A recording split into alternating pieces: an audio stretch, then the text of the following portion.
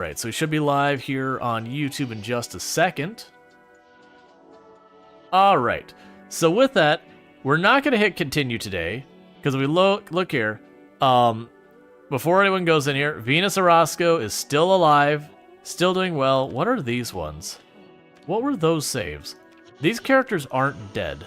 What were you? I was probably testing something. I had to be testing something. But the point is, Venus Orozco is still alive. She's somewhere in the area of like 187,000 or 180,000 or some odd number of zombies killed. Almost maxed at every stat. She is still alive, but we're opting today to start a new run. So we're gonna go to custom sandbox because these three here are easy for me at this point. Really, CDDA, baby stuff.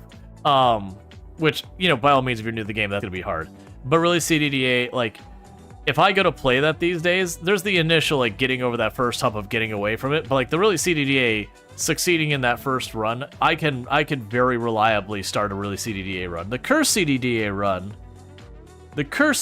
run's a different story. What mods do I have loaded before I forget? What is actually enabled? Is anything enabled? Well, we want the Twitch stats. We want to replace the siren. And the reason I'm doing that is the siren noise will get flagged by DMCA. So it just changes the siren noise to not do that. We'll do weapon condition indicator because people like to see where they're at. I keep forgetting that I had, way back at the beginning, I actually had a mod I put together that gives an outfit. There is a Marcus Soft, which is a character that like my avatar is based off. It's a character I made for GTRP, but like it's a nod to that. These are all stuff we got. Sorry, these all down here were stuff we got from the server. We have minimal display bars. I want to turn that on. Yeah, because we turned off almost all those mods, and I run very, very light in the mods. Advanced Volume Enhancer, I still think this is the greatest mod ever. Like, it used to be a feature in Product Zomboid where you could adjust every individual thing's volume settings one by one, so you can make them as, you know, quiet or loud as you wanted. And that mod basically turns that back on. And I mostly use that for stuff like the police sirens to, like, crank those volumes down. That way I'm not deafening everyone with the blasting of sirens. All the other ones going on. If you ever want a really challenging mod, Curse CDDA is like the hardest you can make Project Zomboid. Very genuinely. Curse CDDA is like the hardest you can do. It's the same thing as really CDDA, but uniform distribution, a couple other settings get tweaked. But it basically takes the primary strategies you have for really CDDA and goes, what if you couldn't do that? Alright. You had fun with Winners coming? I know I did that challenge a long time ago, but I don't remember it. All right, so let's go ahead and get into our game settings. Now, I have left this. We're going to go to West Point, so we're in the highest population area. And this doesn't matter. I'm going to say insane, but we're going to change it all anyways. We're going to leave all of that just the way it is. The world, is there anything I want to deal with here? Remove rotten food. Hey, Papas, how's it going? What I'm looking at is for some of this stuff, like the remove rotten food, I'll probably go ahead and turn that on. Let's see. Just so that, like, it was in hours, right?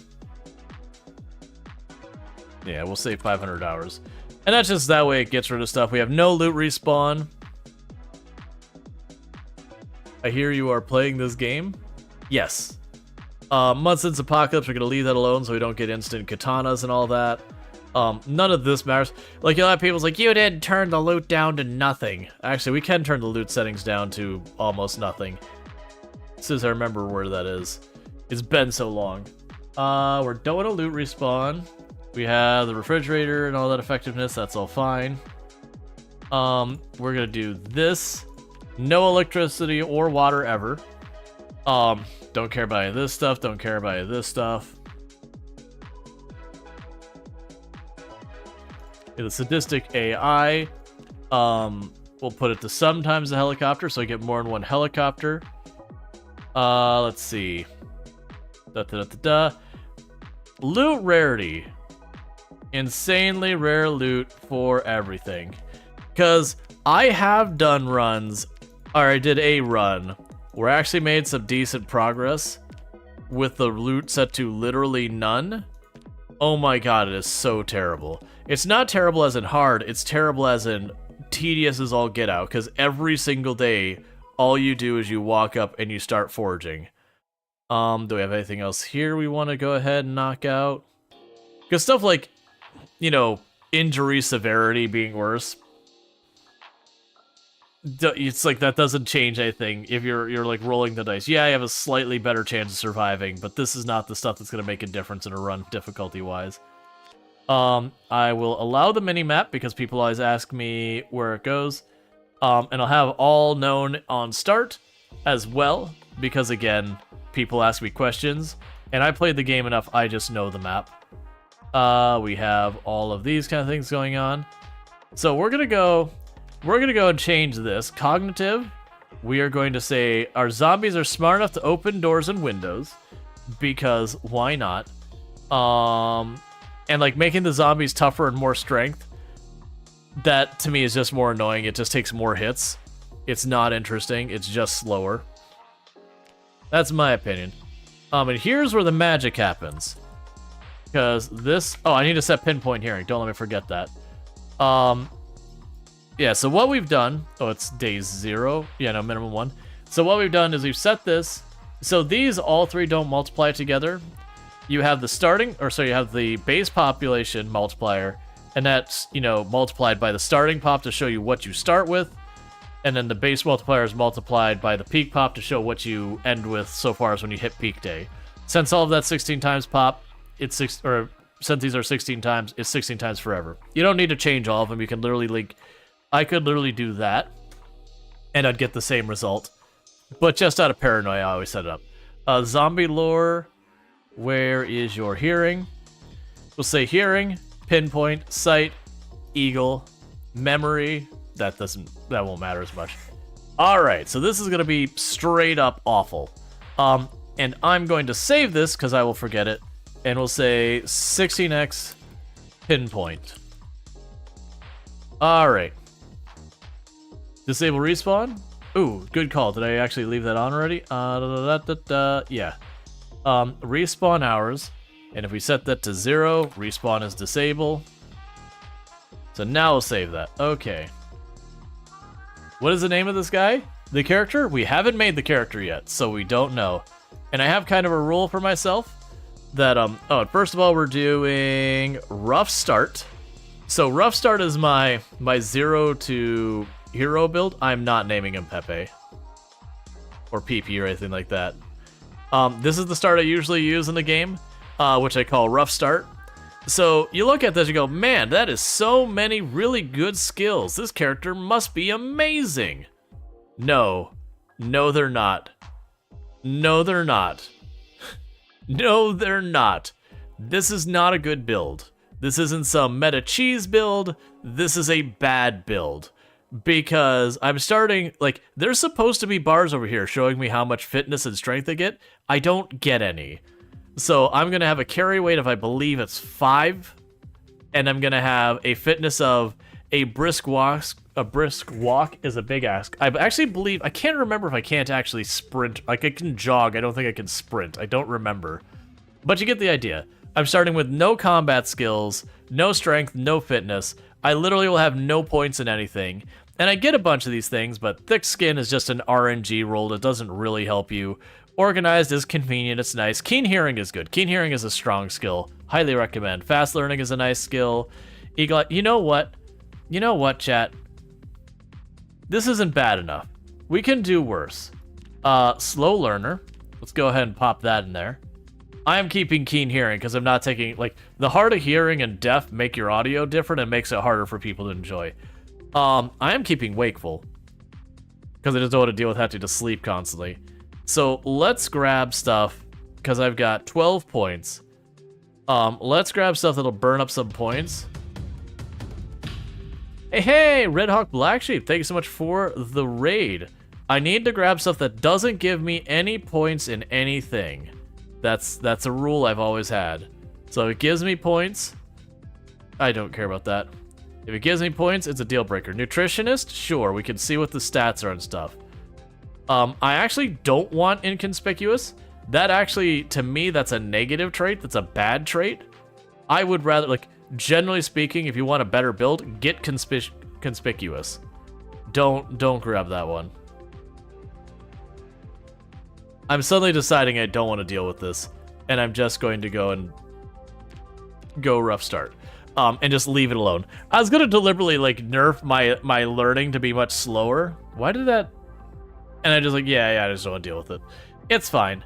So yeah, so this does have some benefits, but none of these give me stats and all that. It's fine. All right, so we don't get to recognize the character's name. Our characters don't get the name. You use Lumberjack. I deliberately am doing self-sabotage builds, but yeah, no, I literally randomize the names. And we don't recognize the character's name at all until they survive long enough to justify it. Now, we have done pinpoint hearing and like the super duper eyesight with insanely rare loot, and we're spawning in West Point. Which means, realistically, no matter where I spawn, I'm going west. I'm going west or southwest. Because north, there is no north, there's a river. Which is how we end up with Jeremiah Wiener. Yes, it amuses me and saddens me that the character I set the record on was a character who has Wiener in their name. How much is this game again? I have no idea what it's running right now, but I would guess somewhere in the area of like 20 bucks, something like that. I will grab her pen.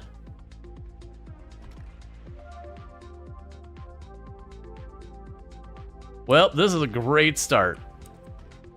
We got a house that we've looted the entire house.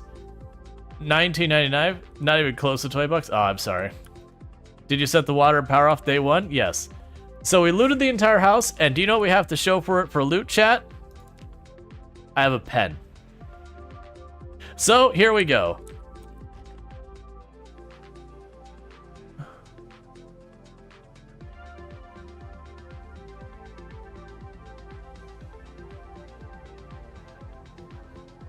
All right.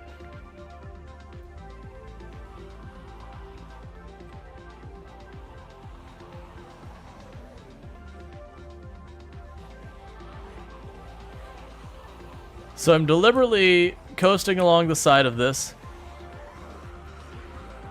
Oh, I shouldn't. I overstayed my welcome. Yeah, we overstayed our welcome. It's been a long time since I did pinpoint hearing, so that's a dead character. So what I wanted to do was draw them out of the street and then start working our way up, but I overstayed my welcome over here and let myself get boxed in. So yeah, so we quit to the main menu and we do a quick thing. That's the reason I saved the settings and all that. Yeah, and you'll have those starts. It's been a long time since I've done some pinpoint hearing, and I'm also very rusty, so it's gonna take me a couple of goes to get one going. Already dead. Next game. Oh yeah, that's right, we died. So let's go ahead and roll for our next game. Nah, that's fine. So we go custom sandbox, boom. West Point, boom. Settings. 16 times pinpoint, boom. And rough start, boom. Found the pet just needed the apple and the pineapple, and she would have survived. Turns out it wasn't mightier than the sword.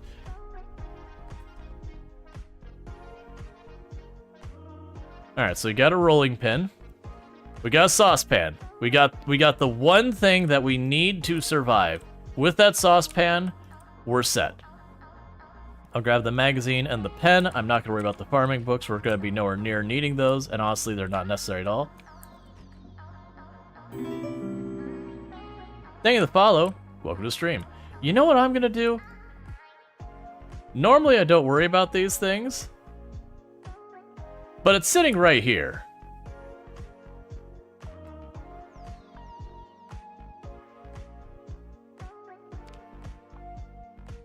Okay, no emergency radio. Can you explain pinpoint hearing? The zombies that can hear you. The zombies can hear you from way farther away. That's what the pinpoint hearing's all about. All right. So our goal is to get west. And we're actually not in a bad position, but this is going to get pretty spicy pretty fast. So you'll notice I'm trying to not run early on as much as I can. We just want to vaguely move west, and pretty much what I'm trying to do is I'm trying to aim for these little pockets in between. Oh, that's going to be a bad one. We got a corridor here. Hi, duffel bag. I love you, but there's absolutely no way I'm successfully acquiring you in this mess. Oh, I did not want to bump that.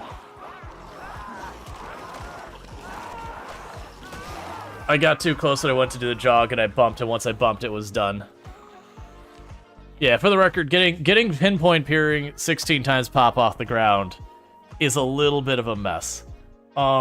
Even as, like, someone who's done, you know, again, former world record holder for the game. It's just the nature of it. And plus, we're deliberately choosing a hard map to do it. I'm still waiting for it to drop me on the far east end of town, and then put me in the decision of, do I go east out of town, which is really a rough time, or south out of town, which is really a rough time, because it takes you towards Muldrow or the mall area. Or, you know, wherever. Because crossing the entirety of the town like that is not going to happen. Alright. Versus regular 16 times pop these days without pinpoint hearing, I usually get off the ground in like 1 or 2 attempts real quick.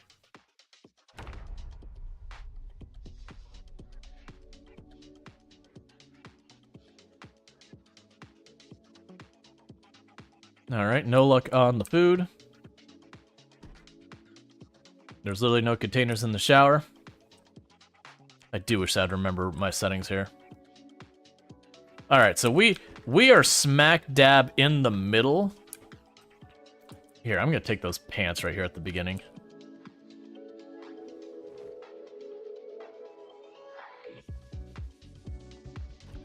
We are... Oh, good, fog. We are smack dab right in the middle of West Point. Let's get that out of the way. I'm not going to have any use for it. Yeah, so this is going to be a real hard one to pull off because I can't reliably see the zombies out that far.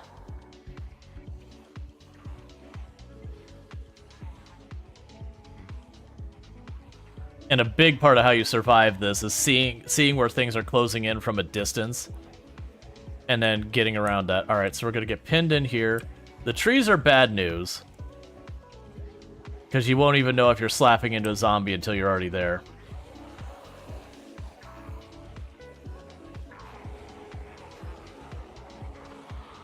Stop corralling me this way. I want to go to the west.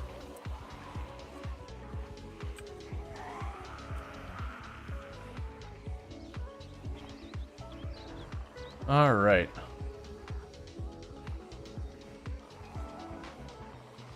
Alright, this is going to get really nasty in here.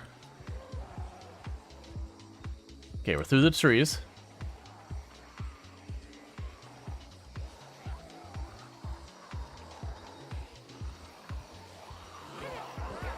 Yep. Did I get away with that?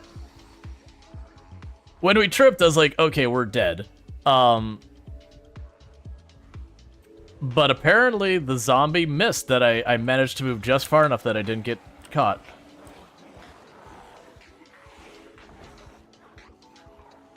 Yep, so everyone pile over to the fence. Okay. So we're making good progress, but there's a lot more West Point to go, and that is a lot of zombies right there.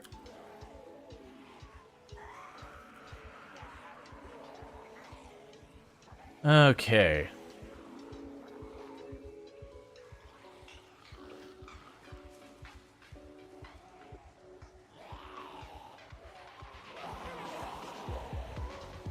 Alright, get me past this group. Okay, cool. We're good.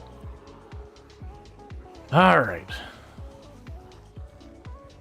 Yeah, no, fences are very, very good ways to abuse pathing. They can get you in trouble, too. But you can use it to just give yourself a reprieve when the zombies go chase you. Draw them to the fence. So you can, like, you can actually get it where you can get a horde of zombie to come to the fence, run at the fence they're jumping over, and then jump over in their direction. But it gets real dodgy. I can't see where the edge of the water is, and that's worrying me that I'm gonna just box myself in. Oh, that is real thick with zombies. Okay, we're good. Yeah, we're right up against the water's edge here somewhere. Yeah, there's the water's edge. So I need to not be that far up because I can get myself cornered. I was going over here because this is a nice open area. There's not a lot of things that can block my line of sight, so I could try and watch ahead. Because again, we've got 0 fitness, so I cannot jog very much. Which is the reason why you notice I only walk like 2-3 steps just to get ahead of an intercept, and then I go back to walking. Alright. Main good time. We're starting to reach the edge of... There's the thing. Got it clipped? I appreciate the clips.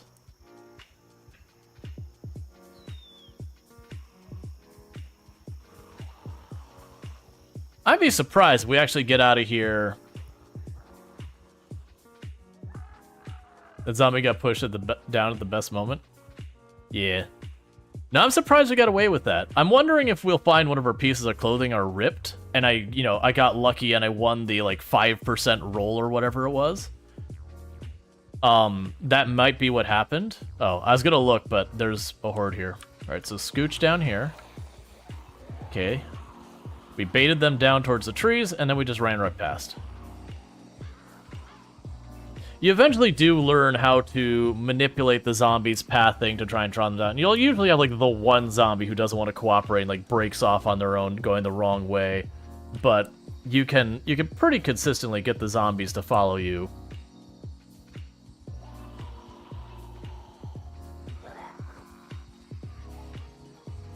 So, yeah, so just doing a little circle down here, because it's drawing the zombies again down to this edge. So I can sneak past. Okay, so we got a lot of density of zombies over here. I'm going to just try running through. Because as you can see, I can't... There's not enough maneuvering here for me to get around them consistently.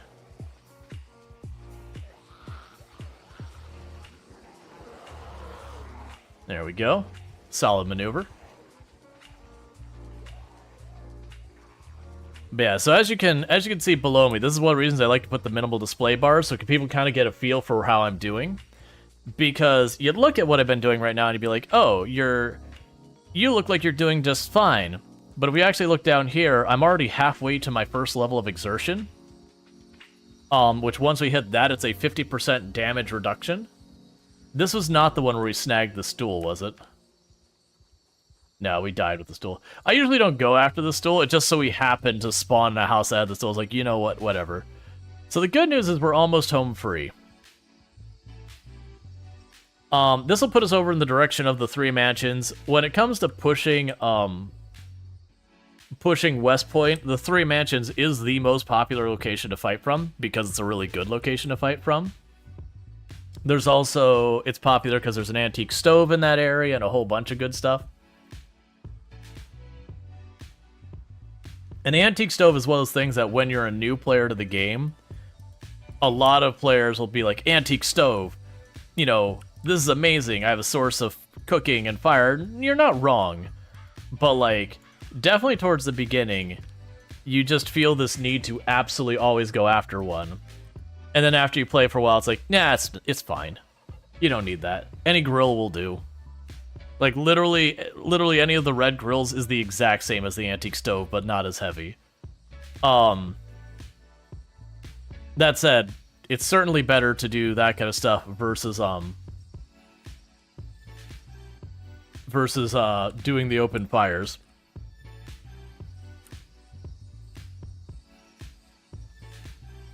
So we're foraging because I have no weapons. They'll destroy a moved grill. I believe they'll destroy an antique stove as well. I believe they'll destroy both. I'm pretty sure any object that's solid, which is the only reason I'm not certain, any object that is solid if the player moves it, a zombie can destroy it. Stuff that zombies can pass through, they generally won't destroy. And there's been bugs here and there over the years where there were exceptions, but those mostly got patched. You're very surprised to see him destroy a water cooler you had dropped? Yeah. Do the red grill warm your room in winter? You generally don't use them indoors? I'm actually trying to remember if the regular oven does.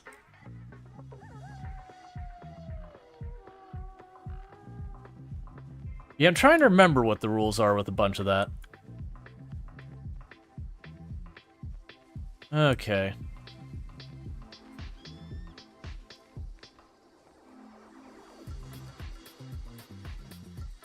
Alright, we might look at this, and you'll go here and say, hey, wait a second, that's unsafe. Time to have a little sippy sip of the poison water. It's fine. It's only a little bit poisonous.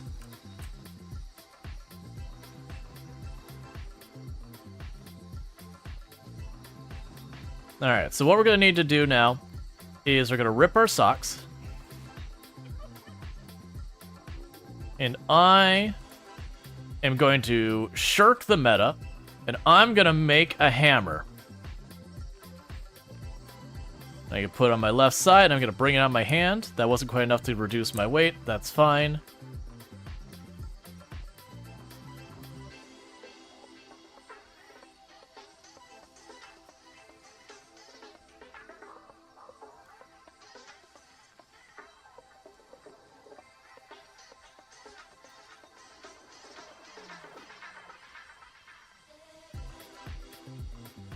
Alright.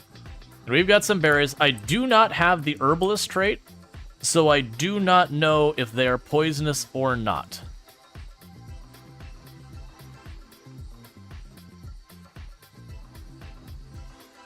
Alright, so we've got a second hammer. Which means I'm going to absolutely slam one of those berries down immediately. That was a very poisonous... Oh man, it took us straight to nauseous. I may have killed us. Oh, right, because I just drank tainted water. So, Chad, if I die, it's because I'm really dumb.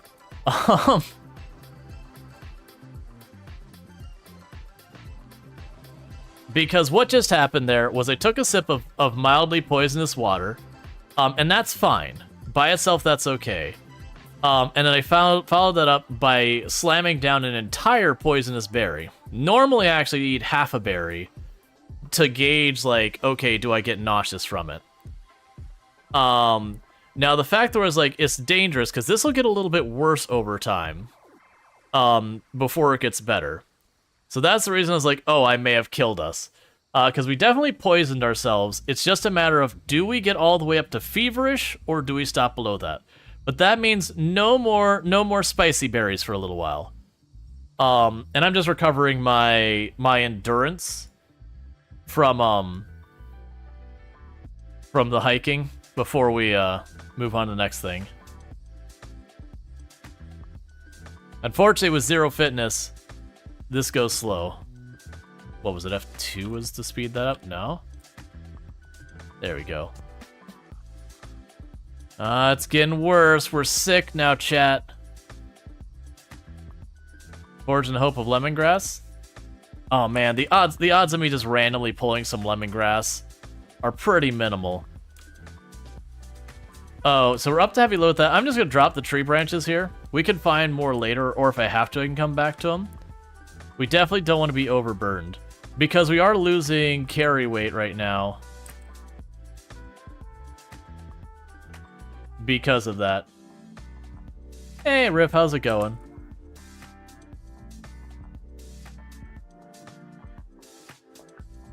All right.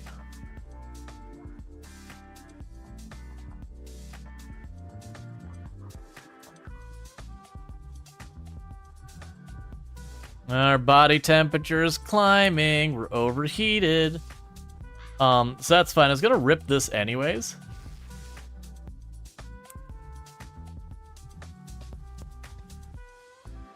Do we have weak stomach? No, I don't run weak stomach. I don't have a need to take a bunch of those like random negatives that a lot of people take as, you know, they're free points or whatever. Because I give myself 0 fitness and 0 strength, we already have enough penalties.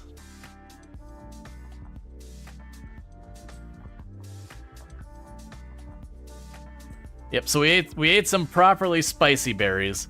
And the downside is this is going to dehydrate us faster, so even if we don't die from this, it is going to... There we are. We have a fever, chat. I probably killed us.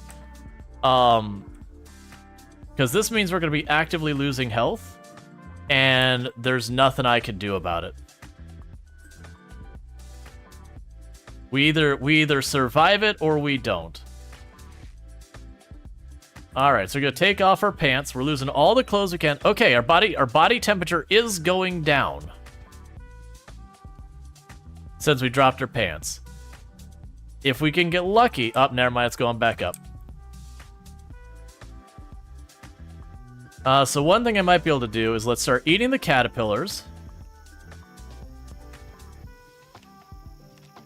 And the reason I'm doing that is to try and boost our healing. If we can eat enough to get slightly overfed or whatever. No, caterpillars I don't believe are dangerous. Centipedes are, but I believe caterpillars are fine.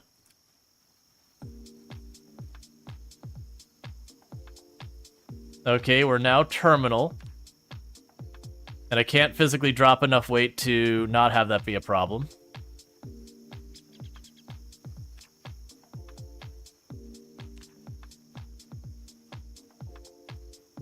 Yeah, because I messed up. There's that life bar. I messed up. I didn't think about the combination. Like, if I ate just the poison berry, we would be fine. It was the fact that I ate the poison berry and slammed the,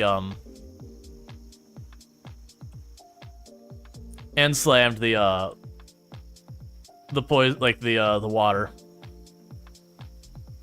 The combination of those is fatal. Put in the inventory. Eat the roach. Okay.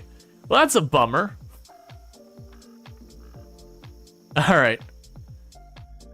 And thank you, Pretty Pictures of the Prime Gaming sub. That's 20 months you've been subbed to the channel. I really do appreciate that. That's, you know, a year and 8 months. That's a big heckin' long time. So thank you so much for that. That was an entirely preventable Jeff dumb came death. in the very moment my Prime sub expired with an ad Rual run. That was a really delayed TTS. Yeah. Mr. Bezos does watch for the very, very moment of weakness. Well, that's a bummer, because that was actually a really solid escape at the beginning. That we had a pretty rough starting position and everything, we just made it work. That was... Yeah, nuts, like I said, if I would have eaten just the poison berry, one poison berry without weak stomach, that's totally survival. Thank you for the follow. Welcome for the stream. Drinking the poison water, totally fine as well. But the combination of the two was just too much. Because the water, both of them, they slowly build. You get like a little bump in your poison at the beginning, and ooh, okay. And then after that, okay. We still have the ridiculously rare loot and everything. It's insane loot. Well, it's literally the title of insanely rare loot. Ridiculously rare is the name of a different setting. We can go... Come on. Fine. We'll rip that. Yeah, so I did that to myself. That's part of, like... I've done that before where I've killed a character by going, hey, you can actually eat this dangerous stuff and be perfectly fine. But, you know, that only works if you don't double up on it. Because that's the thing that gets you in trouble when you eat the poison stuff. Is you'll eat like a poison berry or whatever, and you'll get a little bit sick. And then you'll eat another one before you realize it. And then you're dead. Hey, you know what? I'm willing to use screwdrivers. Alright, so let's get that sorted out. So we're on the south end of town. It's not my favorite place to be, but it's not a bad place to be.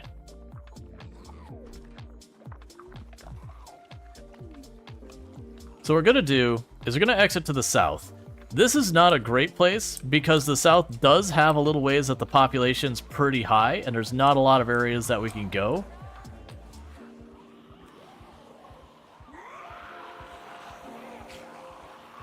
Okay.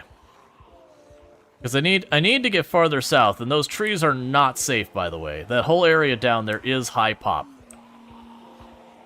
As you can probably tell from this shenanigans. But I might be able to abuse this fence to give me a little bit of wiggle room. Because if I get down to that dirt road, I want to say it's not far past the dirt road that the population starts to thin out properly.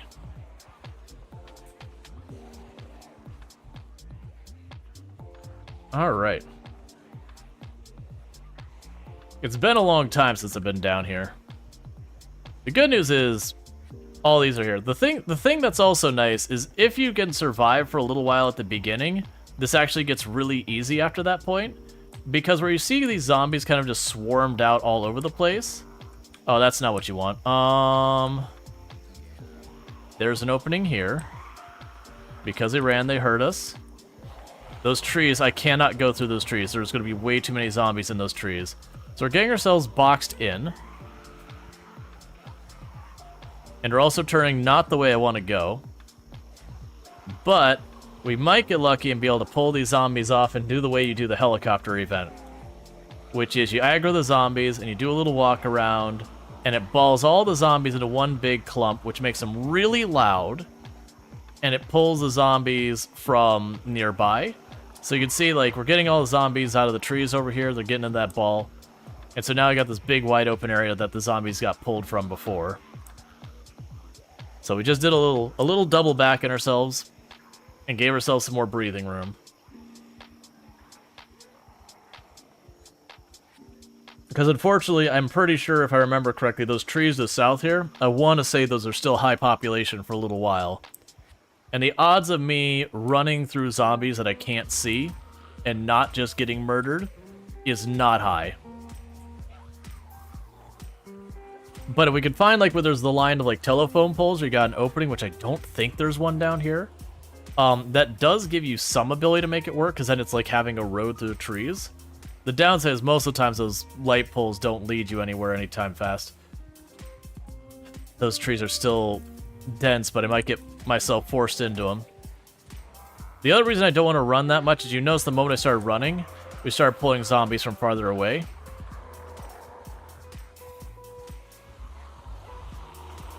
Yeah, there's not enough visibility to get through there.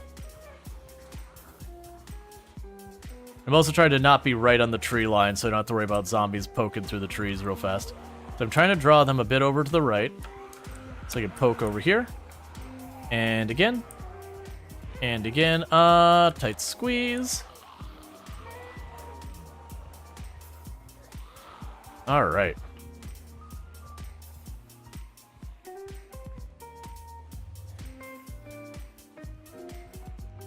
Because step 1 of 16 times pop is to get out of the densely populated areas. That is one of the reasons if you ever go, you know what, I need something harder than 16 times pop. What can I do that is just harder without getting into like curse CDDA and all that? Take the zombie distribution and change it to uniform. Congratulations, you've done a terrible thing to yourself. Why would you do this? This is what we want to see. This is what we want to see now, is where they're breaking off into their groups. It makes it so much easier to deal with them, because now I can just literally walk right between the groups. And that's kind of what you're doing at the beginning, is just trying to drag out the time a little bit. Now that they're all packing themselves into groups like that, it's not that it becomes easy, but you'll notice I got like these giant lanes I can go between that all I have to do is worry about occasionally running a couple extra steps to get past before it closes up. And they'll do that naturally, it just takes a little while. If you move into an area that you've not been near in a while, like if you just hop into a car and drive real fast, you can get ahead of where they do that, and that can be a problem for you. But generally, they'll put themselves into groups. I think it's like 18 or 16 or 12 or something like that. They're called rally groups. People will mistakenly think that there is a leader zombie that they all follow, or if you get aggro on the leader zombie, you get aggro on them all. That's just not true. That's one of the many things of misinformation that goes around the game forever. There is a thing, and the reason they believe that is there's a thing with zombie navigation, that when the zombies are migrating, so not that they've aggroed on you, but they're migrating, they do ultimately have like one zombie sets a path, and then the other zombies set themselves relative to that first zombie. I may have screwed myself turning that way. We're going to try and sneak between here. Okay, we're good. I drew the zombie groups over top of each other on accident. Did I mention the south side of the city is not really much better? But yeah, so you'll have people who believe that if you aggro the wrong zombie, suddenly you have the whole horde. It's just not the way they work. But the reason they think that is there was a thing where they talk about how the zombies move around the map and all that kind of stuff, and it does do a thing where there is a zombie that decides it's going some way, and then the rally group kind of leashes to that zombie. And it's just to save them calculating the pathing on a whole bunch of zombies. It just reduces the computational requirements. Because pathfinding in games is one of the highest CPU usages the games deal with.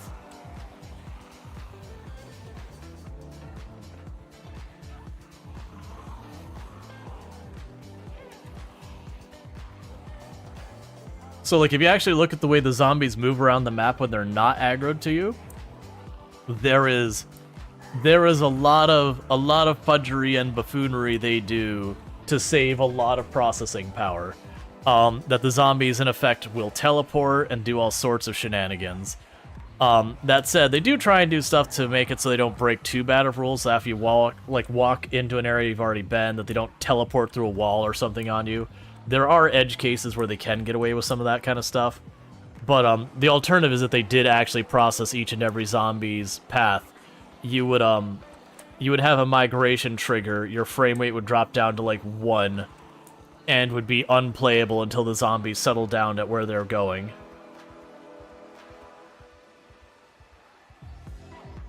Alright, how am I doing on time?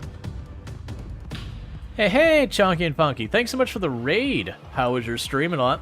I do apologize if I don't, check what you're playing and all that real thing. And also, I do apologize with Product Zombie, especially in the early game, if I'm not the most responsive on your messages and all that stuff. Just because, like, it's sweaty, try-hard focus time. Holy, when you see this, you just always want to set a fire. Oh, I do not use fire in Product Zomboid. That takes everything you want to get out of the buildings and loot and zombies and destroys it. And honestly, zombies on fire is just about as dangerous as what I'm dealing with here. Like, zombies on fire is a bad time. So I never do burns. And on top of that, one of the other things we end up dealing with all that is you don't get kill count for burning zombies. And if you don't get to make big number bigger, what even is the point? Streaming well, you played SpongeBob Cosmic Shape, which is a platforming game. Gotcha. I've never seen that one.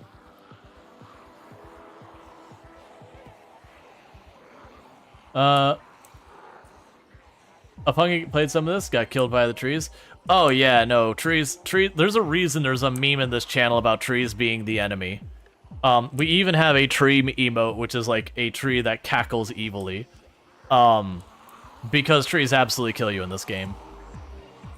So, in some ways we're better off than we were before. We're in a more preferable position, but on the other side, we're also in a much worse position, because I am getting pretty close to moderately encumbered.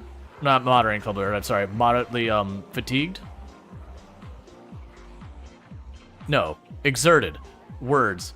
Words are hard. And obviously the zombies are not gonna just let me chill. The downside is I'm being pushed into the middle of the map where there's a bunch of farms. And it used to be when you got to the middle of the map of the, the farms, there was like no zombies to worry about in half of the area. These days it's unfortunately not that convenient. They have added a bunch of zombies to the farms and all that sort of stuff, just wandering around or whatever. And some news, that's kind of nice to have, you know, you don't just have a total snoozer in the middle of the map if you end up out there. On the other hand, it means I get bullied out to a place with even less stuff, and I still have tons of zombies everywhere. The other inconvenience is we did have the water and power turn off instantly, and we are being bullied away from any meaningful water source. Now, granted, I remember one of these farms down here has a well, but I never went out of my way for the well, so I don't know where it is.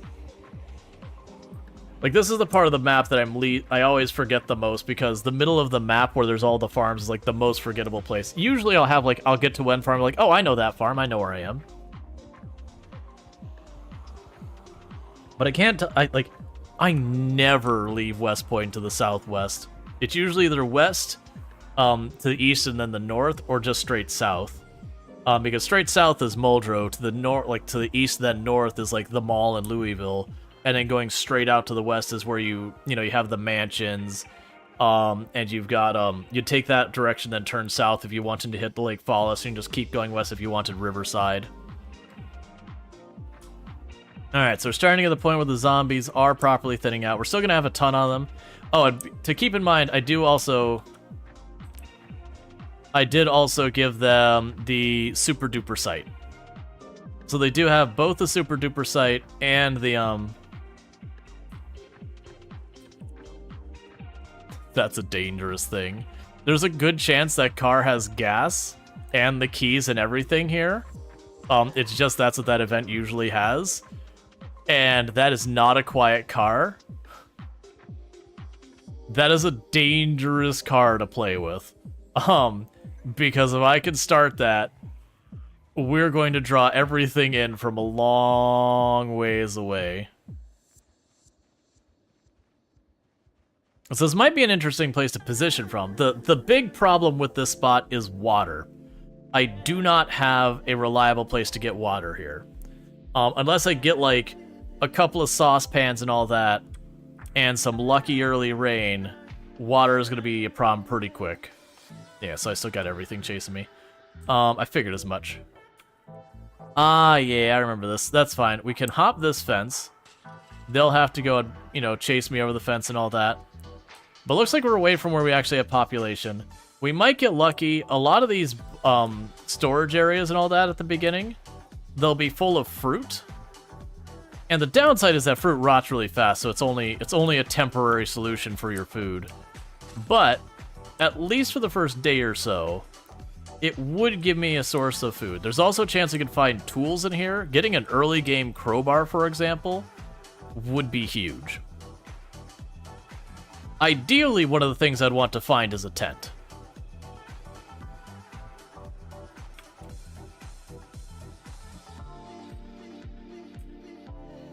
Gravel bag.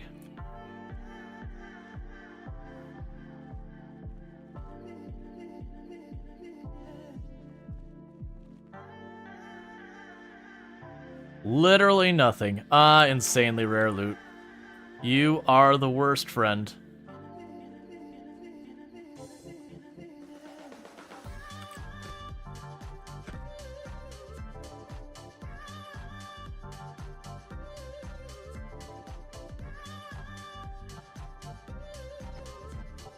Dangerous jump through, I shouldn't do it. Well, nothing in here.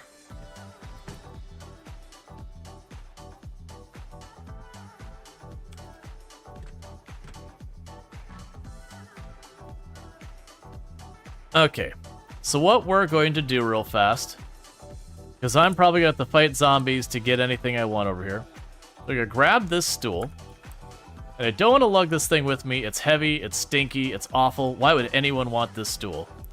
But what I am going to do is I'm going to plop it right out here in the middle. Because then what I could do with this, I can fast forward just a little bit.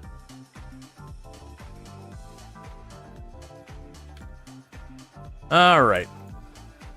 And there wasn't a sink in here, was there? Sometimes these have sinks. No, no sink in this one. Okay, so we didn't get a sink in either of those rooms. So, unfortunately, for all of that, there's no sinks. Now, I know a lot of people, their entire strategy in the early game is to deliberately avoid using their weapons as much as possible. I don't like it's a good strategy, by the way. I don't necessarily subscribe to that strategy. Man, it's still a big rally group. I would much rather just work on using my weapons as much as I can to try and get that maintenance skill. Because that's the thing that's going to decide when you get to stop dealing with forged weapons and all that garbage, is when you start getting to, like, Maintenance 3, and that you'll start being able to keep weapons around long enough to do stuff. Open the window.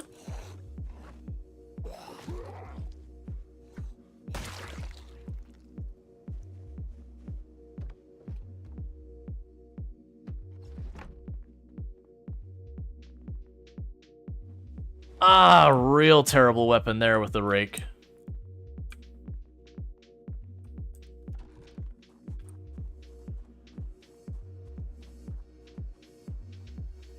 Alright, so I would like to check that house. Realistically, to do that, I need to start drawing these zombies one or two at a time. I need you to actually see me. I need you to see me. There you go. No, no, no. I need you to actually see me. Aggro. Become friends. I just want one or two of you.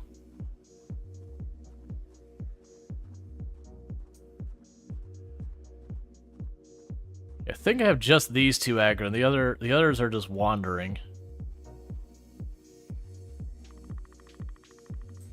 Because I got to adjust. I haven't done the being able to see extra far. Okay, so we're scattering in a couple directions, so... So it's 20 hunger? Yeah, we can just slam that whole thing down. Yeah, so they just got spread out. They probably saw me and then they couldn't reach me, and that's what caused them to spread out.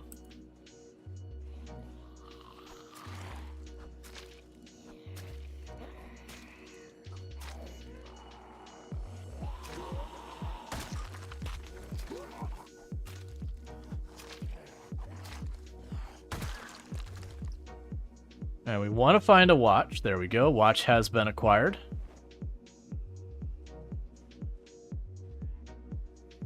Grab our next one. Start chipping away at them.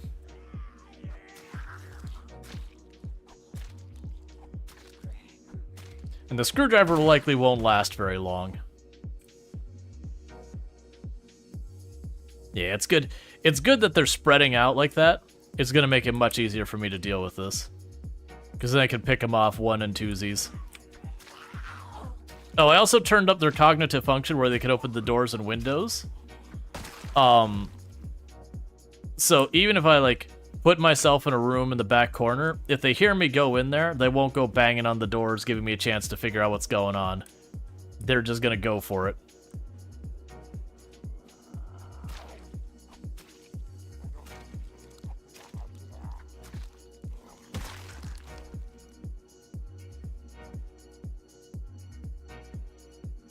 Okay.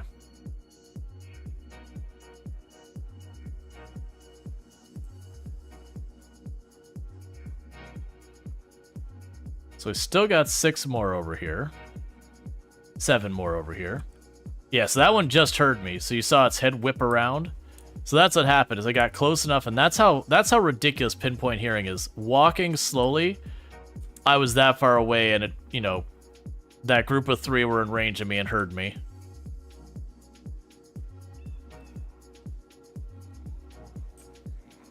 Alright, so gotta remember I have 0 fitness. Or sorry, 0 nimble. The fitness is fine. Like, it's still 0.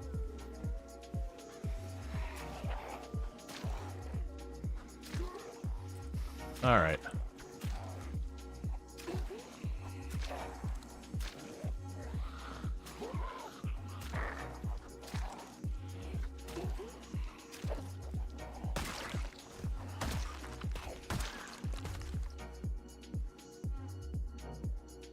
I see you. Okay, you have car keys.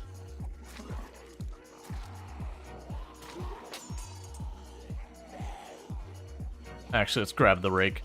The rake is awful. It'll only last a couple of hits.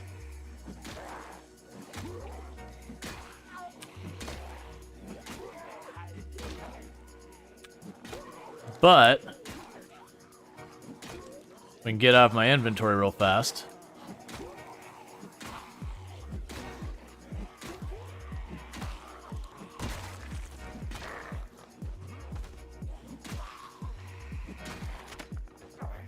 Yep, we had the frame spike because one of them became a crawler.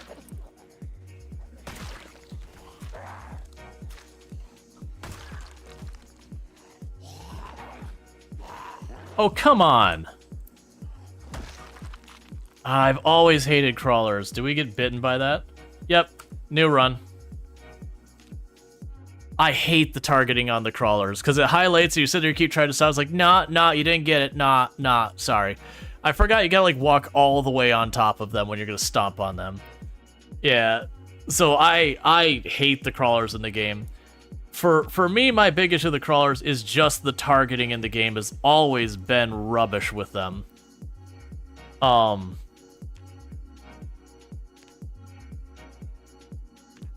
you saw me go for like the 2 or 3 stomps, and like the moment I committed to the second stomp, we were in for it. You can try going for 1 stomp and then get out of it, and you'll be fine. You'll have enough time most of the time, barring like movement speed penalties from carrying too much or being exerted or fatigued or whatever.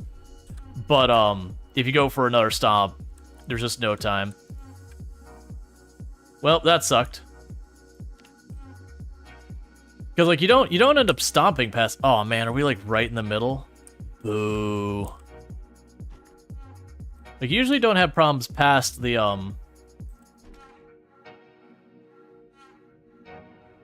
Alright, so really, okay, so realistically, I'm not gonna find stuff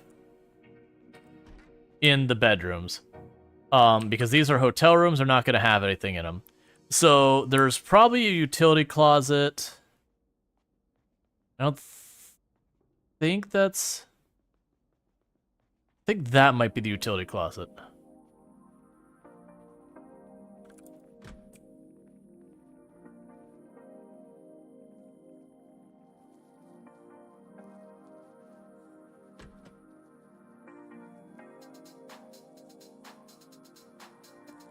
That's not helpful at all.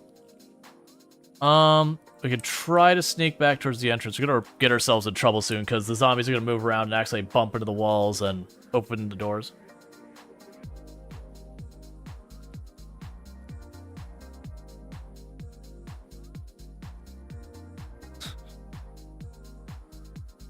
Yeah, now generally speaking, when I see a crawler, it doesn't matter what weapon I'm using as my preference. I'll almost always, if I have a crowbar or something long, I'll use that as an alternative just to give me a little bit more breathing room. You know, that's actually not the worst.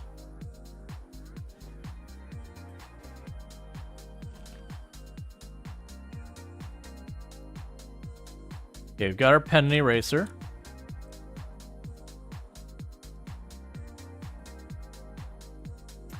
I probably shouldn't grab that radio. I'm going to grab it for right now, but I'll be ready to toss it at the drop of a dime. Was that a fridge I saw up in the front? No, it's the ATM.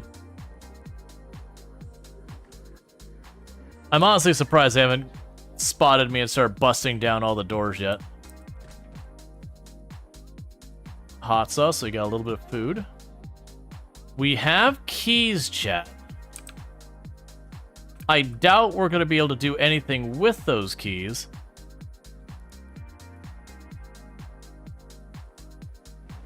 I'm not going to be able to use... I'm going to leave the hamburger behind. I'm not going to have enough time to cook it. Empty bottle. That is a real big win. Alright, so let's fill up our empty bottle. Okay. So with that, we're unfortunately right in the middle of this.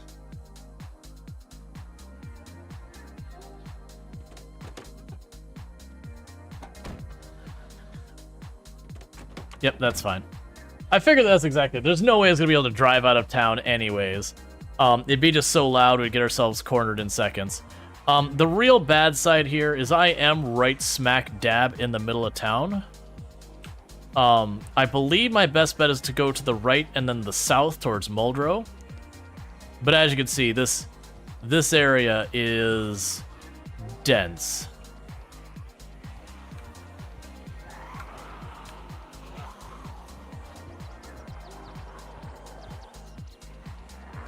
Oh, I didn't turn when I need to. Okay, that's the second time we've had the cursed grab that I should not have gotten away with, and I did.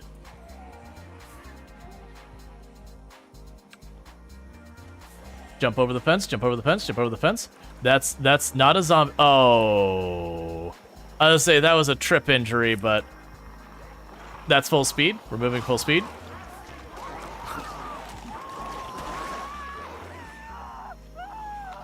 That was a bad place to spawn though. It was like right in the middle.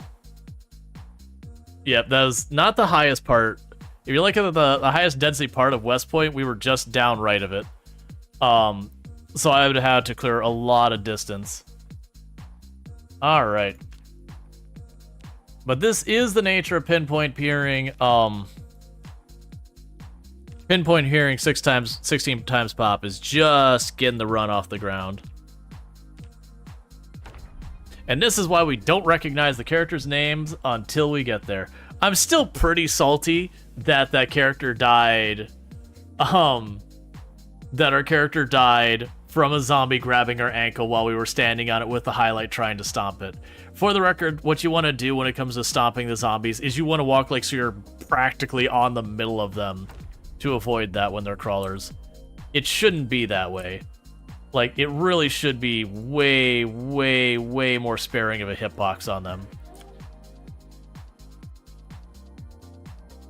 Well, that's all garbage. We got hot sauce, though, so at least for a little while we can have food that tastes okay. I mean, early game beta blockers I'm gonna enjoy. I won't bother ever grabbing the antibiotics early. Regular infection is practically... Don't keep giving me these keys. You're tempting me to do stuff I really shouldn't do.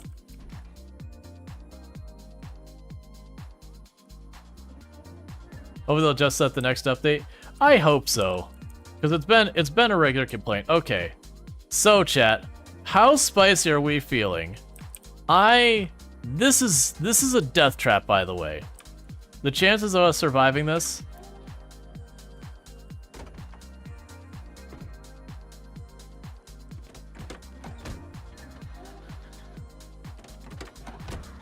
Okay, it was empty anyways.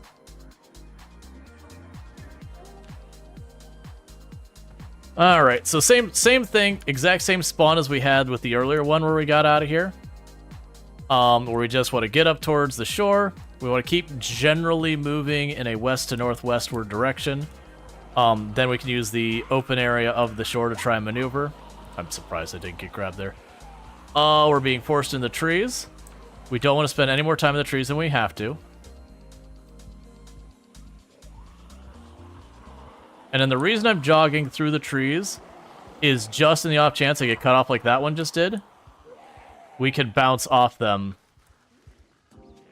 Okay, so that was a lot of endurance wasted right at the beginning, which is not what we want. Yeah, this time don't... I feel so dumb with that one. Like, getting grabbed in the ankle, that one it's like, okay, the hitbox is garbage. I know the hitbox is garbage. I know better than to go for it.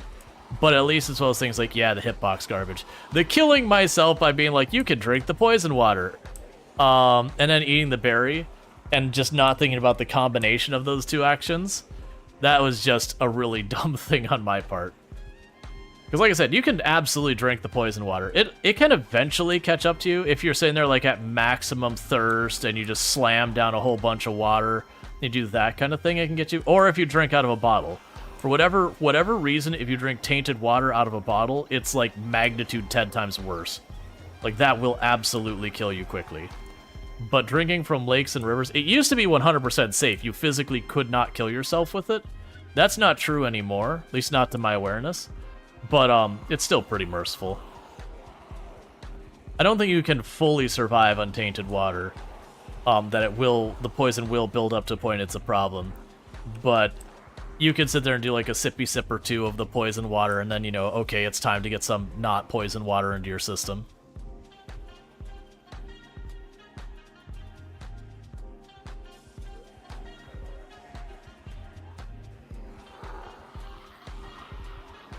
So one of the old tricks I used to do is early game in 16 times pop.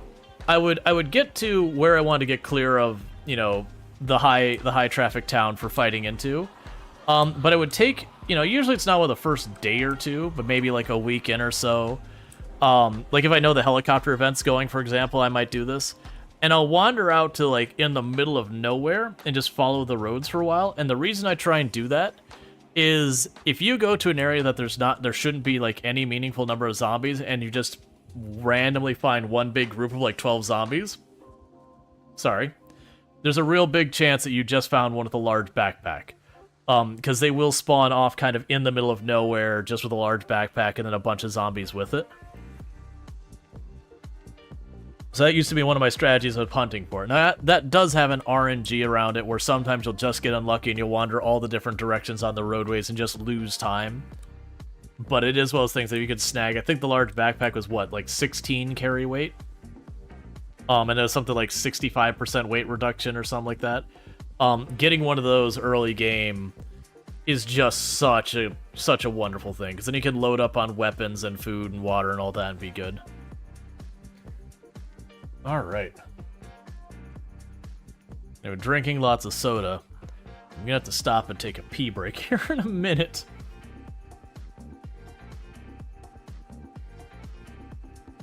All right, so we're not fully clear yet, but we are out of the worst of West Point.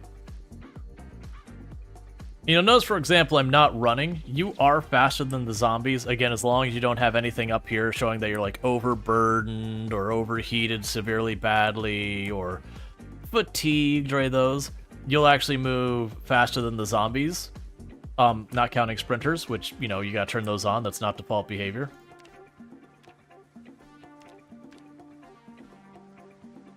Okay. So the good news is we're in better shape water-wise than last time. We didn't get as overheated this time.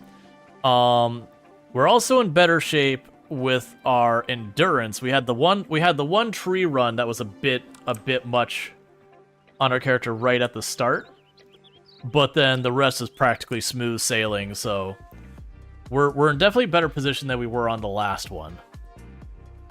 And this is not the one we got the bottle, right? We got our beta blockers, and we got a bottle of hot sauce, which is not much to go by. We got cilantro. It's definitely poison. Cilantro can't be poisoned as far as I'm aware in the game. Chip stone.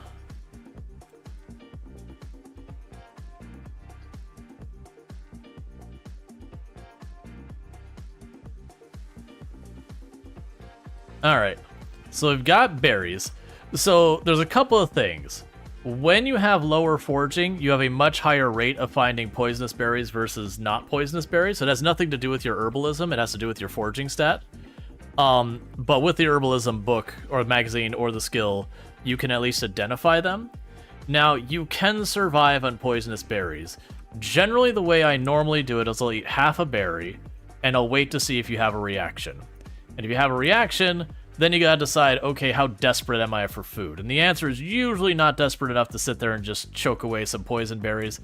But, you know, and mushrooms, never eat them.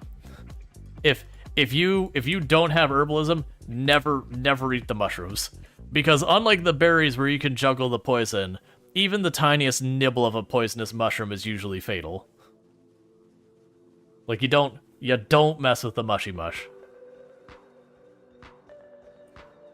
Like, genuinely, I'll let my health bar start plummeting from starvation before I would give a chance. Like, I would only eat a mushroom if I'm guaranteed kind of death type thing. Like, if for some reason starvation, I'm getting to, like, terminal, then I might eat a mushroom because I'm like, okay, what's the worst case? I get the exact same result. But I would wait to what I felt like was, like, last possible second. A plastic tray, excellent.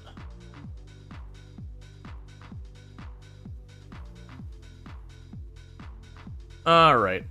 And so you are moving mansion-wise. If I go to those houses over there, I'm not going to be far enough out. We'll eventually want to fight in there if we go to West Point. I haven't decided where we're actually going to be clearing to.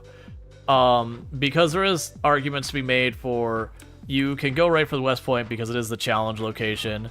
You could also take... Hey, foraging one. You could also take the strategy of pushing towards Lake Fallis. Because Lake Fallis still requires you a pretty good fight to get in there. and it's kind of remote. But on the other hand, with Lake Fallis, you know, it's got a lot of goodies there. It's a little bit easier to get set up, and then you can use a base of operation. Lake Fallis is also an excellent location because it's very center of map. And if I didn't have the power turned off immediately, one of the big strategies to go is to go down there, and just south of Lake Fallis, there's an ice cream parlor. There's also a warehouse and there's a food market and a warehouse nearby that have vegetables.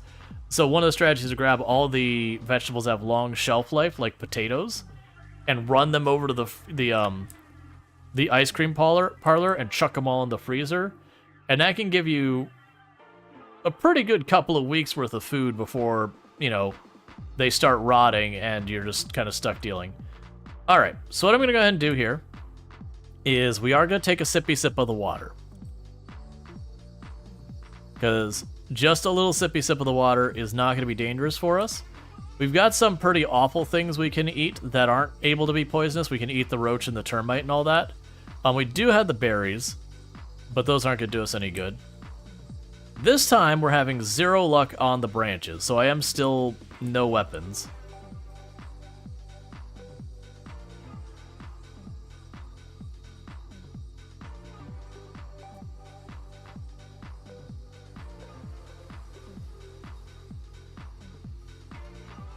Yeah, it's Lake Fallis because, you know, it looks kind of phallic-like. I just deliberately don't pronounce it like phallic because, you know, it's just, I don't want to sit there and have people constantly talk about it like that way and pronounce it that way. So calling it Fallis makes me be able to, like, pronounce it differently because it's not like it's a real-life name or whatever. People used to always claim it was, you know, people would argue about which city it was. Originally, a lot of people would say it was, oh, I'm blanking what we used to call it.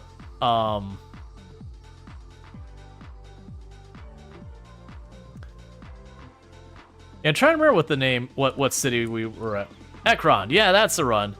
We like for the longest people called it Ekron, and then a video came out where someone was like, no, it's definitely not Ekron. It's very clearly Lickskillet, which is an actual like city in Kentucky, and they're like, it's very like you all are silly. It's Lickskillet, and the devs came out. It's like it's 100% not Lickskillet or Ekron. It's like it's not actually a real city so much as there was a bunch of like little cities in that part of Kentucky. So we're like, you know what, we're just gonna have a generic little city just kind of tossed in there, you know, that vaguely has similarities to some of these, but like it doesn't have an equivalent city. All right, so we're gonna eat the caterpillar because the caterpillar is safe for the nummy nums. We're gonna eat the cockroach. It's safe for the nummy nums.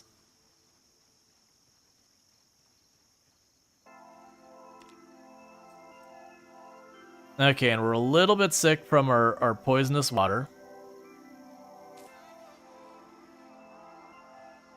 We can eat our cilantro.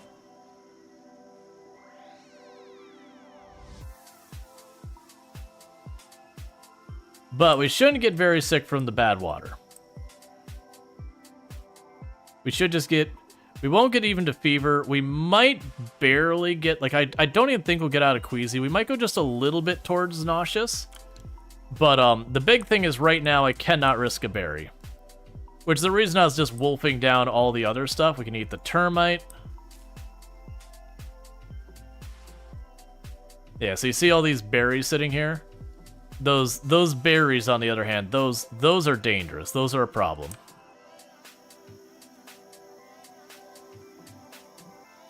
Alright, let's get rid of the mushrooms. Those are high risk. Yeah, so we're moving out towards the mansion as our first place, because if we get out to the mansions, we've got some opportunity to get some tools. We get a place that we can sleep relatively safely. So that's all good news. There is a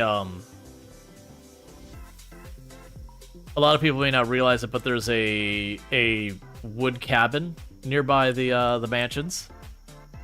Like, people who played for a long time will know about it, but people who are fairly new to the game, it's kind of tucked away where you won't see it unless people either tell you or you look it up on the map or whatever.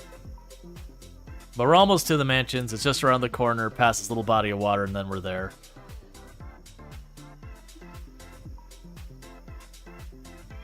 Alright. More likely when we get to the mansions, we'll probably have like a dozen or so zombies to fight between the houses. It'd be nice if you gave me a stick to go with all these chipstones. If I got a stick, I could actually make a weapon.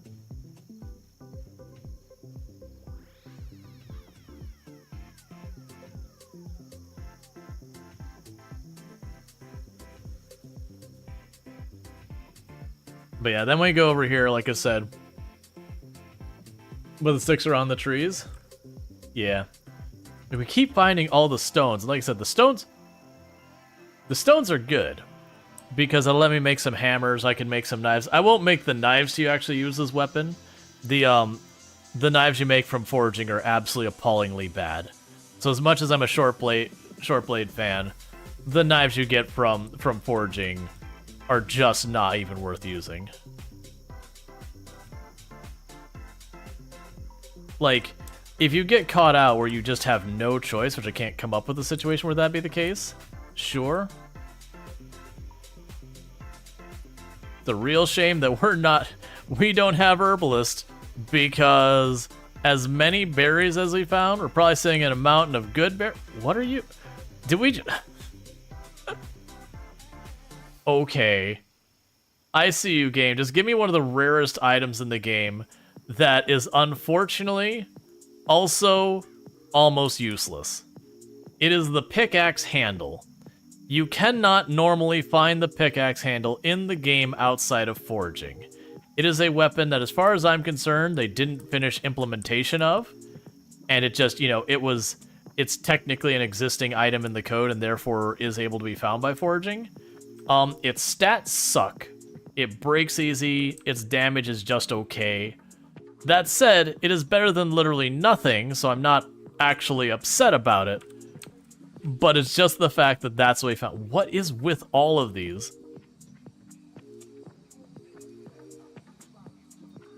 Too bad the handle can't be used as a stick. Yeah, just be able to put like a rock on the end of it. Make it into, a glorified sledgehammer. Just like a budget crappy sledgehammer. Okay.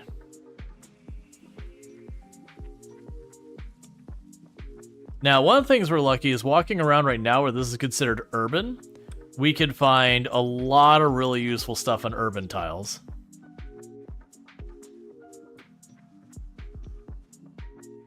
Alright, so let's turn that off.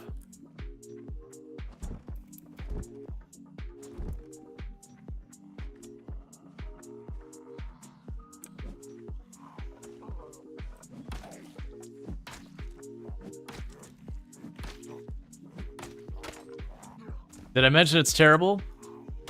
We already broke it.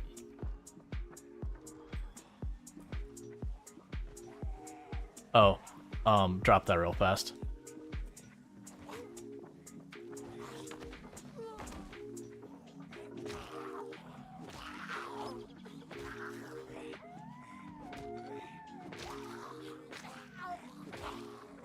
Alright. I just chose to stand there, so it's standing at both of them at the same time.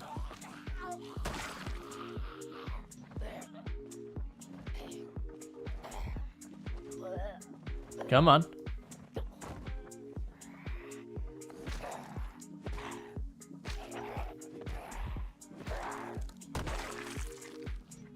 And I'm deliberately trying to fight them near the house, so I'm making noise so that the zombies inside the house will get dragged out.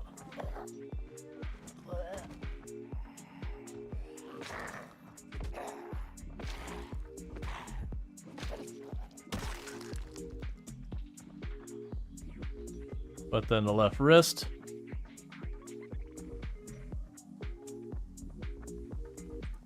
And also, so honestly, a pickaxe handle, I'll leave that out here.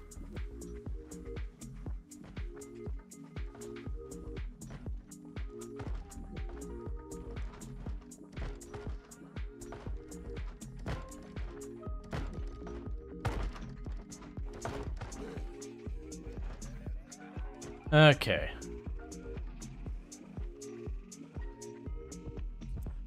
And I didn't want to sit there and fight him inside, because we could definitely tell there's more zombies in there.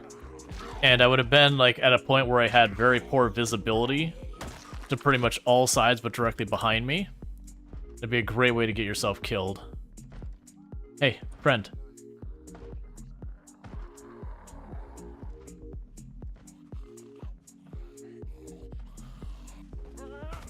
Busy house. Especially since I still hear there's at least one more zombie upstairs.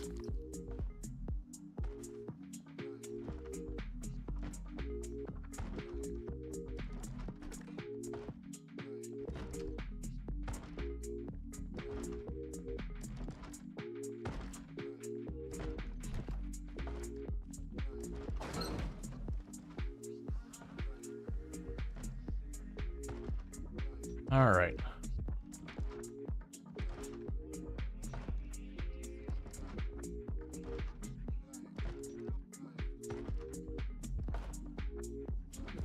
Got mac and cheese. Got the peanut butter.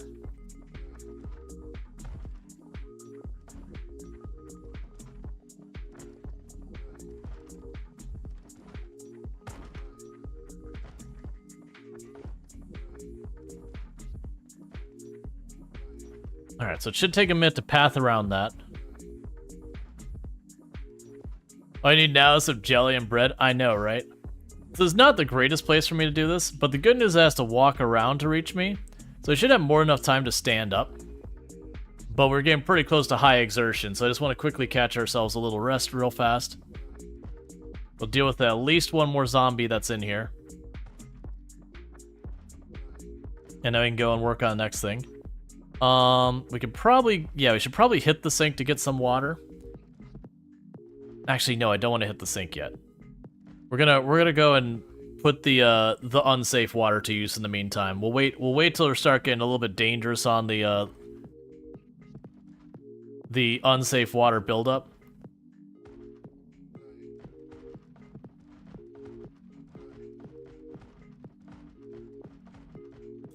Good enough.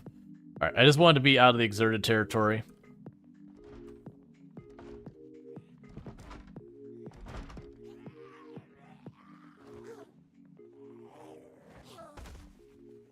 Be fast, that stairwell's not safe.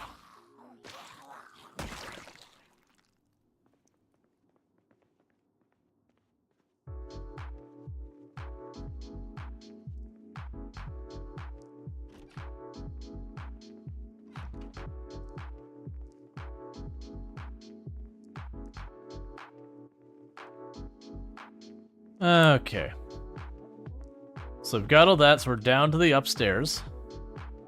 But before we do that, let's take a little sippy sip of the water. I just literally said a moment ago that I wasn't going to do it that way. I hate stairs. We should be in the all clear with as much noise we made. It's very unlikely. They got zombies floating around still.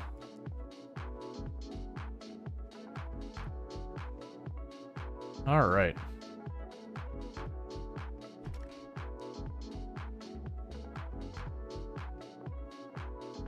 Come on, give us ourselves a duffel bag or a hiking backpack.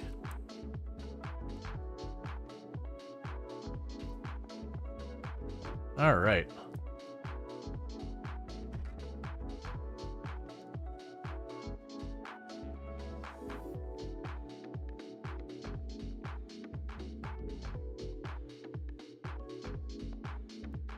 Oh, come on, a bass guitar. Okay, so we can grab the magazine. The screwdriver is a weapon, so I'll definitely take that. We found padded pants, which are... They're not rare, but they're pretty uncommon.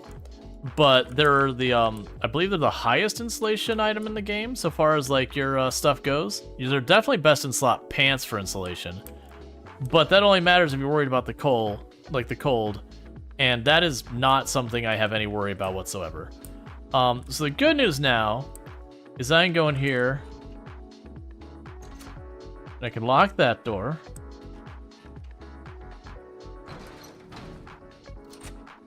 Lock that door. And then we can lock this door. And that does mean for any zombies trying to get in here, they can still get through the windows, but at least from the doors front, I am secure. I'm going to close that curtain so nothing can see me through that. And I'm going to choose to rest, sit, turn that way just out of paranoia, and fast forward till we're no longer fatigued.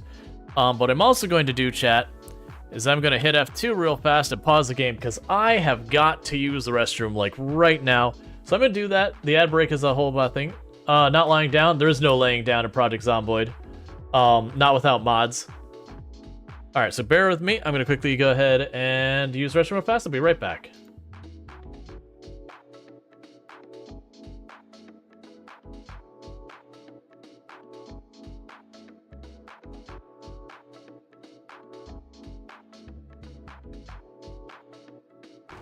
Why did I think that was gonna work? No, don't say that way. I don't have any of the... Hey, see? Perfect. It went exactly according to plan.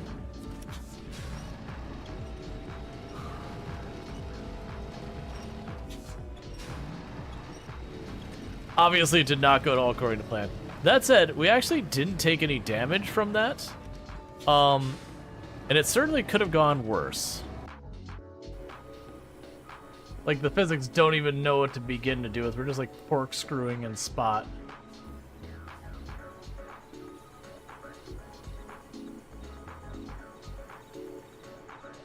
Alright, Train, I presented you a nice, large target.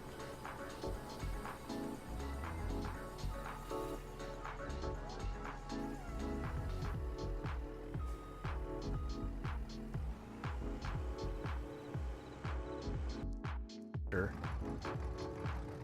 There we go.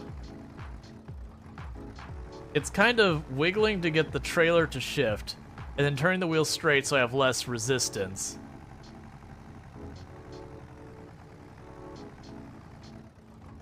Once I get over this hill, it's going to be so much easier, but we got to get over the hill first. Come on, come on, come on. Oh yeah, no, we already knew we need a new tractor. I just don't have the money for it. But my hope is that this is the money for it. Oh, I just realized something. How am I going to get onto that plate? If that little incline is too much for us? Because that plate is raised. Oh, right. That is going back. That was that same Survivor Man challenge run we've been doing in Farming Simulator. That was where that all started. And I do apologize that we will ultimately have in not too long. I'll have to step away from stream to like welcome my wife home and all that. I was trying to hold off taking the restroom break until that happened, but you know, that just wasn't really a thing. Okay, so what we're going to do is we're going to eat half of a berry. And just half a berry. Berry was poison. That's okay.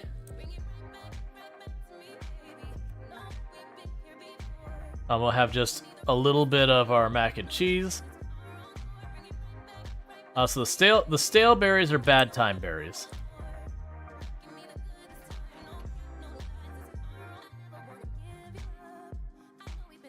It's been a while since we had a sip of water. So those berries are gonna make our character a wee bit sad.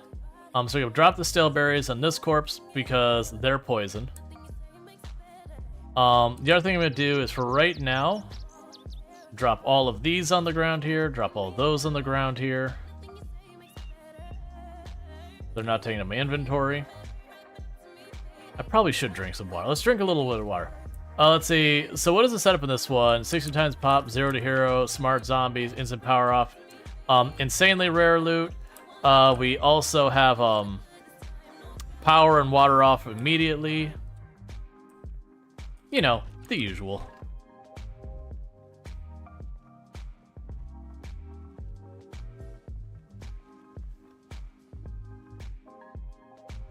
Alright, so let's go and clear the other houses. And see what we've got for inventory. And as I mentioned, on the other side of this lake, there is actually a log cabin. So I've got a locked door. I spooked myself there.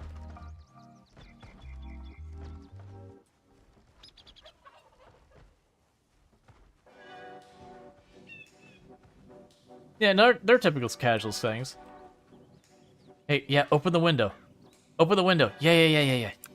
You and the olive.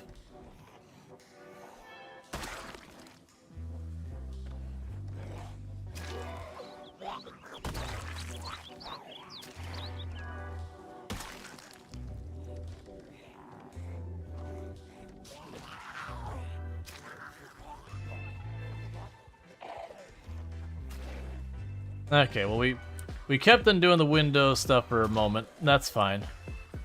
What we have to worry about, though, is those two hitting there. That's the reason I'm going all the way by this fence right now.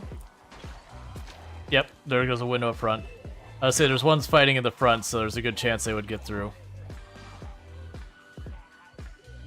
Does he have a knife in his shoulder? I wasn't paying attention to who had... Oh, yeah, it's scissors. Alright, just want to get away from the fences. I'm not trying to cheese them on the fences here. I just don't want to fight them with fences, you know, behind, beside, whatever me. That's not a good position.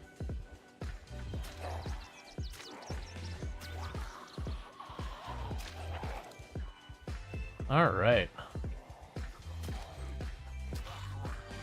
Hey, Screwdriver. Made you hold out for a minute, okay, buddy?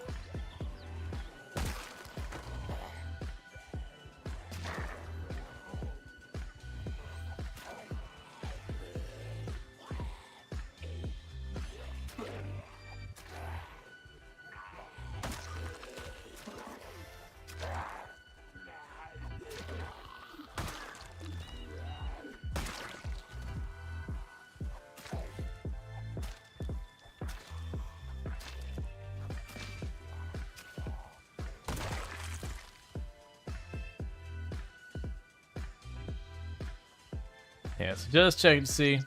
So you've got scissors. Scissors are really terrible used for a short blade weapon, but hear me out, they're still better than not having a short blade weapon at all. Need a little bit more of her mac and cheese. Because as long as I've got some level of being sick from eating stuff, we don't want to risk anything else poisonous.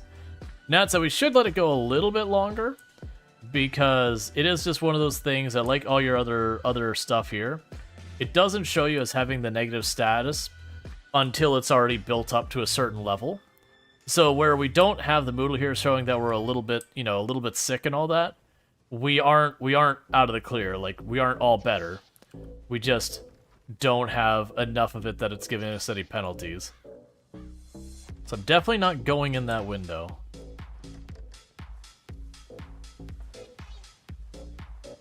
I still hear one zombie knocking around in there.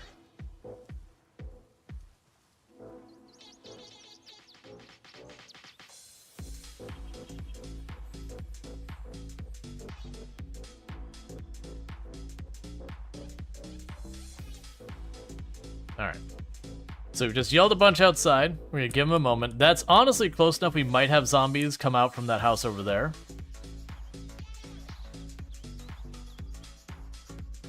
Trying to give him a moment to see what happens.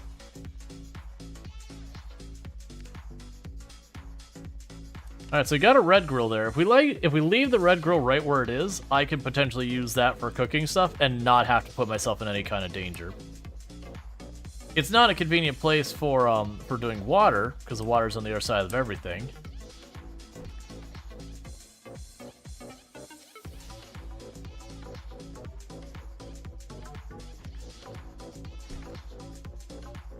Electrical wire. Yeah, no, we're not dying. We just turned up a bunch of really difficult settings and started a new character. Like, for the record, Venus is alive and well.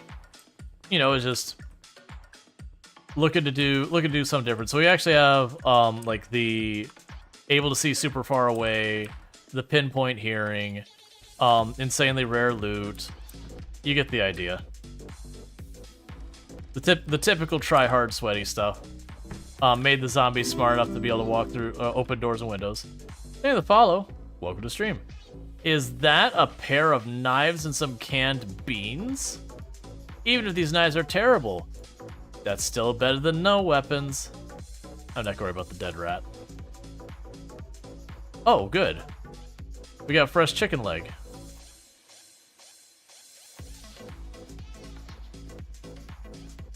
Hey, I can eat the uncooked rice. It'll just make us real sad.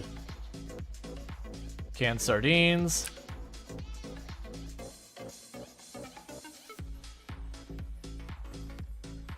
I'm gonna do real fast. It's not gonna push our luck. It's gonna be dark soon. The lights don't work because there's no power. So what I'm going to do is go over here. We've been dropping the rest of the stuff. I'm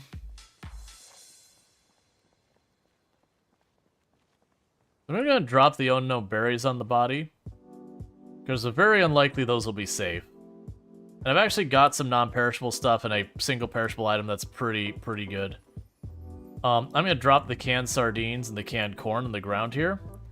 We're gonna want those, but I don't have a can opener for the canned corn. The sardines I can open without it, but they weigh like one unit of weight each, and that's pretty much all of the weight I can handle is that much.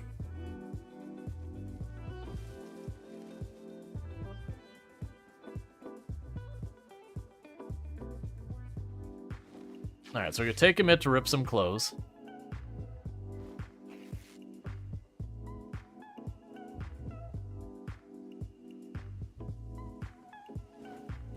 And the reason I'm doing that is we've got that grill over there. You rip the clothes on these ones. I'm going to feed into the grill for now. And we're just going to hope we get lucky later. And snag ourselves a cooking pot. Because we snagged ourselves a cooking pot, then I've got infinite water.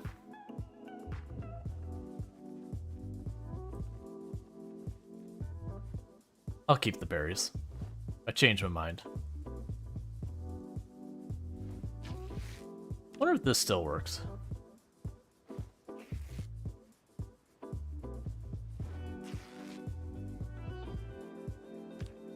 Yeah, so by doing it through this menu...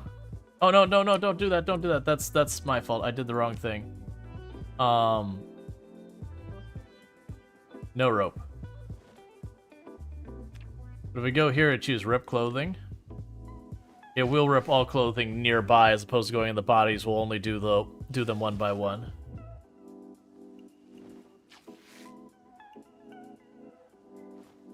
Alright. And for the moment, what I'm going to do, so I don't have to run over there and deal with that all right now, drop those in the ground, drop these on the ground. Okay. So let's eat half of one of the berries here. Are you poison? Yes. Okay.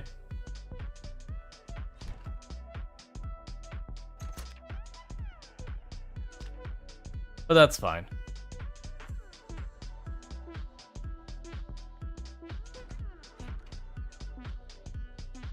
And I do not care about the thread, so I can chuck that away. Alright, and if we go to sleep right now, we should wake up and it should be daylight when we get up.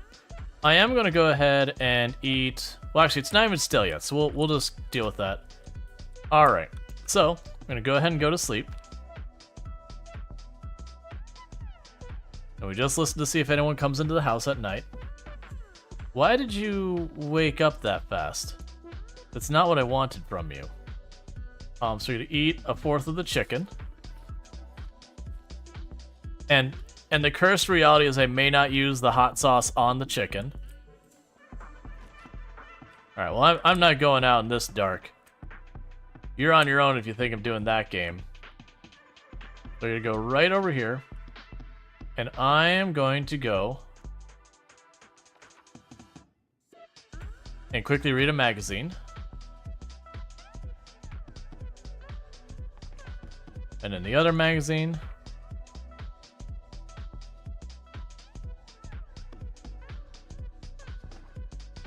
And you're starting to... This sucks. Alright. So the issue I'm running into right now is very genuinely me running around in the dark is a good way to die. So I'm just fast forwarding a little bit here till around 5 a.m. because around 5 a.m. is when you start to get daylight outside. Not like proper daylight, but you know, you go from it being pitch black to more than nothing.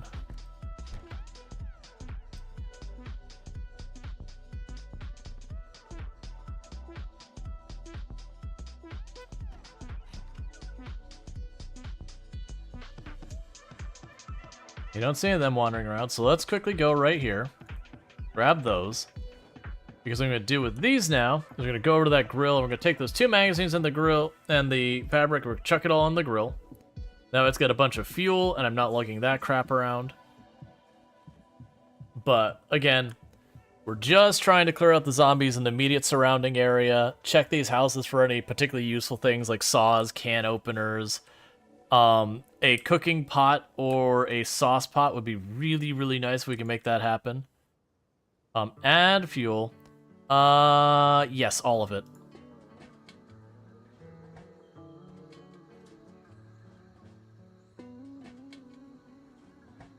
So that'll take us a minute, which is fine. It means I won't be going into the dark houses until we got a little bit more light to work with. And Tomb should be home anytime now, so I'm listening for that. You think you know this place? It's the 3 houses at the edge of town? Yeah, no, if you ever start in West Point, like, this is the place that people go to. Because it's kind of the first place you can reliably get to that isn't up to your eyeballs in zombies. So the idea is you'd fight, you know, you'd run out here and then you'd fight your way in. Or, you know, run out here and go to wherever you're going to go to. I haven't quite made my decision of which way I want to push this. If I want to just, you know, push right back into West Point, or I want to go down to Lake Fallis or Riverside. I think realistically it would be either sticking in this area or going to Lake Fallis. Because Marchridge is out of the way and be too like aggravating to deal with. Muldrow, it would take us forever just to get in there. At that point, we might as well fight into West Point. Lake Fallis would be the strategic, hey, let's go someplace a little bit quieter as our first target. I don't know how far we'll take this run. I figure we'll probably get it going until it's stable, and then once it's stable, and that's assuming we play enough, once it gets stable at that point, we might as well switch over to Venus, because then we're watching the same thing. But I figured check out some early gameplay and do all that.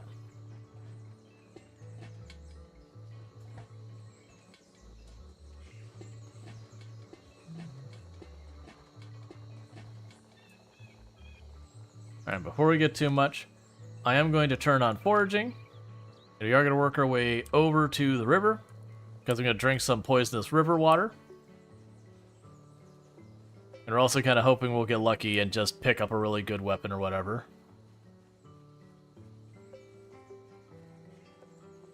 But yeah, the point is to start a run where we're dealing with, like, you know, our lack of stats and all that. But once I get to, you know, something like Nimble 2 or 3...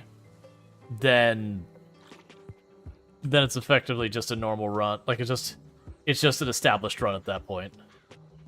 Like, we get a little bit better at all that stuff, but there's not a whole lot of room there.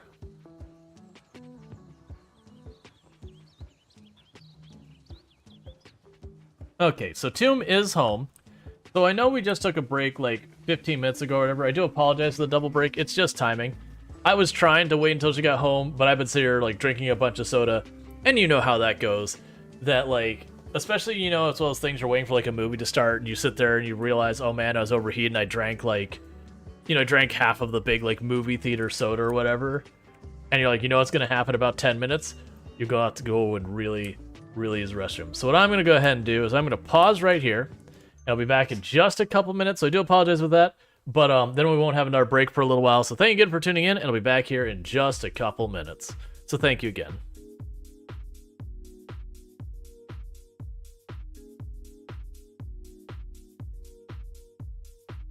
Don't get mad at me. Stop. This is okay. Alright, I'm sorry. Hey. Tynan? That's not okay, man. Very clearly this isn't my fault. Oh, it's not even... The worst thing is it's not even the darkness hurting them. They walked into the 2 tiles of fire, and they are dying in the fire. And I'm losing my entire reputation with them, all the way from 98. the whole way down, we were allied with them. We are no longer allied with them.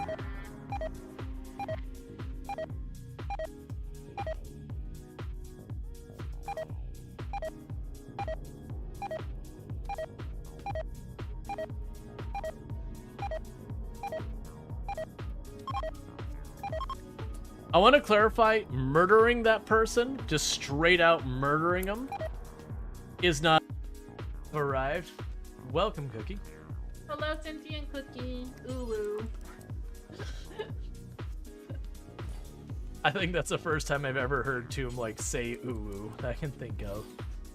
It's probably happened before, but like that, I mean. I don't just want to. Yeah, she doesn't just walk around and go, I like it, ew, ew. Oh no, ew. She's like, ew, get it away. I don't want it. Yeah. I feel dirty. Stop it. What? Why are you rummaging through my trash?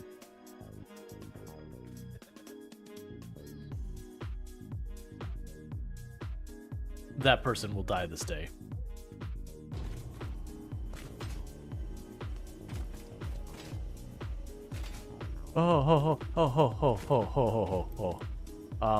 Okay, hang on.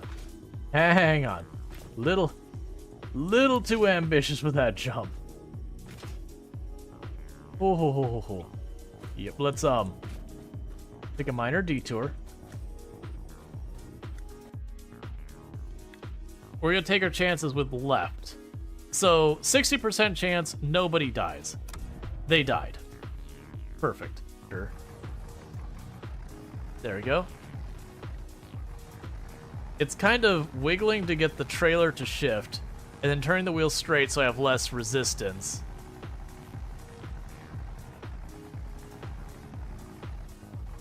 Once I get over this hill, it's going to be so much easier, but we got to get over the hill first. Come on, come on, come on. Oh yeah, no, we already knew we needed a new tractor. I just don't have the money for it. But my hope is that this is the money for it. Oh, I just realized something. How am I going to get onto that plate? If that little incline is too much for us? Because that plate is raised. I mean, I guess we're just going to try and go for it. Momentum, carry me. Actually, it doesn't look like it's going to be that big a deal. I'm hoping. And we're starting to sell the mushrooms.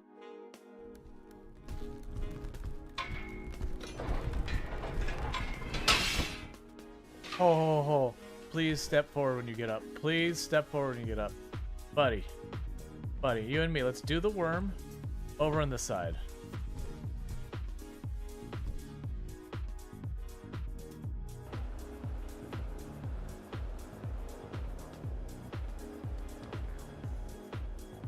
Tomorrow Rual is not a fan of today Rual. Tomorrow Rual is definitely not a fan of today Rual.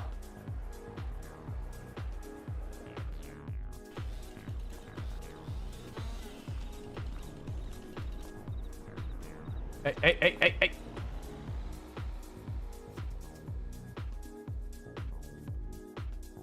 Well, that's just mean.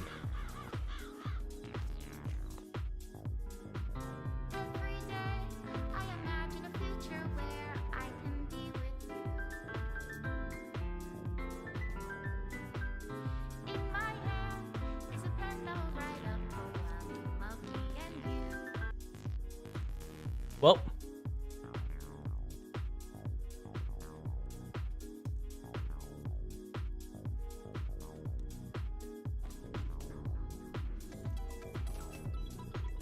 is this the thing? Okay. Unidentified helpless creature that's dead. Can I run in? Nope. Okay. I want to go home. I was trying to run back out, but apparently it's like a black hole.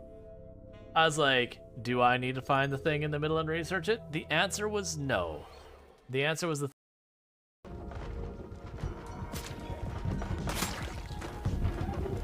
That's Windows shall forever give me nightmares. That is the, like, I've been to the prison before a number of times. Not at six, like, this is my first time here at 16 times pop. I don't even think I've been here at insane pop. But, all right, we clear? Clear? Let's give that window a good look. Right. Wait, I can hit them through that? Wait, is that actually a thing? That better not be a thing. I'm just hitting the window, right? Yeah, I'm hitting the window, not them. I was about to say, like, what the hell? If I could just stab them through the window and they would just keep lining up, I'm like, that'd be the cheesiest cheese. This is a dangerous game, Rual. Yes. The good news is those windows are durable as hell. Like, I don't think the zombies are capable of destroying those windows. Alright. Pick you up. Put you down. Really, game? Now?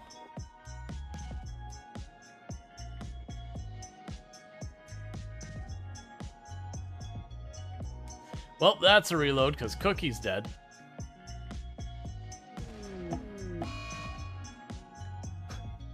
We had a marble meteorite just strike a duck and kill it. Okay. I get it.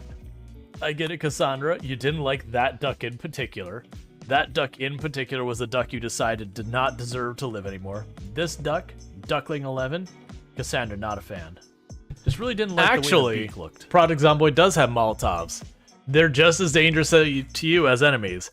Molotovs are one of those things that's really easy to accidentally, like, click on the door you want to open to throw it, and throw it at the door 2 seconds away from you. It's just the whole thing. Yeah. No, my general stance with the use of fire in Project Zomboid is it's gonna get you in more trouble than it's gonna help you. Yes, you can kill absurdly large numbers of zombies because it's it's the only thing that infinitely scales on how many zombies you can kill for the effort. Because you can just keep walking in circles forever. All right. Can you set traps? No. So Project... I'm surprised you're chilling up here. With all the noise they made and shouting outside, I am surprised there's one lone zombie just chilling here. Especially considering pinpoint hearing. But, no, Project Zomboid has taken the stance that they're like, this isn't a tower defense, this isn't any of those type of games, this is a game that you fight the zombies yourself. So they've got almost no traps in the game. There's like noise traps that just make sound and all that, but you can't make, like, you know, landmines or, you know, bear traps or spike traps or anything like that. There's mods for all that if you want it. But it is like very fundamentally not what this game is intended on being, which is fine for mods to do that. But it is fire traps? No. Wait, was there? So I thought there was like one trap you could do that could make fire, but I think it's only a certain thing. But it's one of those traps that's kind of useless. The closest you usually do to that is you put down a campfire, you light it off, and then you get zombies to walk through it. So you like yell at the zombies, get them to chase them through, and that's usually how you light them on fire. If you are going to do what is known as a burn. That's the normal approach. Alright, so let's eat some nice... Well, actually, do we still have the chicken leg? Yeah, we'll have a little bit more chicken leg.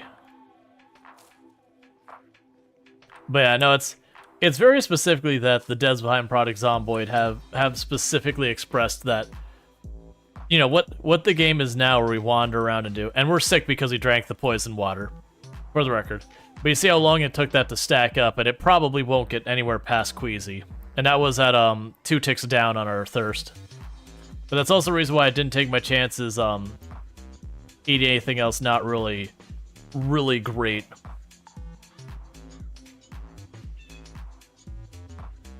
Alright, so we got one house left here to clear, and then we've got the log cabin.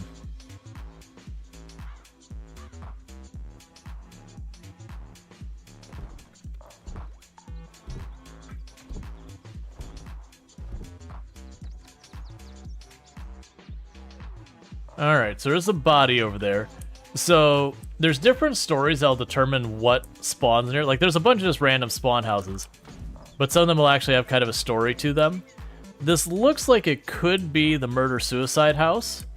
Because it does look like there's the 2 corpses there. If it is a murder-suicide house, then there's no other zombies in it. And then the idea is it's a gate. It's like it's a house that's supposed to show, like, a story. And the story is very clearly whatever happened. Oh, nope, that's the one where it's just a suicide house. He drank bleach.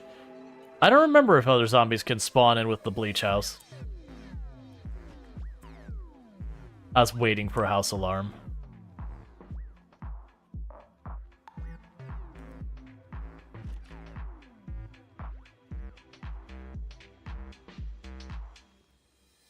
Now, in real life, do not put water in a bleach bottle and drink from it.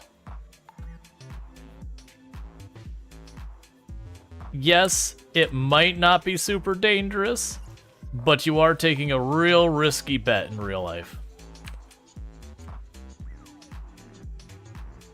Did I grab a pencil already? Yeah, I got a pencil, so it's got the eraser already built in, I believe.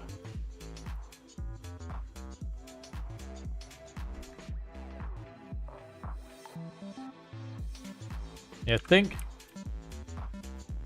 that might be the only zombie here. So device options. No emergency channel. We've got 2 gas cans.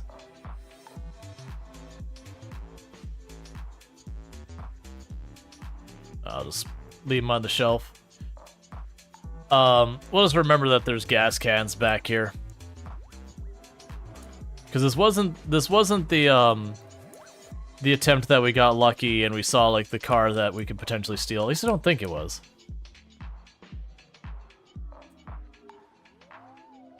You might find a wine bottle in here. Nope. Is it 0 to hero? Yep, always.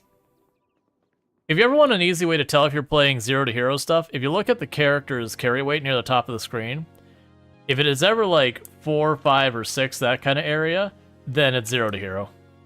Because that means they have 0 strength.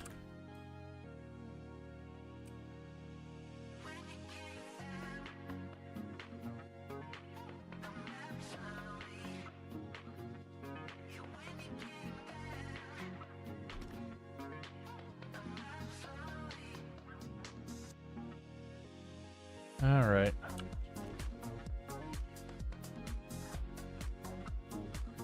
Yeah, and I'm carrying too much, so we're getting exerted for no reason.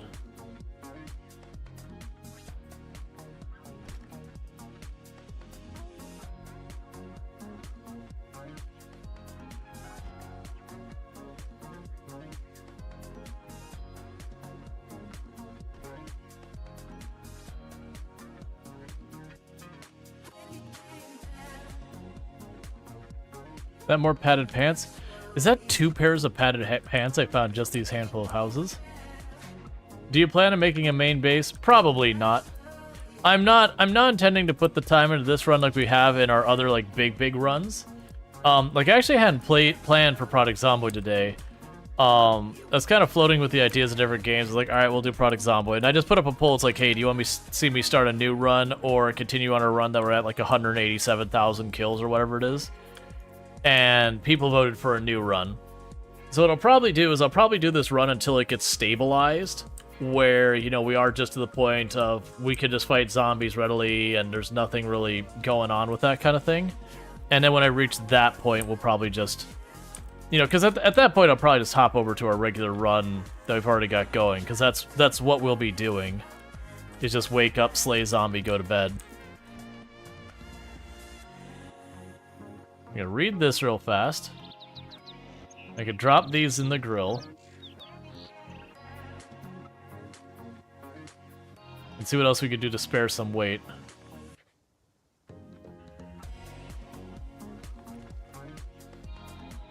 So I had fuel, the 2 magazines, we've read them both already, so let's get those out of here. Alright.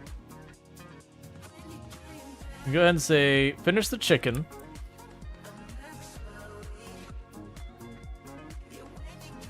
Now run down here. We're going to drop the other stuff off. Or sorry, we'll drop some stuff off, not the other stuff. We'll drop some stuff off down here. And then we'll recoup our endurance, and then we'll go check the log cabin. The log cabin is probably our best bet for getting good stuff. If we're really, really lucky, we could find a tent there. Tent's one of my favorite items in the game for just early run setup, because it means I can go and do just about whatever I want and refine. Yeah, so the bottle of water is a lot of encumbrance right now. I'm going to drop the bread knife here, and the kitchen knife, and the beta blockers, and the canned carrots. That'll do for right now. And let's pop into our house real fast, and rest at a table. And as a reminder, I do have the zombie cognitive abilities set up high enough so that the zombies can actually open doors and windows just like the player can. So if you ever notice me locking the doors constantly, that's why. Judging by your location, I'm guessing this is 16 times pop? Yeah, it's always 16 times pop. If I play on the lower populations, it doesn't stay interesting for me. I've tried to do it a couple of times, and I very quickly get bored. Like, once you get used to having absurdly high populations of zombies, and you drop down to like 4 or 6 times, you feel like you can almost freely walk around town, barring like the worst spot of West Point or whatever. It really does warp your perception. Which is a really fun thing. There's a challenge run that pops up every couple years called One Painful Year. And the gist of the challenge run is pretty straightforward. You start at a fairly high zombie population, and it's got stuff where you're supposed to like set it to perfect, pitch black nights and all that, which I won't do for streaming purposes. Pitch black nights is terrible to watch as a viewer. But you get the idea. You put all these settings on that are really kind of sweaty. And I think it's only... is there 6 or 8 times pop? But, the whole thing with it is... The parts that's supposed to be difficult is it's like every 4 months, I believe it was, you're supposed to leave whatever city you're at and not come back. Like, you can, like, fill up a truck and drive away with your stuff to the next base. But I came to the realization... no, I think it may have only been 4 times. Whatever the population was. But I came to the realization on those pop settings with what I was used to facing that I could genuinely clear out most of a city before it was time for me to leave. And so I started messing with the challenge, and I basically cleared out almost all of Riverside and had already begun working on clearing out the next city over. And kind of came to the realization it's like, this is just me playing at 16 times pop, but less. Because I already leave where I'm at, usually every 3 months or so. Because I've reached the point that it moves on. Now, obviously, if I choose someplace like West Point, I won't fully clear West Point in that time. But it doesn't really kind of matter. I would clear the area around me enough that I could just sit comfortably. So when you really look at that particular challenge run, it is only kind of a moderate difficulty challenge run. You think it'd be fun to see you actually clear a map at the lower pop settings? No one, to my knowledge, no one has done it. That they can prove. Like, there's people you see post stuff on Reddit, but then, you can say a lot of things without actually doing them. The other issue with doing, like, the full map clear is for a full map clear...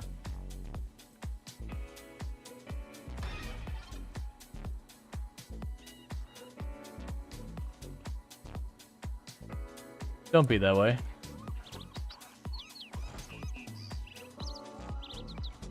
Well, that sucks. And the reason why that sucks is if I climb through the window, I'm going to get grabbed and hurt.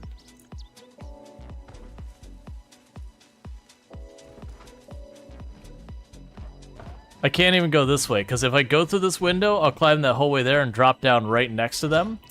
So I'm basically kind of stuck until that zombie goes through there. Yeah, but no, also the other problem is even then, it would take so long. I don't think I can get an angle where I can get visibility on the door. I'm pretty sure. Yeah, so we're kind of stuck with this. If I had a hammer and a saw, I could actually take down one of the walls.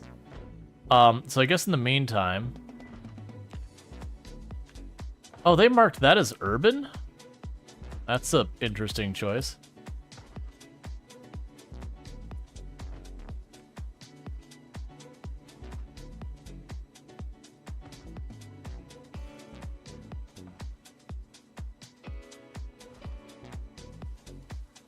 You know, do the RV mod playthrough? Yeah, I'm not really into the modding stuff. Like, I've done some mods. I was hoping I could take that apart. I've done some of the mods, but like we did cryogenic winter and all that.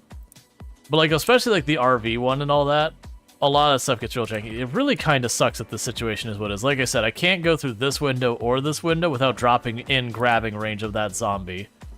So I literally can't go in there without getting grabbed until that door's, like, either A, the zombie de-aggros, or B, you know, we're able to get through that. So that kind of sucks. So in the meantime, we're at the point of making decisions. So let me go drop this off back here. Now the issue we have is we didn't find any backpack whatsoever. And that really is not great. Could break the door? Oh yeah, no, but I'll be so tired to break the door. Like, that's not worth it. We'll just leave it alone and then come back later. But see, to be honest, you'd prefer Nomad with a regular truck. You could sleep in the seat. Yeah, and I've been asked to do Nomad runs a lot. And I have messed with them in the past. And they're fine.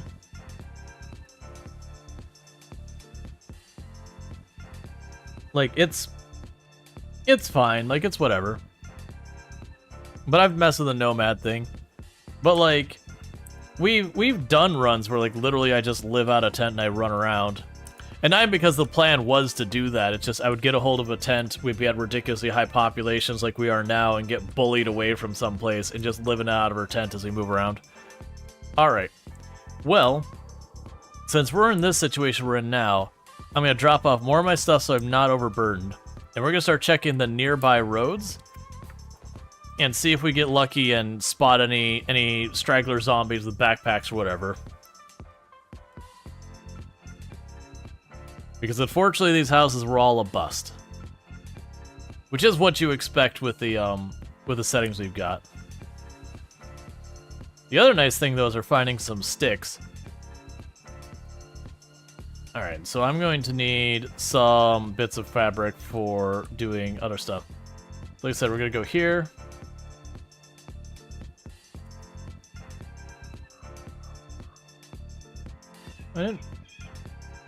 Why? Alright, that's just weird. So rip clothing. Yeah, the only reason I did that again is so I rip all the clothing on all the bodies in range and not just... If I go to one body, I'll do just that. But I wanted to get a bunch of this so that we can go up over here. I can make some hammers and such for fighting things.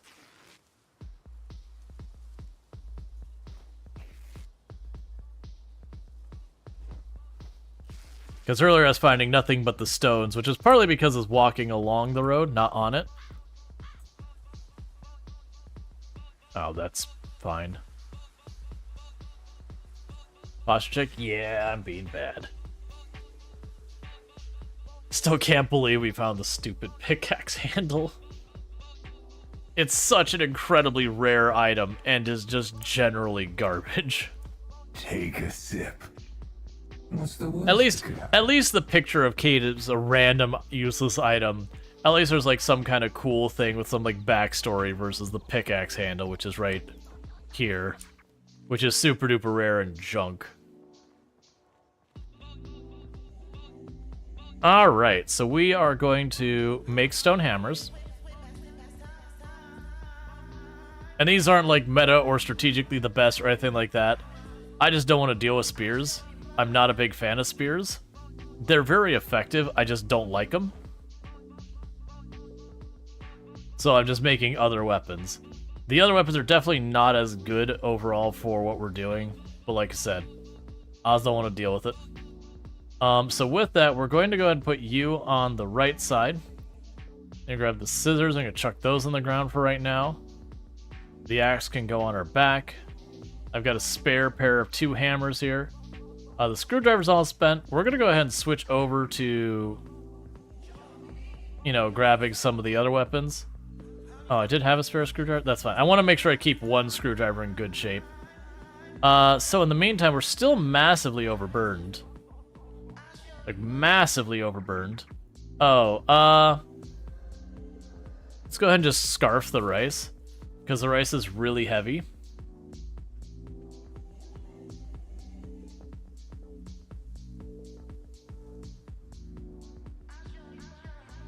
I can drop the saucepan over here, so if it rains, I can fill it up with water. I'm not too worried about it because there's water right up there. So if I really need water, I can go up there. I'm not letting go of this. We can drop off the dirty rags. And the bleach is fairly heavy. And a lot of this is I just don't have any carry weight to deal with. Gotta ditch more weight. The peanut butter's kind of heavy. We'll drop that off on the ground. We can come back for that later. We could drop the better quality screwdriver. Yeah, and that'll be what it is, because these hammers and axes and all that do weigh a decent amount.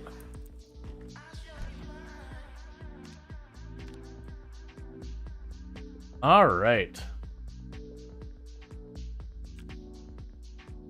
Yeah, no, it's because you like where it was, that would be rice that was just like they put it in the water. So you've got water and rice, and they didn't boil the water, nothing like that. It's just rice in the water.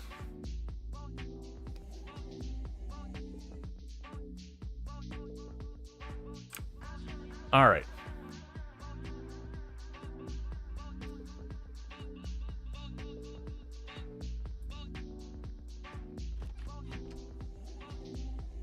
So then our choices are, we can...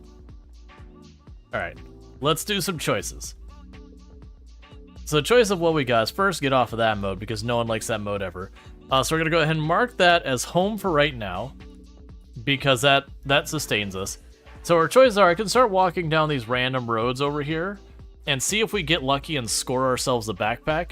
Ultimately, we're going to go and fight and push in. I got to go this way, because this is like a staging round. We'll get over here, we'll get bullied back, we'll get over here, we'll get bullied back, eventually get over here, we'll get a house alarm, because it's just always my luck. Then we'll get bullied way back. But getting a backpack would be nice first. I do kind of want to still, like, cut back across to where that zombie was banging on the shelf again. Because if I get lucky, and it's it's de-aggroed, we can kill it and we can check out the log cabin. If it's still doing its thing, we'll cut west to that road and we'll follow the road around. The most niche fact you know about this game, says Fade Frank, is that you can make hot oatmeal with a kettle. Okay. Makes sense.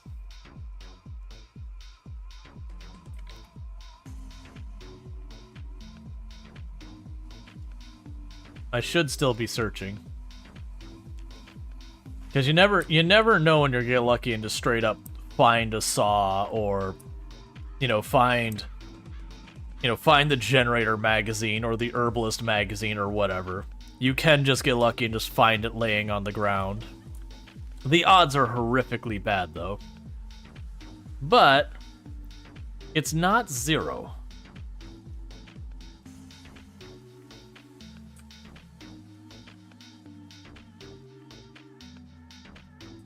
All right.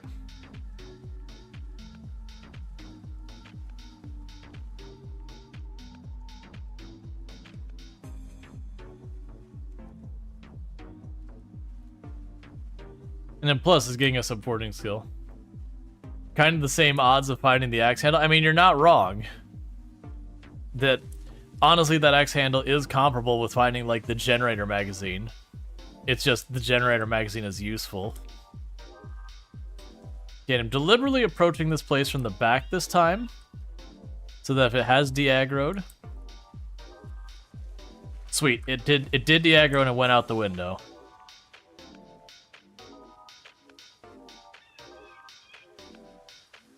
Now, danger is we don't know where it went from there. There you are.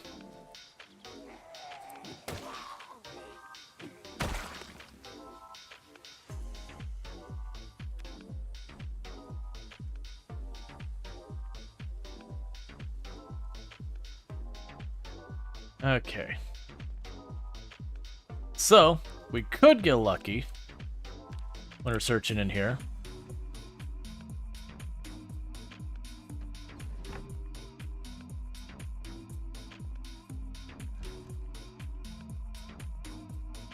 And find, come on, like literally anything. Yeah, so as you can see, antique stove.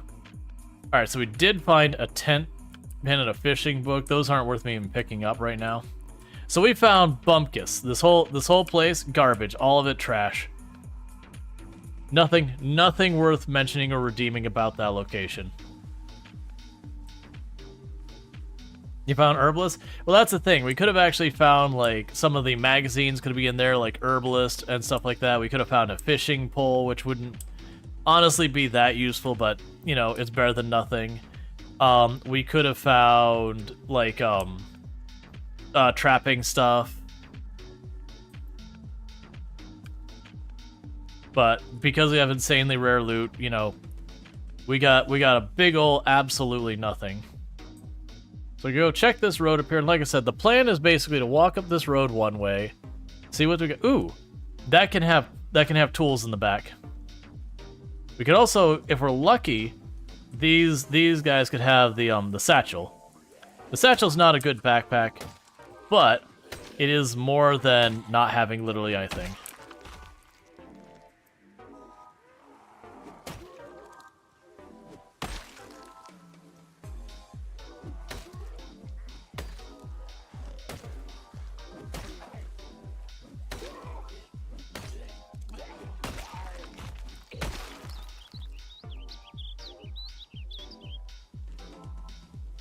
Alright, we've got military boots.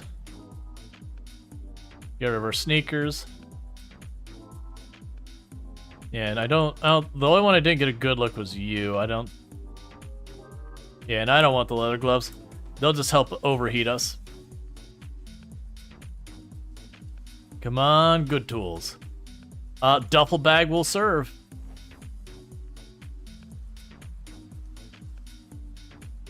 And I'm pretty sure it's telling me there's nothing in it.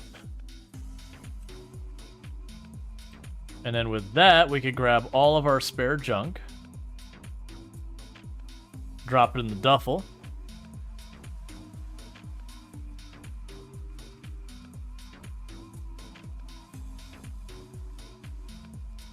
Cool.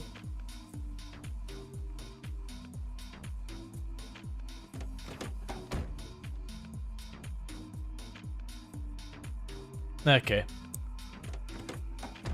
So, we found a duffel bag. That's a big win for us. That's the 4th best bag in the game, I believe. Because you got the military backpack's the best, then you have the large backpack, then you have the large hiking bag, then the hiking bag, then the duffel. You always feel the need to get naked so fast at 16 times pop? You overheat so fast? Yeah. I'll probably end up losing a bunch of clothing as time goes on. Meanwhile, we got 20 hunger out of this. Let's go ahead and scoop up a little bit more of our mac and cheese. Yeah, so we're just going for a little walk up the road, seeing if we get lucky, find ourselves some useful stuff. Honestly, if I scored a pair of wheels, I would potentially put those to use, which I shouldn't, not with pinpoint hearing. It's a terrible idea.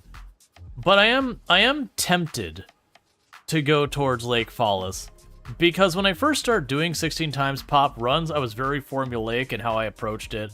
I would go from wherever I started, I'd like randomly choose the map, I would push my way towards Lake Fallis, get myself into the position, grind our way into the city, get set up around there somewhere, because it is a nice central location, because this is all before Louisville was a thing on the map. So it was basically West Point was the northeast most city, and then you just had like the warehouses and the mall northeast of that, and you couldn't spawn at those normally. And it's still just trying to like get to the point I could establish runs and keep them going and yada yada. So very genuinely, it's like, okay, where strategically gives me the most sense. So I would spawn and I would go for Lake Fallis, and then once I cleared Lake Fallis, usually my next target was Riverside. And then I go for like Riverside down to, you know, Rosewood, that kind of thing. Alright, we got 2 more vehicles up there. Why is this sad? You eat a whole bag of kidney beans? Oh no, we ate bugs.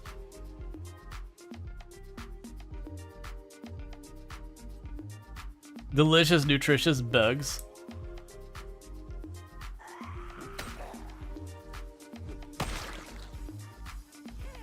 We also did multiple rounds of the spicy berries.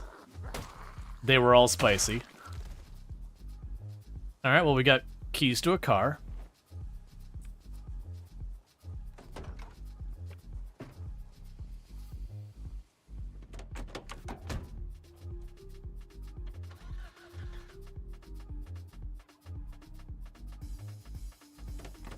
Alright, that had nothing in it. We've got a tire and a jack. I'm not going to bring the jack with me. They're not that rare, and they are heavy. We found the keys to the van, too. Yeah, no gas in either of them. I believe... Yeah. And we're starting to get drowsy. So, the good news is this is actually a really good day. We did score ourselves a duffel bag, which is a really big win. Getting a backpack in these rounds early is huge. The downside we have is we didn't get hardly anything else, but that's okay.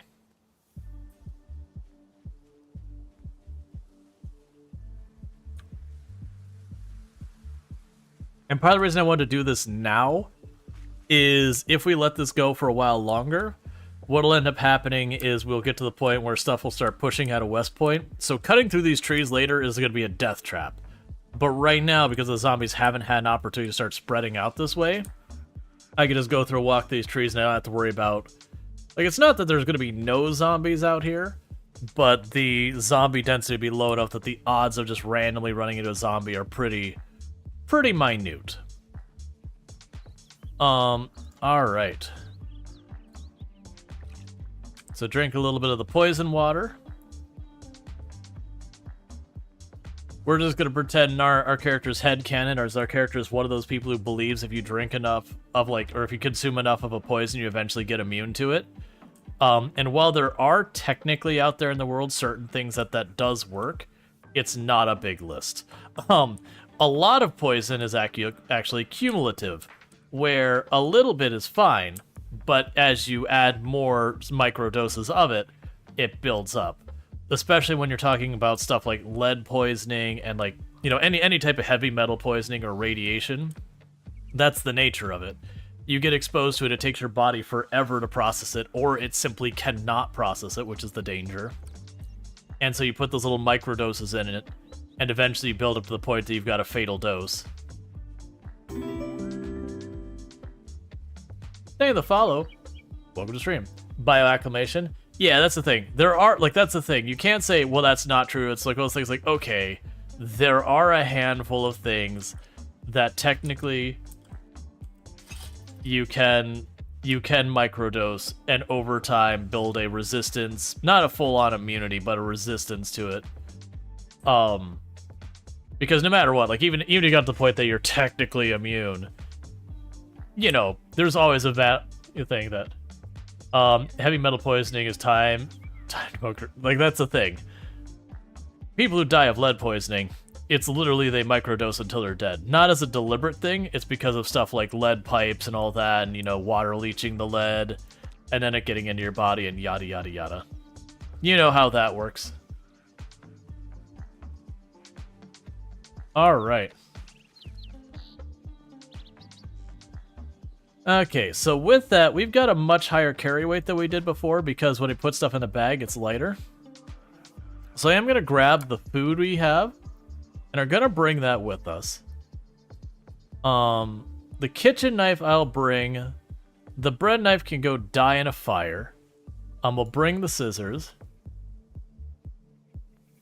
I'd like to use the rest of this. And the saucepan is like the big thing for us. That is going to be the one that matters the most, is that saucepan. Because with the saucepan, we can boil water. And if we can boil water, any body of water becomes a safe place to do stuff food-wise. So in the meantime, unfortunately, our character is already getting sleepy. So I'm going to go and drop my bag here. And what we're going to do is exercise. We're going to do some sit-ups. And if you're wondering why I'm choosing sit-ups over any of the other exercises, because really the thing I want right now is strength more than anything. And you might go, but okay, this is giving you fitness. Why would you choose this over the others? It's because this negative is it makes you clumsy, which means you're more likely to trip or whatever when you bump into a zombie or whatever. You know, it's the whole thing. You're so glad I tried to, decided to join this game. I think you might like it. Yeah, for the record, anyone who doesn't know, I am memeing with that thing saying, like, I've heard this is a good game. I have over 3,500 hours in the game. And I was a previous record holder in the game. So, it is 100% me tongue-in-cheek teasing. Alright. And we're just killing a little bit of time. Take a sip. What's the worst? To recover all that. Put this back in her bag. If Bladbury took it from you, and you're still in like the top 10, you think. Yeah, no, I'm pretty sure I'm in the top 10. I actually don't know where I rank. Because I kind of set the bar. And then since then, people have been chipping away, doing all that. Because I set the bar at 135,121. And then Lamprey was the one who took it from me. And he did take it from me with the run that he set his record, which is like 900-something thousand. And then there's been a handful, like Twist and a few others, who have since then passed what was the record. To be fair, I actually don't know where I stand compared to the new records now, because Venus Orozco is at like 187,000. I'm a bit shy of 200,000 on that character. So there is a very good chance that some of the people who did beat what was my record, my new personal best, has beaten theirs. Which we debated playing that run today. But yeah, so that's the whole thing. You died to a sneeze the run before? It happens. Alright, so I don't want to bother bringing the beta blockers. Yeah, panicking is going to cost me damage, but also probably not enough to be worth dealing with beta blockers for. Let's go ahead and eat the bugs.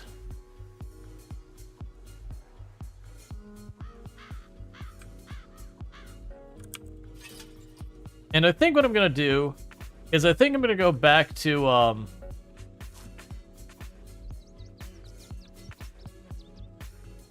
what's the negative, what's the negative beta blockers? There is no negative, it's just all positive. Beta blockers in Product Zomboid, you take them and they just cause your character to not panic as much.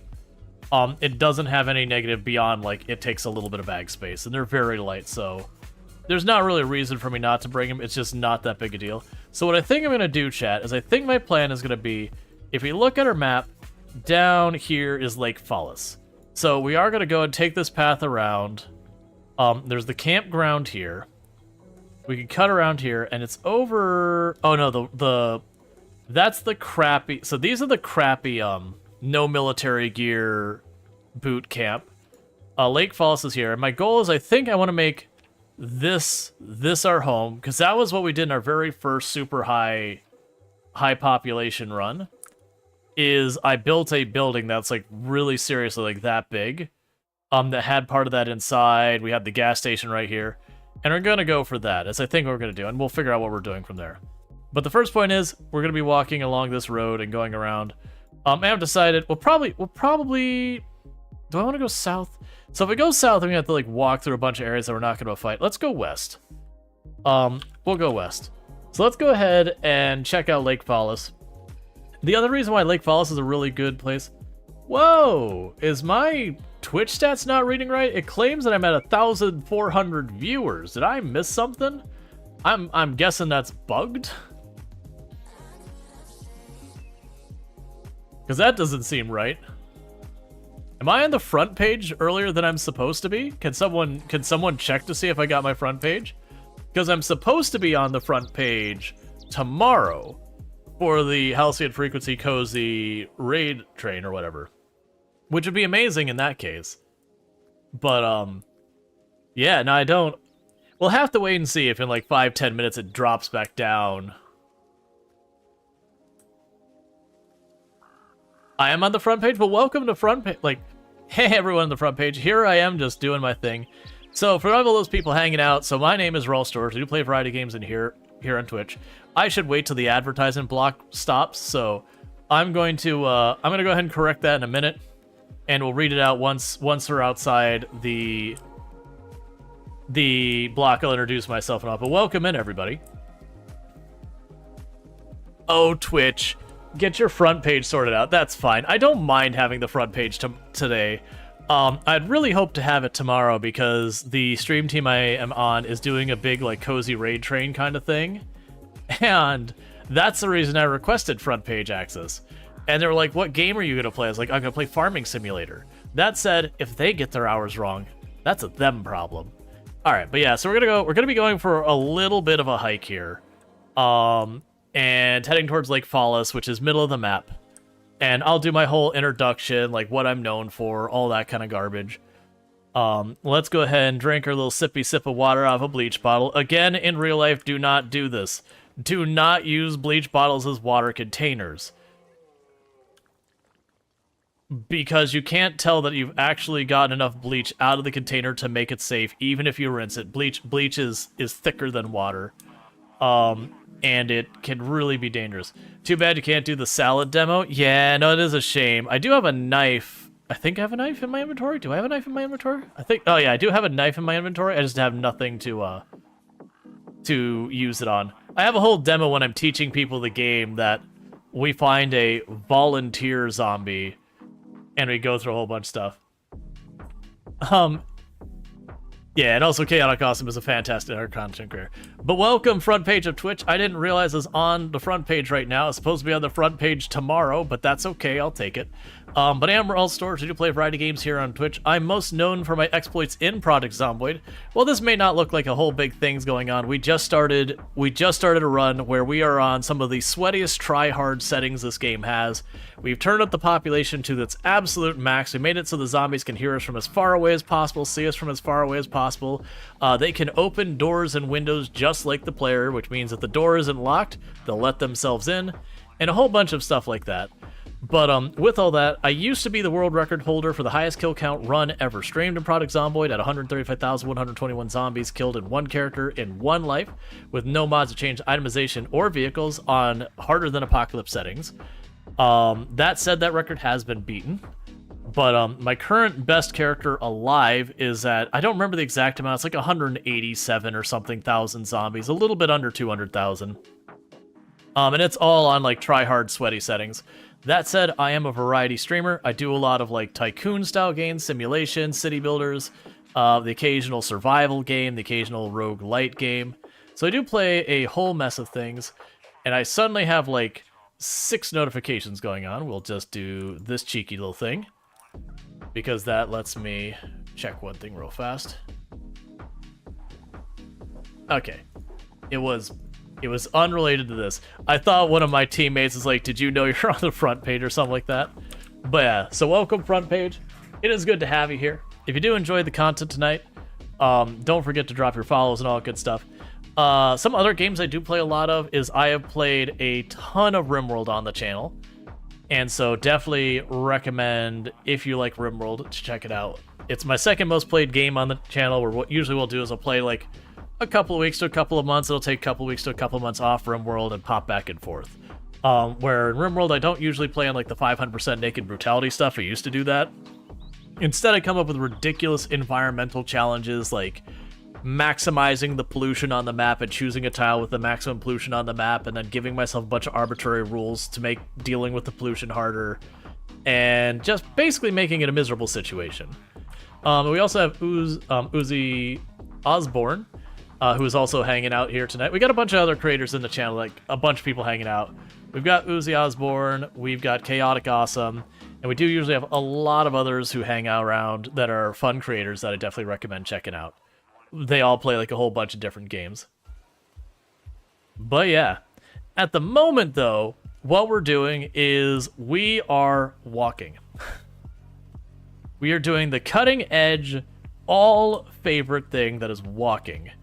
And the reason we're walking is we did start us on its hardest, sweatiest settings in like the highest pop town. And I'm kind of doing a nod back to my first high kill count run where I got to like 74,000 kills, which was Dr. Ellen Ennis, who did get their 4 doctorates. Most people, when they go to get their doctorates, you know, they go to college, they do the residency and all that kind of stuff. Ellen Ennis, she got a crowbar. She walked into the local pharmacy, and she left with 2 doctorates.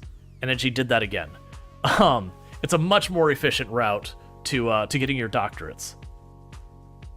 But it was probably one of the most famous characters we've had on the channel, even though she was not a record setter. Just because it was just so much of a character. Versus the only character that the one who did set the record, which was Jeremiah Wiener, I randomized the names by the way, is he just had like this Omega logo shirt. And I guess we've survived long enough in this character to recognize her name, so we're currently playing as Stanley Winston. Let's see if you can shout out my streamer friends, you will. And technically, you can stop me, but it'll make me the sads. Oh yeah, I know you're all good. Yeah, that was the whole thing. You randomize the name, it's like, of course, the name of all the character names that we have, which have all sorts of like fun and clever names. And the one who ultimately got the record was, you know, Wiener. Even Project Zomboid is down for the troll. Now, you might be going, why are you not running? Unfortunately, when you're dealing with Project Zomboid, your endurance, which is kind of your stamina in this game, you can think of that as a measurement of how many zombies you can kill before you need to stop. Oh, large backpack right there.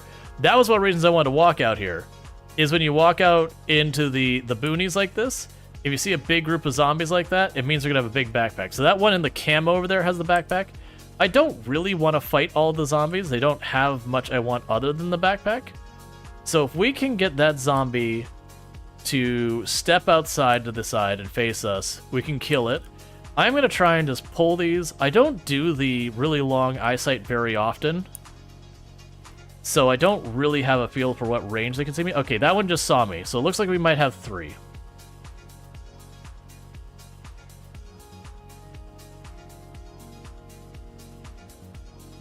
Yeah, one of them's splitting wide. We'll start chipping away at this group, because that backpack is the second best backpack in the game.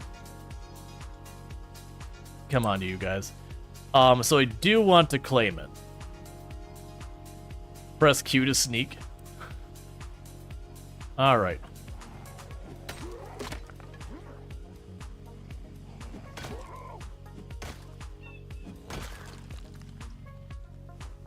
I just want to drop that real quick before the overburden hurt us. Now, for the record, all these stone hammers and everything are absolutely terrible.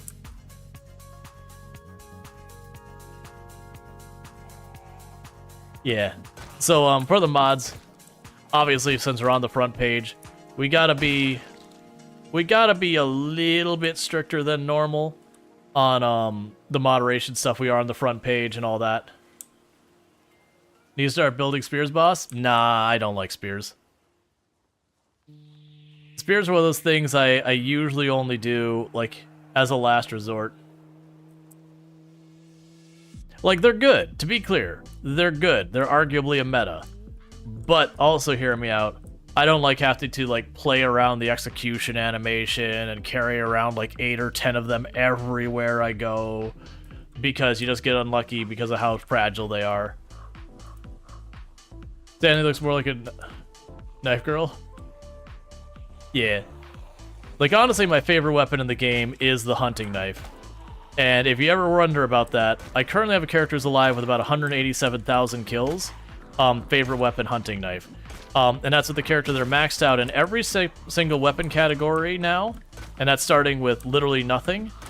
Except I'm 1 point shy of maxed out with spears. We just decided to take a break from that run, because that's been like the last year of Project Zomboid doing that kind of stuff. Alright. Oh, looks like they're on the move.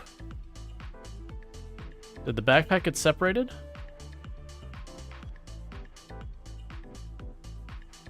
No, it's there. Alright, so I think they may have heard me. Nah, I'm not gonna have time, and that broke. Alright. Now, I really don't have the weapons to fight this many. And we are 0 to hero, which means I have no nimble skill, no combat skill, no fitness, no strength. So we're doing as little damage as possible with the weapons I'm using. You know, not counting, like, if I was exert or whatever.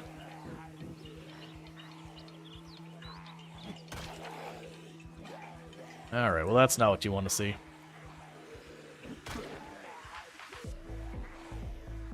Alright, so I think we're gonna have a change of plan. I'm down to not much in the way of weapons. I don't really want to sit here and fight this. I definitely want that backpack. So the new plan is we're going to try and pick the backpack off of the group. And so the way I'm going to do that is I'm going to ball these zombies up.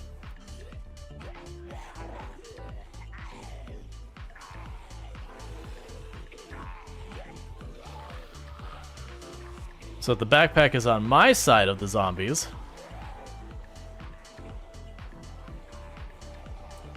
Do you mainly stream Project Zomboid? I used to play a lot of Project Zomboid. These days, admittedly, I don't actually play that much Project Zomboid. I probably play like once a month or so. And a big part of that is I have over 3,500 hours in the game, of which 3,000 hours of the game, you know, were there. Okay. Don't go crawler. Don't do it. That's fine. I can still work with crawler.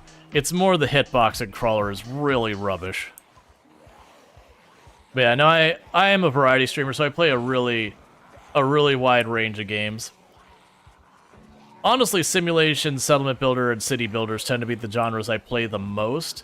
I also do play like a lot of slice of life, so you know, Coral Island.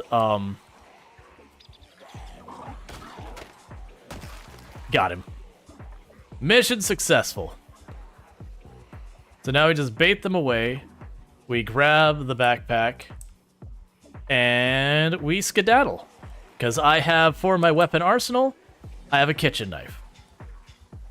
The entire list has been concluded. We'll worry about, like, what I'm doing with this and all that later. Put that in my secondary so we don't get the weight penalty. We got pineapple here.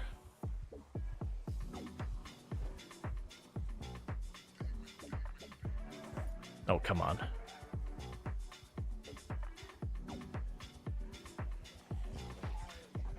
There we go.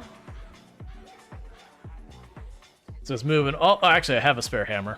Take a sip. What's the worst that could happen? So switch that to our back. Put our duffel in there. And part of the reason I'm not fighting them is I'm nowhere near some place that I can do much with it. So I don't want to fight them out here where I'm just going to get my character exerted and, you know, all that sort of stuff. And there's nothing I want here. I just wanted the backpack. Because we're heading over to, there's a boot camp just north of Lake Fallis. The boot camp itself is pretty boring, pretty not a whole lot of going on there kind of thing. But it does give me a staging ground to push for Lake Fallis. So I can go from there. We'll also want to, and I could probably do it now. We'll start foraging. Because if I forage, even if I don't pick up the things, we'll get a little bit of XP for spotting them, and a little bit more for picking them up. You just realized you're too spicy for front page? Here's the thing. We don't have many people who will say stuff that gets people in kind of trouble with the front page.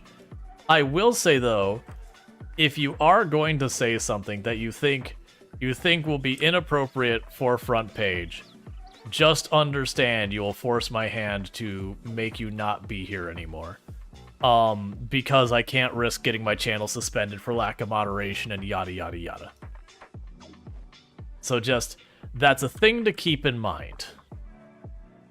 Alright. Hey Alex, how's it going? Because, like, Twitch is pretty strict about a lot of the stuff you do, especially when you're on the front page. Which is understandable and totally fair. You know, they're basically heavily marketing you and everything.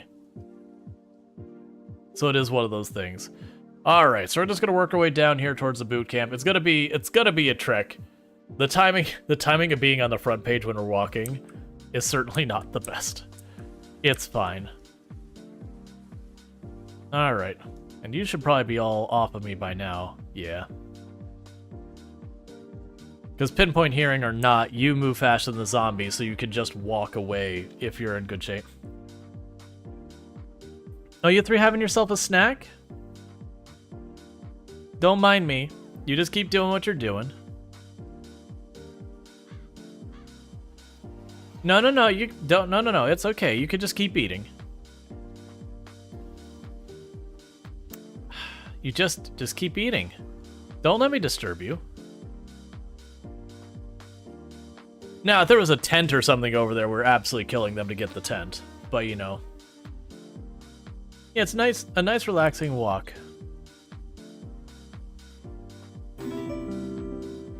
Alright. Hey, Cerise the Mage, how's it going? You have 5 drying racks for making tea leaves? Cool. Yeah, no, so I said, I gotcha. Thank you for the follow. Welcome to the stream if I didn't already say that. Alright, so let's get down here to this the boot camp. The downside is the boot camp we're dealing with on this one has no military gear at it. It's the posers boot camp. It's the wannabes boot camp. Thank you for the follow. Welcome to the stream. But yeah, no, we're doing good. We were just couldn't decide what we wanted to play today. And the game that I was like, oh, I'll play that one. It didn't let me maximize windowed mode, and so every time I had to like alt tab to deal with anything with stream, it would, you know, it'd mess up the resolution and the whole thing. Like OBS would throw a fit, and I was like, all right, well, we're just not going to stream that. And so I was like, all right, well, we'll just you know do like Project Zomboid, and we'll go with that.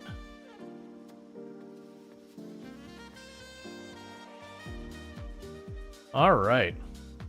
Which we do have anonymous follows here, so that is those things that if you do end up following the channel and all that, you've probably noticed I don't call out people's names or anything like that. It's not that I don't want to like honor or whatever when people follow. You know, there's just a lot of people who want to enjoy the content, not be the content. So again, thank you for the follow. Welcome to the stream. If the alerts start to get to be too much, I can turn them off. We'll see how that goes. All right, so these 4, if I've got no one chasing me, we're good. So I think we'll go and mess with these 4, because there might be something worthwhile in these cars. The cars technically give me a place to sleep, even if it's not a good one. Thank you, Ceresi_the_mage for gifting a sub to Ginge_. And thanks, Cerise the Mage, for gifting 5 subs to the channel. I've been meaning to switch that so when people give a set of subs, it only does 1 alert. So we're in for it for just a minute. Thank you, Ceresi_the_mage for gifting a sub to Mr. Maples TV. I'm not going to read out all the names right this second, because Project Zomboid is one of those games that when you're in the middle of a fight, you just can't look away. Ceresi_the_mage for gifting a sub to Groots_twig. Because for those not familiar, that worries me that one was behind us. For those not familiar with the game, this is a game where it's like, could very easily be one-hit death. Thank you, Ceresi_the_mage for gifting a sub to Rhinoceros. Alright. Our hammer's almost broken. Thank you, Ceresi_the_mage for gifting a sub to Dowetel. Come on. Make it 2 on 1. There we go. I say fighting 2-on-1 zombies without a weapon is no problem. 3-on-1, it's still doable, but it's more annoying. Alright, we got a car key. And thank you so much for all those gifty subs. I really do appreciate that support. So let's check to make sure none of the other ones had keys as well. We can just chuck the hammer on one of the bodies. And what do we got that we could snack on? We can drink half a bottle of hot sauce.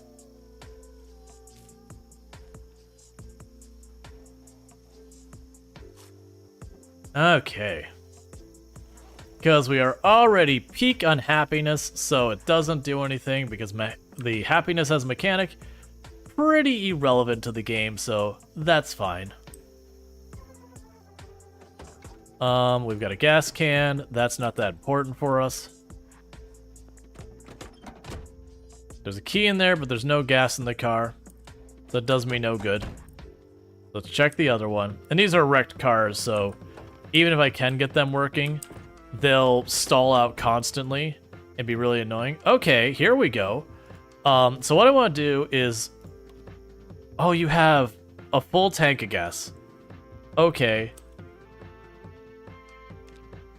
Alright, so they don't have the emergency channel here or there. So I'm trying to do is see if they had an emergency channel so I could check the weather and when the helicopter's showing up. Alright, so no luck on that. So I'll put the regular walkie-talkie there. And we're going to put the other walkie-talkie in the glove box. And I should absolutely not drive this. But I don't feel like walking everywhere.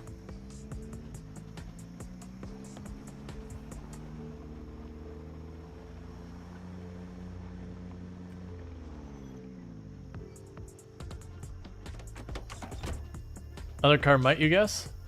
Yeah, it could. So we got a trashed bull driver and a trash. These two cars I can't even get into.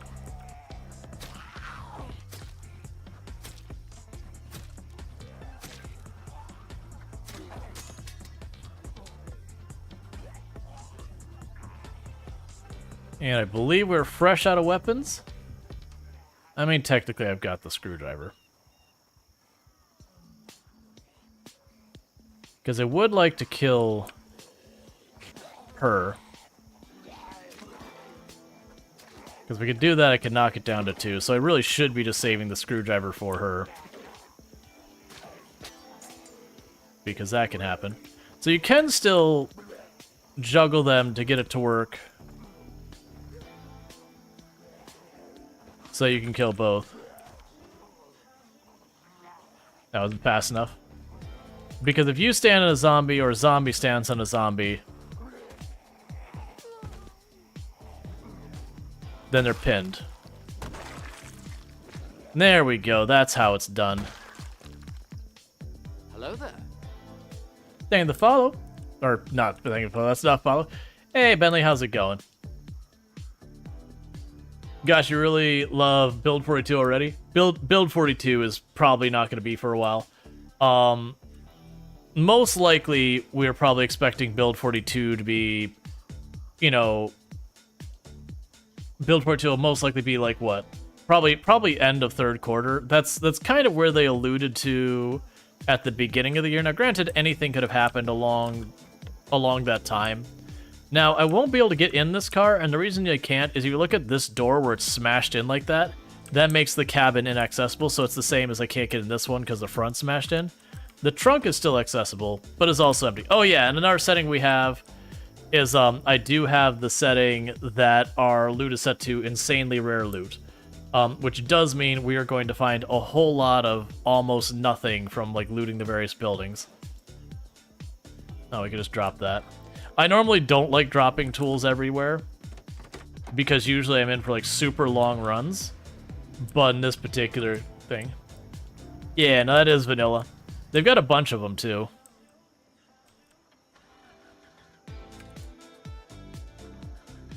We stalled? Because this car is, like, literally a wreck. What is your deal?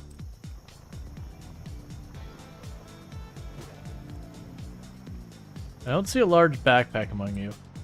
Are we getting to an area that's got a bunch of zombies? Yes, we're starting to hit an area that's got a bunch of zombies. Keep in mind, this is a wreck, so a tire can blow at any time and all that kind of stuff. You're playing with any extra mods? It's mostly just UI mods. Okay, we blew the tire. Let's not take our chances. We're done with this car. That's the reason I don't normally ride wrecks. So if you didn't see what happened there, the back tire exploded. So very quickly it was going to become undrivable. But in that little bit of time we rode in that car, we got about half of our way to, you know, full endurance back up. So we just gave our little feetsies a little rest for a couple of minutes. Oh, right. I remember. Yeah, this area is not high pop, but there's a decent number of zombies here. Now, this said, being low pop and at 16 times pop, it is a little busy. Not bad. We started in West Point, which required us doing all sorts of crazy maneuvers of jumping over fences and moving around just to get around the zombies as best we can. Versus this, we're just in on a stroll, trying to avoid getting intercepted.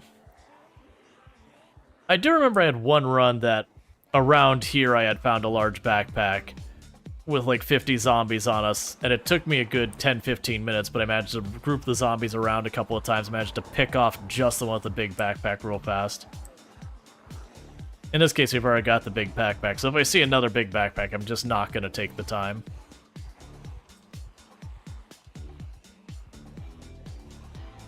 Alright. So along here somewhere, we'll have the route down. So like if I zoom out, I'm trying to just see how far it is.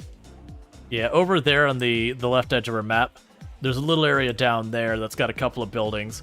That'll probably be where we have the character stop over for the in-game night.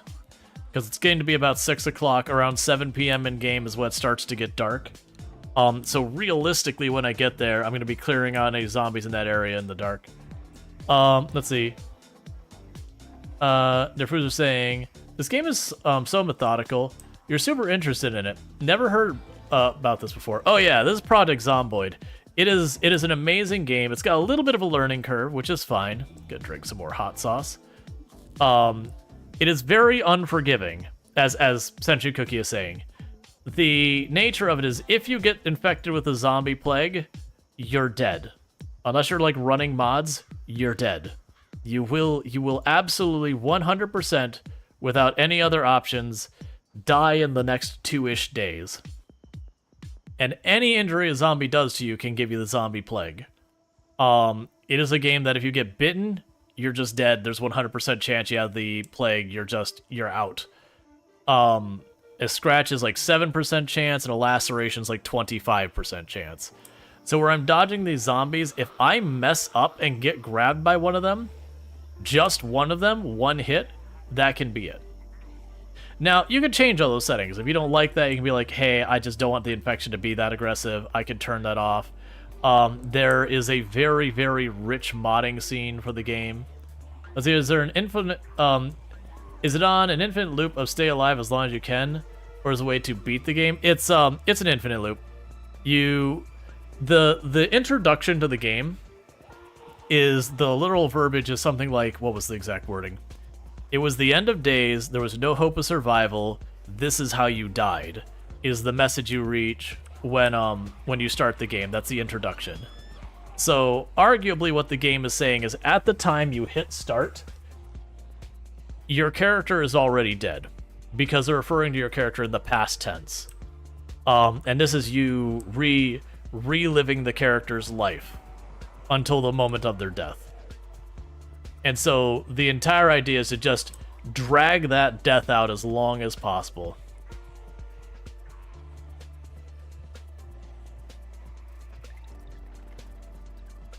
But the game takes place in 1993 rural Kentucky. Now that said, you'll have people go, well, there's nowhere near enough guns. It's not realistic. Look, there's these things called game balance that sometimes you just have to do, because otherwise everyone would be running around blasting guns at all times and probably die and then complain that guns are no good and be objectively wrong. Because guns in this game are actually extremely powerful once you figure out how to use them. They're also super duper dangerous because they're heckin' loud. So you don't just start popping off the gun and expect it to work. You gotta go, okay, where's, like, where am I? What direction do I expect the zombies to be? Okay, you know, the zombies are going to be mostly on this side of me, so I can start popping off the guns to draw the zombies to me from a predictable direction. And then, you know, clean them up. Sometimes you gotta take the time to, like, rally the zombies up a little because they get too spread out. You just find the melee much more satisfying? Agreed. Usually the only time I use the guns is, one, if I'm dealing with a situation where there's, like, a fence that I can't cross over to the other side, and there's a bunch of zombies sitting there, and, like, the path to get to the other side of the fence is, like, really out of the way. Sometimes I'll just shoot the zombies to be done with it. Other times if I'm, like, looking at my storage and I'm just sitting on this giant mountain of ammo, it's like, okay, you know, let's get rid of some of this and get some levels in shooting just because, just to mix it up a little. We had one case where I had so many zombies in an area that it was, like, absolutely killing the performance of the game. And so I was like, okay, I just need them to die. The frame rate's too low for me to safely melee reliably. Let's use the guns until we can knock down the number of zombies a bit, which is not a normal thing you run of the game. That was some extreme settings, and there was a very brief bug in the game at the time that just made it so zombies could reach you from much farther than normal. Did I run right past this place? No, we're getting there. Let's see, you can respawn a new character. Yeah, so you can play this as, you can play this as roguelite or roguelike. So in the sense of what I mean by that is roguelike in the sense that when you play the game and you die, you literally wipe out all progress of your character and everything and start completely from scratch in a new world as if your character never was part of it. And you can play it as roguelite, where, you know, you could take the time, build a base, your character gets established, and then your character dies. And so you make a new character in the same world as new stats and all that, but your base is still there, and your stuff is still there. Yep, there's multiplayer. The multiplayer is really good. Lots of good stuff going on there. Alright, so pretty soon I'll get the road to the south, which is good, because it's going to be 8 p.m. in-game. So you are starting to see where the light is going from more of a normal color to starting to get a bit more yellowish. And then it'll start getting darker. So my hope is that I could ditch enough zombies that I can get into this this campground here. I'm a little worried with our pinpoint hearing and the really, like, basically I made it so zombies can hear me at the maximum range and see us at the maximum range. So they're a lot more annoying to ditch. I'm a little bit worried I'll have enough zombies near enough to me when I go down there that they will follow us in. Which will be a real big problem, because I don't really have a good way... Like, I have no weapons. We used what we had. Is this 16 times pop? Yes.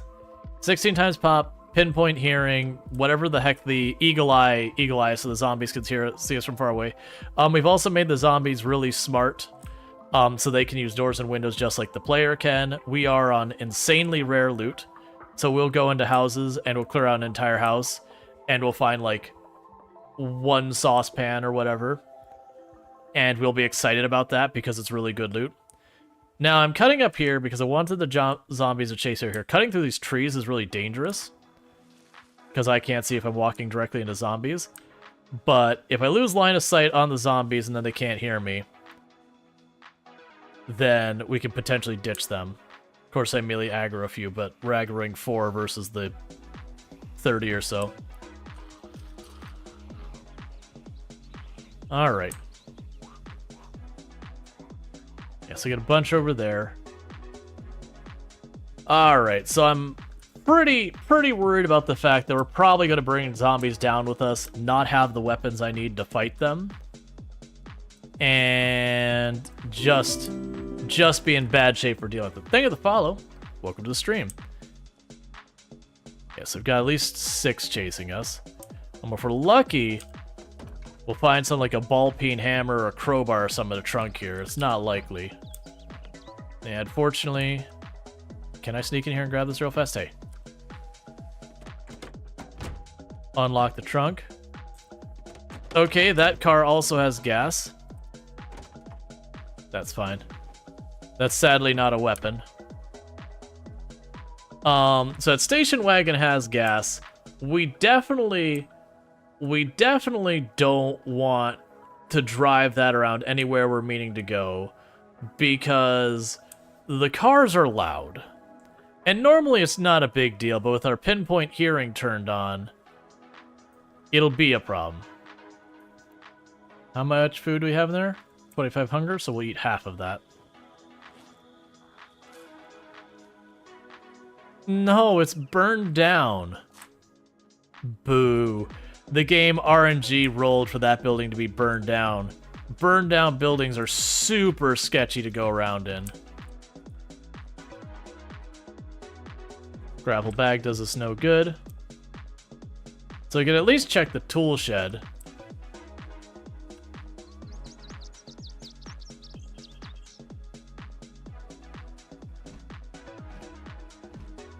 Come on. Open sesame. Come on. Alright, so I failed at that one. No alarm.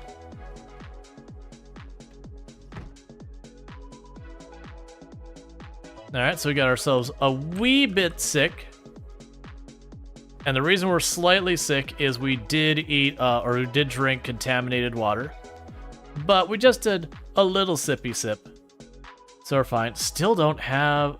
So I keep checking here. I'm checking to see if we can't get lucky. Yay. Alarm noises. Alright. Thank you, Such a Cookie, for the 100 biddies. And yes, alarm noises. I am probably going to very quickly, give me 2 seconds. I'm going to turn off the, that TTS because we are on the front page and that gets heckin' dangerous. So borderline, just deal with this for 1 second. Alerts, bits. So I do apologize. We're going to disable that for right now, because that is one of those things that could get super, super sketch. Normally I don't have to worry about it, but the rules are just different on the front page. Alright, so peeking in here, and hey, welcome into the stream and all that stuff. Peeking in here, this is a place we do not want to stay. You notice this whole area looks burnt out? Yeah, I'm not gonna mess with it. That's begging to die. So the problem is, and why I'm going, I don't know what to do with this, is there wasn't any furniture I could sleep on in there. And thank you for the follow, welcome to the stream. There wasn't any anything I could sleep on in there, and this will have stuff, but again, it's super dangerous because the zombies can come through the walls and everything when they're burnt down. Oh. Okay, we want to get that radio. Where's the other window? No alarm?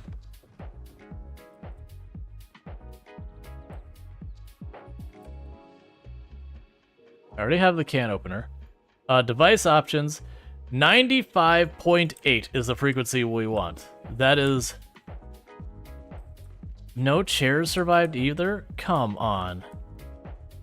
Wait, no, I take that back. A chair did survive. So we can make this work. I can grab this chair. And we could roll on down this way. Because I definitely don't want to sleep in a house that I can't trust the walls or anything. But what I can do is this one. Honestly, you know what? I'm changing my mind. What we're going to go ahead and do, and this will seem counterintuitive to people who haven't played this game much and don't know the tricks of the trade and all that. What we're going to do is I am going to just sleep in the middle of this field where the zombies will be able to see me really easily. And that sounds like an absolutely horrific idea. And to a certain degree it is. I'll probably get spotted, but you and the zombies become active at the same time when you wake up. If I'm in here and they block me in, I get cornered and I'm liable to trip and get killed on the way out. Out here, if I go to sleep, if we hear the zombies approach, I can just hold shift and there's a good chance I can get away with it. In the meantime, we don't really have much else I could work on. I don't want to exercise out here. So we are going to probably fast forward time a little.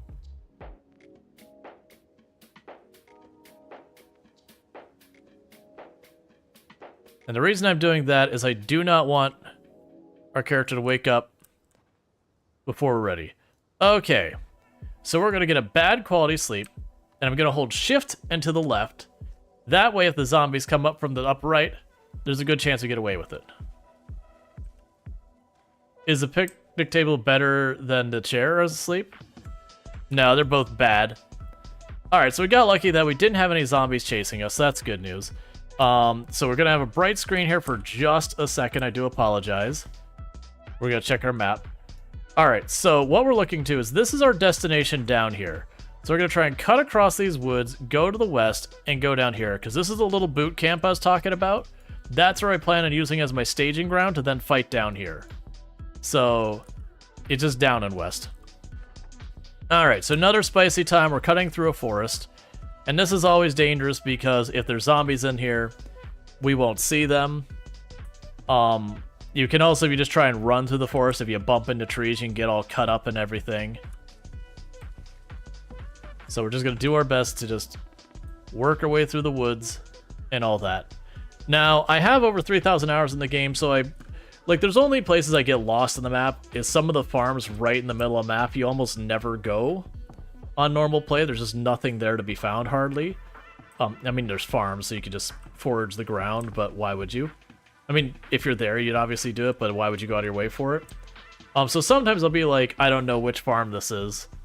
You know, so I might be in one of these 3 parts of the map. But generally speaking, all of the major areas I know, because this isn't a procedurally generated map, it's a static map. But to give you an idea of the size of the map, with all this walking we've done, we've gone from here, just over here, that's how much we did in the last day. That's how big the map is, and you can see like this is an entire giant city. If I were to try and fight into this city, I would likely take multiple in-game months to get in anywhere. You got city here, and here, and there, and there. The map is huge. And this is with just us traveling and not spending any real time, you know, fighting the zombies, or collecting loot, or anything like that. The only way we'd do faster is driving a car, and we don't have a car, so that's the whole thing. Sometimes you hang out in the farms in the early game. Yeah, they're not a bad place. They're usually low zombie pops. So it's definitely not a bad place to go. And then there's the one that has, like, the well.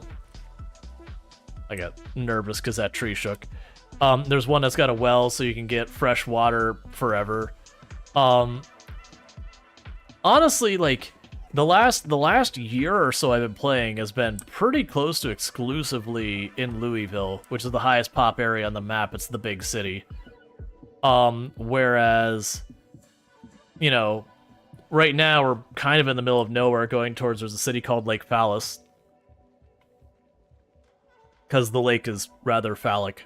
But we're getting pretty close. Okay, we got a group of police vehicles, and those police vehicles look like they're in relatively good shape, so we might get lucky with this. One of them does have its sirens on.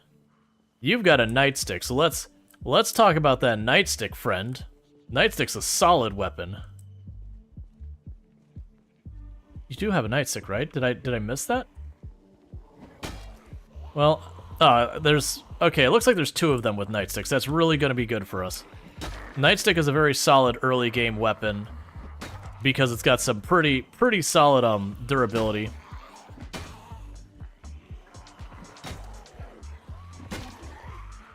Granted, this metal pipe is doing work. Well, metal bar. I need you to not break too fast, metal bar.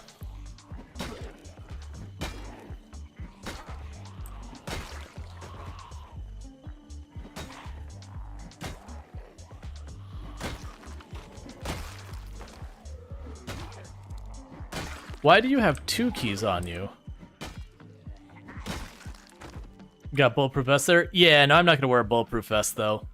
And the reason why I'm not going to wear a bulletproof vest, you're like, but why wouldn't you? The bulletproof vest has, like, really good armor. Generally, you'll figure out over time as you get better at the game and all that you want to wear as little as possible so far as stuff that locks in heat. So if we look at this, that's some really good armor for my chest and all that.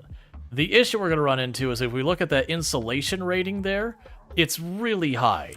And what that means is I'm going to have a tendency to overheat really badly.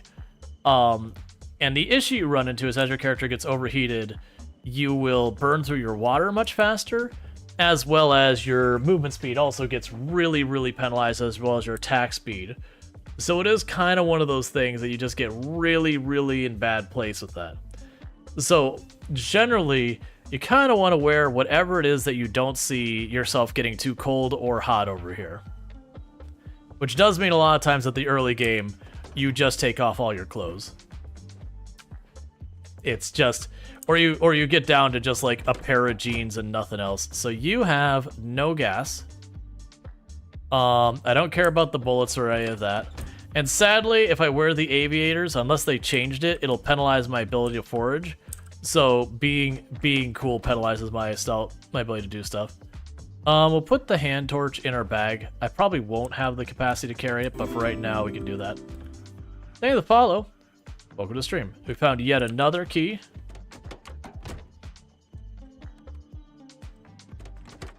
All right.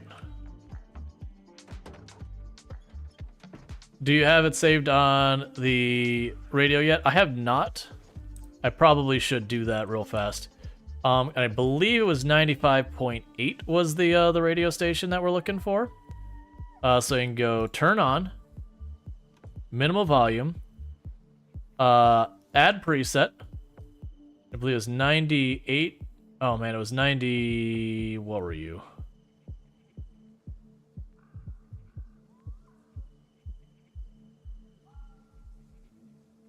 Emerge 95.8. Okay. Emergency. And save and tune in. Yep, it's the right one because you see where it says automated emergency up there. So I can turn that off. If you're wondering why I cared about that, it's simply because that radio station, it'll tell me what the upcoming weather and all that kind of stuff, what that is going to all be. So it's really useful to know that because then if you have like a tropical storm rolling in, you know it's probably a bad day to go out there and go and get yourself into a fight and overstretch, extend yourself. Just the same, if, it says, hey, air activity detected, you know that like it's really not a good time for you to be pushing in real far and all that. Yes, it's the dirt road is what we need.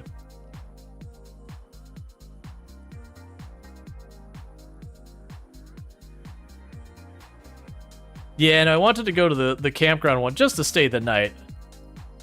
Alright, well that's a rake. It's not a great weapon, rakes are pretty terrible, but it is a weapon.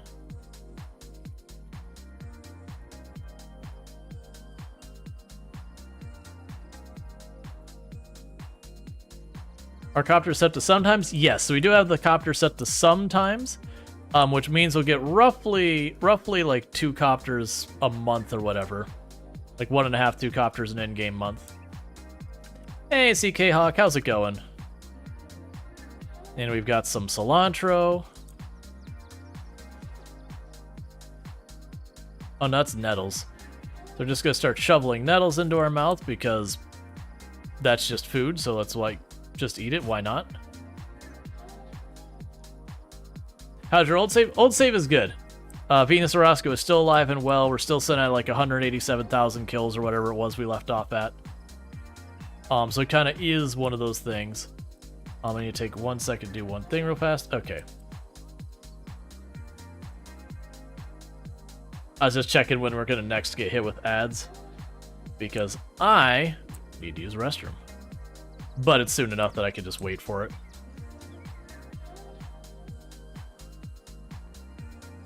Alright, so pretty soon it'll be time for us to start, like, actually properly fighting. Has there been any updates to the game? Not in a very long time. Build 42 is most likely, like, my guess is it'll be towards the end of quarter 3. An exclamation mark mods to get the list of mods. I believe the list of mods is accurate. It's entirely like UI mods and that kind of stuff. We don't have any mods that like adds, a bunch of ridiculous vehicles or, a whole range of guns or anything like that. It is very, very vanilla-esque. We can go ahead and eat the cricket.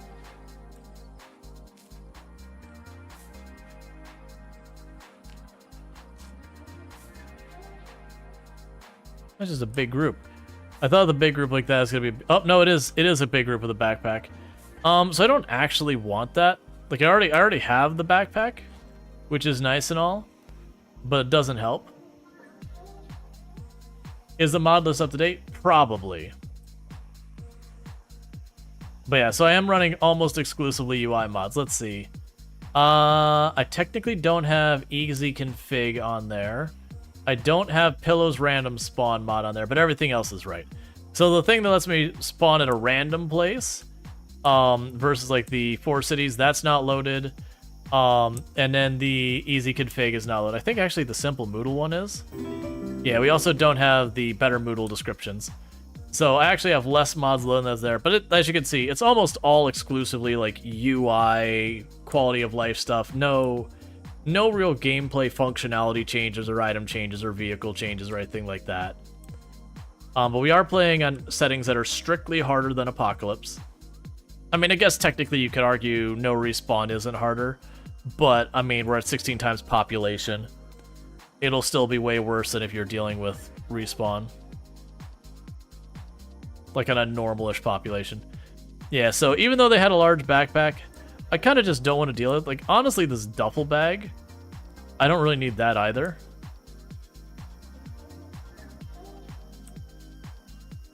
Because right now, I don't have sufficient carry weight on my character to take advantage of another bag. Thank you for the follow.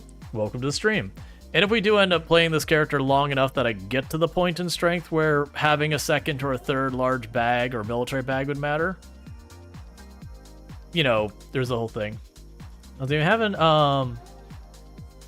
suggested the vehicle interiors mod. It's comfy for having a mobile base. Yeah, no, I don't have any interest in that. It is a thing. Let's see. How long do we keep playing this game? How many hours do we have? How many hours am I going to play today? I don't know. I hadn't anticipated being on the front page today, so that kind of throws off the algebra, because I feel like switching games while on the front page is probably a mistake. Yeah, so I have respawn off at 16 times pop. Because it is like 4 million zombies, and like, or actually no, it's more than 4 million zombies, I thought.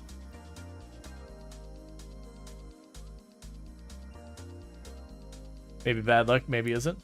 But yeah, I thought, because inside the thing, what's the plan for now? Right now, I'm trying to get to this this boot camp here, and this boot camp here, I don't believe can have military, like it'll have like military clothing, but it can't have like assault rifles or whatever.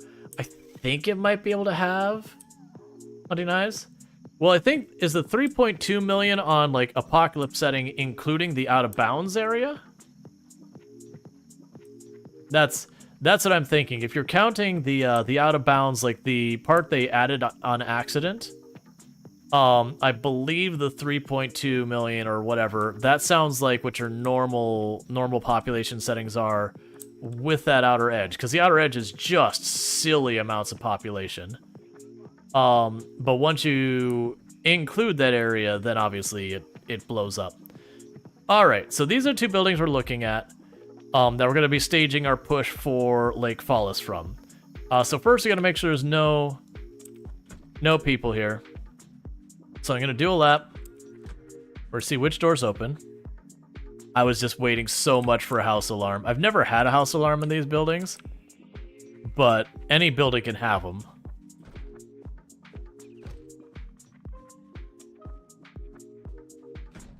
Yeah, so got a friend in that one.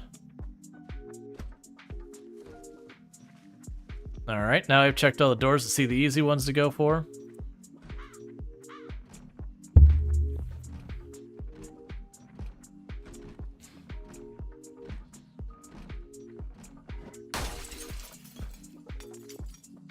All right.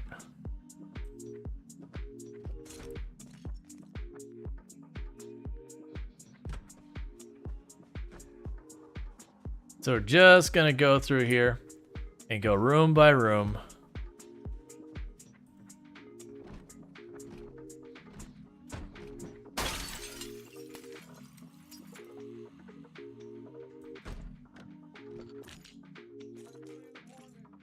Okay.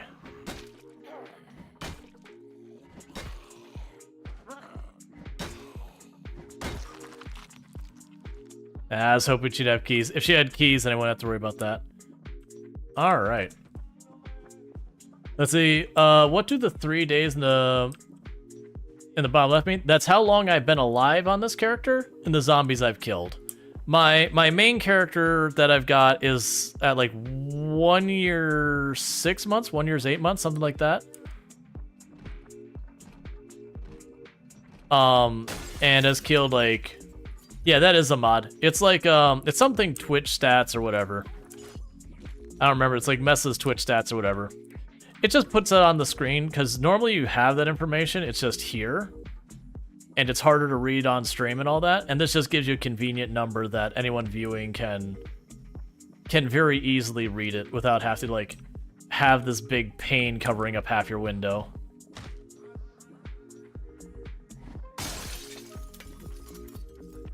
All right.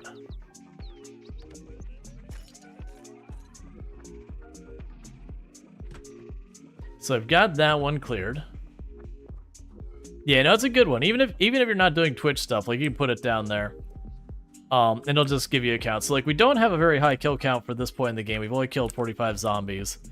But we're working on it. We're trying to get to the position of where we want to do this from. And going from there.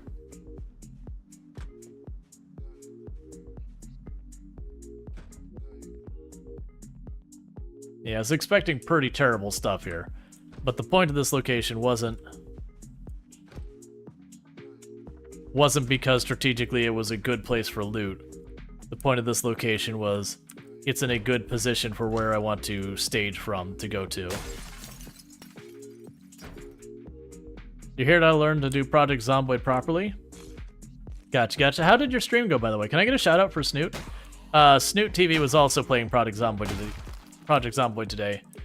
Plays a lot of Project Zomboid and RimWorld. Well, sorry, plays a lot of RimWorld and was playing Project Zomboid today. Yeah. Oh yeah, fire and vehicle kills do not count to your kill count. They won't show up here. Thank you for the follow. Welcome to the stream. You had fun? That's all that matters. Yup. That is the point. Most people who play this game never do live past like 1 month. Like the bulk of people usually won't live a little bit past a week. Not many people get particularly long-lived runs. It's just you gotta do that without any mistakes. Why does everyone keep saying 2,000 seconds? I'm missing why everyone keeps saying 2,000 seconds. I'm missing the context of that. Well, we got a poncho for if it rains.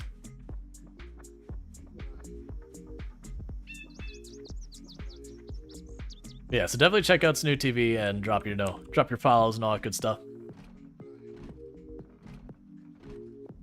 Your longest run is 7 months.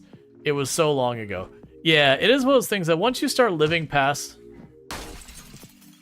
2,000 hours versus 2,000 seconds. Gotcha, yeah, no, I'm at about 3,500 hours.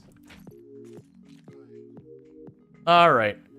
So we got all those looted, and it's all straight up garbage. So I'm looking for the one here, one of the ones here that we didn't bust out the window. Oh, and I do have my zombie set to be smart enough to be able to open doors and windows. So I need to take just a moment because I gotta use the restroom. We're about to get hit with an ad break anyways. So I'm gonna go ahead and use the restroom and stuff, and I will, I'll be back here in just a minute. So thank you again for tuning in, and I really do appreciate it.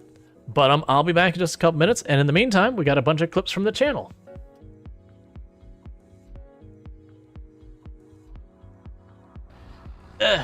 We could do it.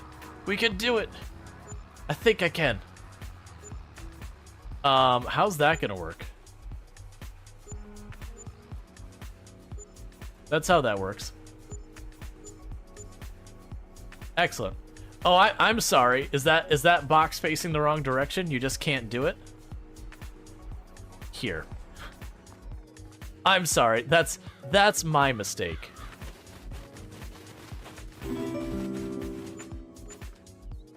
There we go. Left again. Keep going. Keep going into the garage. It Come in the moving. garage. Oh, Yeah, you are just, too find late. Some Tupperware or hide behind the truck. Oh, you're Either safe. one. It's not hunting anymore. Oh, Okay. oh, Pank got away by like It's hunting. We're nothing. by ourselves.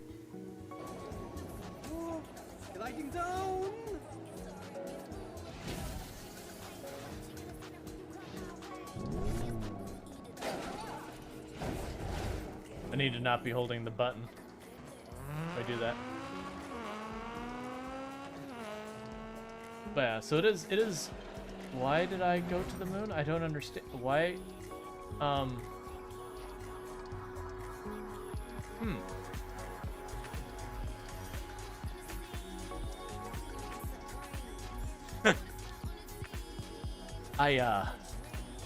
I think I found a bug in the physics engine.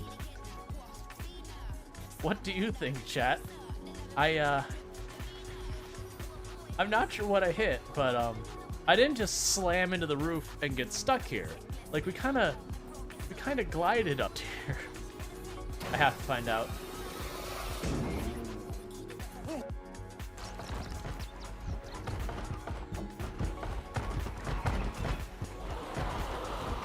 Okay, that's another zombie bomb. Perhaps not be a jerk about it. Okay, I got some. And that's why you hold shift when you hear the noise. Don't you do that. All right, and I am back. So my apologies about that and all that. Let's see. You told your artist you needed to be disgustingly cute. Exactly. That is the appropriate way to have your emotes. So one of the things you'll also notice is I have no water. So we're gonna need to rectify that. So if we check our map real fast, we have temporarily secured. Take a sip. What's the worst that could happen? We have temporarily secured that area. The nearest water is that lake, and the biggest problem with that lake being the nearest water is that is going to have zombies at it. And the unfortunate thing is that is also going to have zombies at it. This one I think won't have zombies at it, but I really don't want to trek through all of that. If we have to, we have to, because there is no water here. So the water at lakes is unsafe, but if you don't drink too much, you can get away with it. It is boilable, yeah. So you can boil it to make it safe, but you can definitely take like a little sippy sip here and there, and it'll make your character a little bit queasy and have a little bit of a bad time. But you know, it builds character. All right, and in the meantime, we'll go ahead and have you forage a bit more. Oh yeah, caterpillar snack for later. Good old Wrigley spaghetti. I mean, Wrigley spaghetti's worms, but... Oh, and where I'll absolutely take my chances with berries, I'll be strategic in how much I eat. I will not touch a mushroom, because the berries and mushrooms can be poisonous, and as long as you don't have weak stomach, you can take like little nibbles of the berries, and if they end up being poisonous, you'll just get a little queasy and you go, okay, stop eating it. But mushrooms, if they're a little bit poisonous, I mean, if they're poisonous, you know, you just died. You just died is what happened.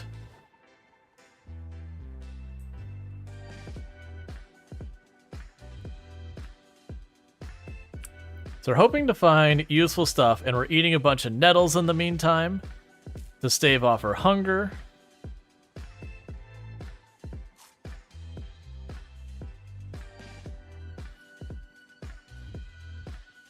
But we are going to do a lot of foraging because weapons are going to be a problem for us. Those two nightsticks were a really good find, though. Those will help a lot. And the downside is while I'm foraging, I am burning endurance along the way. Just straight up find a head of cabbage, alright. And cabbage seeds. Heck yeah.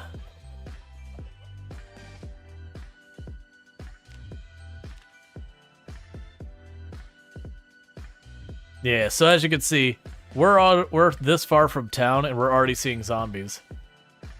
Why is your hydration out of stock? People probably used it a whole bunch in short-term time and it ran out. Actually, because I don't think I have a limit of how many times people can hydrate per stream. I think it's just literally it's on its cooldown. So I wonder if I can get to the lake farther south with a little bit less fight. Because if we can get to the lake, we could top off our water. Because unfortunately, as we get more and more dehydrated, our total carry weight is going to go down. And that will become a problem. In the meantime, I could slam down this cabbage. That'll reduce how overburdened we are. It'll give us a little bit of thirst to help out. And all that. Now keep in mind, we are on pinpoint hearing and really far distance of sight on the zombies. Which does mean when I fight stuff like this, it's very easy for us to accidentally pick up way more zombies. But if I'm gonna get in here, we got fighting to do.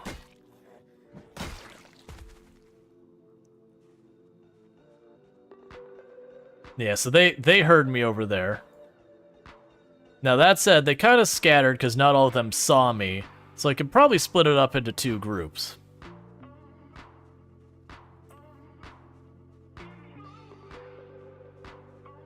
Yeah, so I could fight these 2, the other zombies will hear me and divert towards me, but I should be able to kill both of them long before they reach me.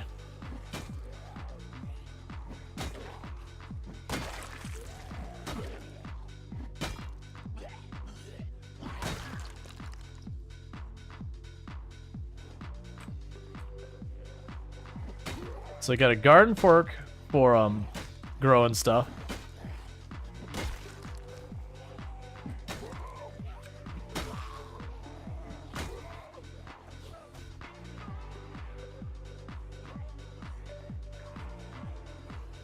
So I dropped my backpack because we were overburdened. So hucking it on the ground means I'm not having to worry about being slowed down from carrying too much. I won't burn my endurance as fast. We'll just need to remember it's there to go back for it.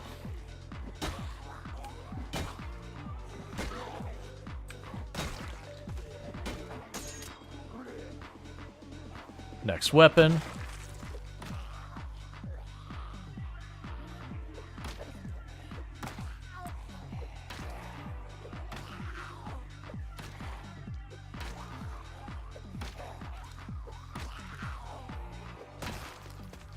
That's the dangerous one. We don't want to hit that. With them side by side, if I would go for a swing on that, I'd hit one, and then the other would get me. Alright. So let's go over to where a backpack is, just so I don't lose it, and then we need to rest for a minute and recover. They didn't have any good stuff on them. Oh, let's drop the metal bar off. That's just dead weight now. Yeah, so my goal is to try and reach that lake so I can sip some water to keep our dehydration at bay. The downside is I'm right about to hit, fatigued and, exerted. Yeah, so there's the fatigue.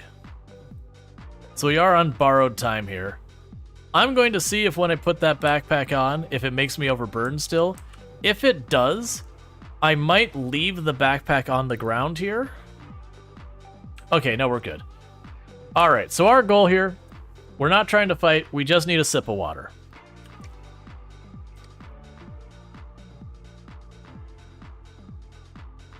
Alright. There's still a pretty long way away, so let's go around this way. I'm gonna try and go over, straight over, get a sip of water, and get back out. Normally you don't have to do this kind of stuff, but with pinpoint hearing and all that, I gotta do what we gotta do. But we don't want to fight. We're already, we are already fatigued, so we're getting sleepy. And the issue is that little debuff right there that says drowsy, that's a 50% damage penalty, 50% damage penalty. So when I say it hurts my ability to kill zombies, I mean it straight up wrecks it from orbit. And then because of that, I'll end up having to do a lot more hits just to hurt the zombies. And then when I get exerted on the moderate exertion, that's another 50% damage penalty that does stack. And so you might go, wait, wouldn't that be 100%? No. Product Zomboid damage calculations are a bit involved. Because you'd have 50 plus 50 would be 100%. And assuming you had no increasing of damage going on, in theory, you would do like 1 damage because it'd round up. But in practice, you also would have like 1 level in this or a little bit of strength. You have all these different things that are giving you just a teeny little bump in your damage. So it'd be 100% minus those little, like 100% plus those little bits of damage. Now you still can get down to where you're doing like 1 damage per hit. This is going to be really dangerous. I am cutting through trees into an area with lots of zombies, so I could just walk straight up into a horde. Ooh, hankering for education, are we? Yep, good old math time. But yeah, so it is just one of those things that... The point is just, the penalties for being exerted and fatigue are extreme, is all you need to know. Like, the actual quantifying of how much damage you have left isn't even relevant. You can get to the point where you're doing less than 1% damage.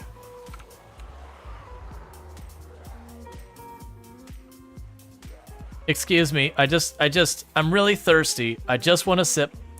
If you don't mind, I just need a sip. Okay, I'm good. Have a nice day, all of you.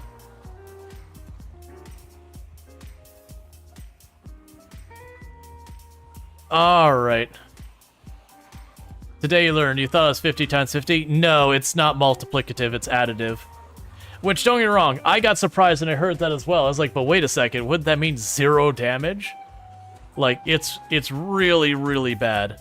So I'm deliberately dragging them a bit more towards the houses, and then we'll cut across the other side. We are going to eventually drag the zombies back to where we live, or where we're temporarily staying. We don't really live there.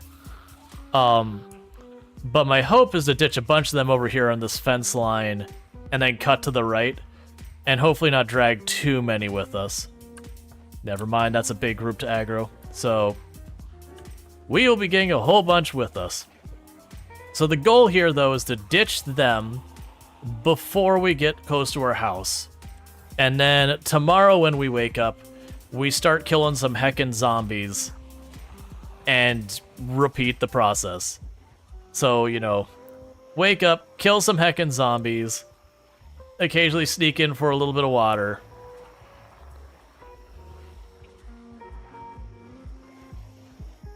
The real danger here is we're very close to where we're staying. So there are going to be times I'm going to drag the zombies basically to where I live. And if they're bunched up in these numbers with no nimble and no strength and no weapon skills and all that, you know, we're not going to do great against the fight here. Alright, all of you, get over here. We're going to ball these zombies up. We're going to walk them over by the trees and drop them. And then we're just going to try and get away. Because I want to try and draw them away from my home a little bit. Yep, all of you, get over here. Come on down.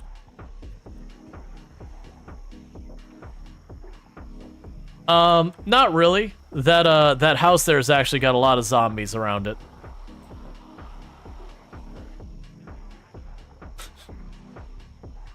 Ah, pinpoint hearing. I forgot how terrifying you can be.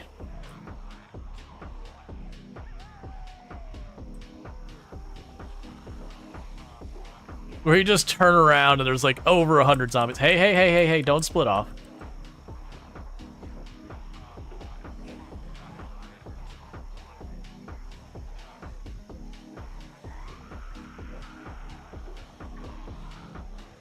And it's not a lot of zombies? Yep, this is a low pop area. It's not a no pop area, it's a low pop area. But it's a low pop area on the highest population settings. Versus when you're on a ridiculously high pop area, and then it's on 16 times, your computer starts to get pretty angry when you do that kind of stuff.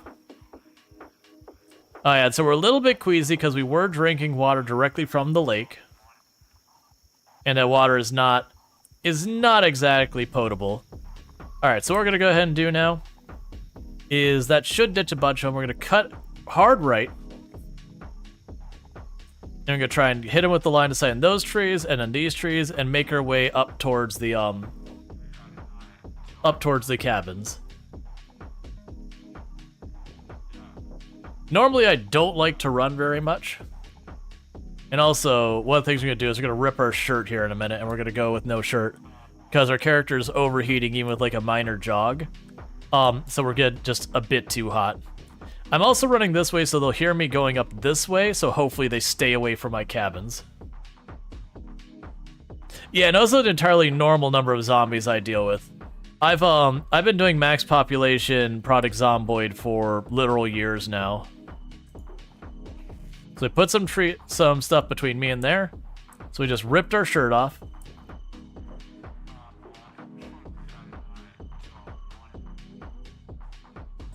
You chuck those on the ground.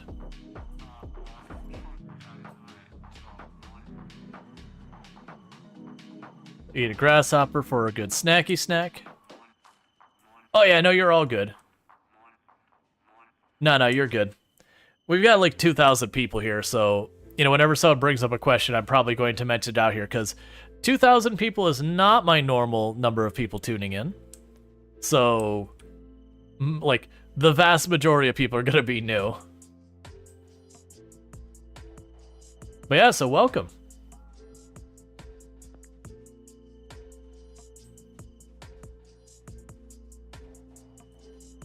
Alright, so what we're going to do in the meantime is the saucepan is going to go on the ground here, just in case it rains.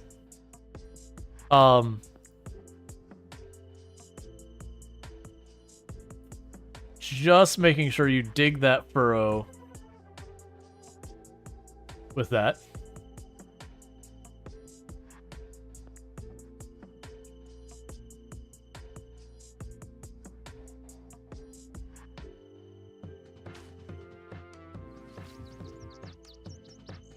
Oh, good job, Automod. It is appreciated. Ah, boo. It was like one seed too few to plant that. That's fine. Oh, good. We got a Wrigley spaghetti. That's fine. Meanwhile, we can go and grab this rake and put it on her back. And if I could have one of the mods deny that Automod message. It was someone doing like the "It's my birthday, send me money" message. Oh, Automod.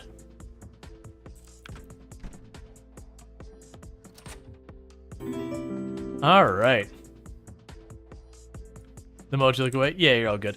Thank you for the follow. Welcome to stream. Okay. So what I'm going to do is I'm going to drop this real fast. And I'm going to do a round of sit-ups. And the reason I do sit-ups over the other exercises is the only penalty is pain, which that's just any exercise, and clumsiness. And clumsiness just means if I run into a zombie, like I physically run into a zombie, there's a chance when I lose my balance, I'll trip. As opposed to, you know, otherwise I would instead do other stuff. Like you can just bounce off and whatever. And if you're already ping-ponging off of zombies, you already have a problem. So the idea is we're going to go and try and backtrack where we drug the zombies tomorrow. And the reason we want to specifically just go back the way we came is we want to get rid of the zombies we've drawn towards where we live. Oh, by the way, our character's like morbidly obese. It's just one of the settings we've chosen to go with. So it is one of the reasons why our characters gets tired way faster and all that kind of stuff is we are very overweight. Which works out for this run because early on getting stuff to gain weight is much more difficult than getting stuff to lose weight. Because you can just pick up whatever bugs and plants and everything else you find on the ground, and they will feed you, but they just won't give you enough calories to keep your weight up. Let's see. Sorry, you missed a conversation before. What's the main target you want to achieve today? Kill 1,000 zombies, survive 100 days. Mostly with this character, it's not necessarily what I hope to get accomplished today. What I think I'll aim for this run is for us to reach the point where we are stable, which usually is like a month and a half, 2 or 3 months into the game or something like that. Maybe not even that long. But the point where we start hitting like Nimble 3 and you know, maintenance 3 or 4, that kind of stuff. Where now it's just fighting the zombies per normal, and it's like not really dealing with like the difficulty of the game so much as just whatever. Now, one of the downsides we had is if we really look at what we've done, we got that sip of water, but the amount of cost we've had in what we've done in response of that, we really didn't get much mileage out of that. We were at about halfway down in the water, and we're about a 25% down now, but you get the idea. We didn't really gain that much ground. But if not, we'd probably be down to like 1/3, 1/4 of the hydration. So it's still worth doing. Because that's what's going to end up happening, is we're going to be just staving off dehydration again. Honestly, at near max of tiredness, we're probably good. Honestly, I'm probably going to have to rest once we wake up. Because, yeah. So, I got to rest more. Because we were sleepy enough that I actually didn't recover all my endurance from sleeping. So we went to bed tired, like physically exhausted and sleepy. And we woke up and we weren't asleep anymore, but we're still like physically exhausted. Alright, so we are going to start fighting the zombies and start clearing our way back. And it will be just kind of a whole thing. So I tried to keep the zombies mostly along this right road here. So we're going to cut over there right away. Let's see. Would you have gotten more back if you weren't wearing the backpack? Not really. So the backpack only, like the only time weight matters is if you are over this weight amount, you'll be more prone to overheat because you'll be doing physical exertion carrying your backpack. But as long as I don't go to the point where I'm getting that exertion, then, or sorry, getting that overheat, then it doesn't impact my water use. Not meaningfully. Thank you for the follow. Welcome to the stream. Okay, so we should start seeing the zombies around here. I don't know at what point we ditched them because we did jog. So I jogged to the right, then I cut up. So it'll be likely we'll see some of them went a little ways up. More meaning the rest, oh no. So, again, it has to do with being overburned. If I was overburned, I would recover endurance slower. But I wasn't overburned. So I was at the normal recovery rate. Now, like I said, if my backpack is a little bit overfilled and then I went to sleep with it, then I wouldn't get my full recovery rate. Generally speaking, you don't want to walk around over encumbered, like at all. You can get away with lightly over encumbered, and that's not too bad, but it does give you a movement speed penalty that could be very dangerous, and you will get exhausted way faster.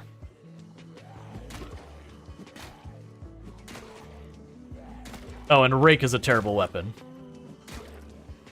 But we're at a stage where I literally have 3 weapons to my name. So if I can hit something with it, it's perfect, I'll take it.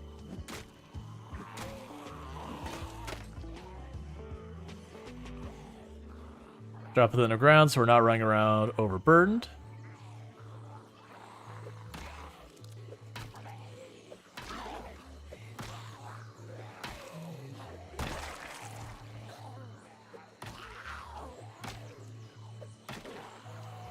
Pretty soon I'll probably get short blunt 1.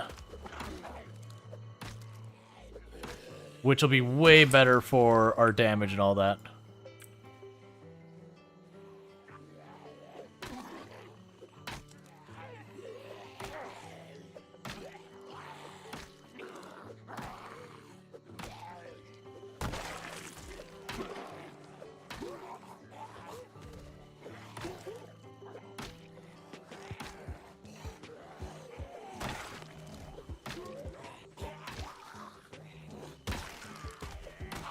Alright. But I'm actually really happy with the nightstick specifically, because most short blunt weapons are fairly efficient from an endurance perspective. So you'll get more kills on zombies per your endurance than a lot of other weapons. It's one of the reasons why I like them way more than spears and stuff like that. Spears are one of my least favorite. Because spears are the second worst from an endurance efficiency perspective. The worst being axes. The axes, their whole thing is getting you to, hey, we gained a point in strength. We've got one more unit of weight we can carry. That's actually big news at this point, because that's a 15% increase in our carry weight. It's very meaningful at this point. All right. Take a sip. What's the worst that could happen? Okay, I'll get all my self-care here. When I have to back off and recover some stuff. Yep, choke. We're on the front page today. Like I said, it was supposed to be tomorrow, but I'm not unhappy about it. It's just a bummer because it means we won't be on the front page tomorrow. That's okay. When they ask you to front page, they're like, "What day would you like to be on the front page?" You know, and then like what you're gonna play and yada yada yada. Like, is there a special event? And so I gave them tomorrow's date of when I was going to do it. And then only 3 hours of that stream is the special event. It's the last 3 hours. So I figured there's a very, very likely, very, very likely thing that, it was just not going to happen at the right time. Still. Alright.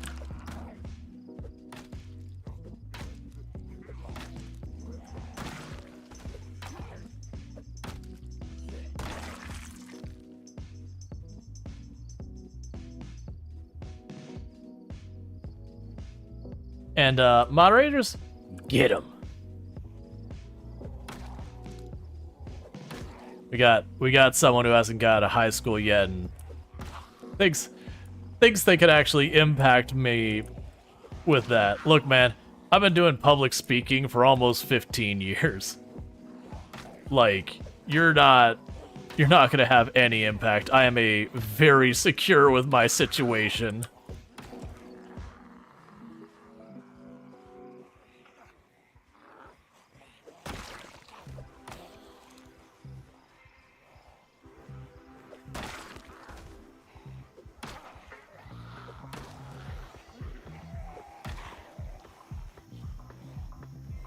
All right. So downside is we're about to hit moderately exerted. And as I mentioned, it's a 50% damage penalty. Did the banhammer get dropped? No, but it's about to be.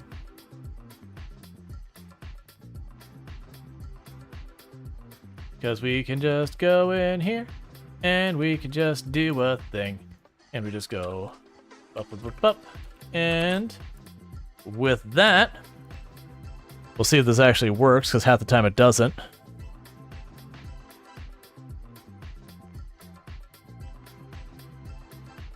Alright. Yeah, no, we're on the front page tonight. It's, like, don't get me wrong, I understand there's a lot of people who aren't as confident, secure, choose like whatever word you want to say. And, like, that kind of stuff can, like, really, really get under your skin and all that. But, like, for me personally, as I mentioned, I've been doing, like, public speaking at conferences and in tech and all that for 15+ years. I'm not gonna take the opinion of some, like, rando on the internet who's clearly here just to troll.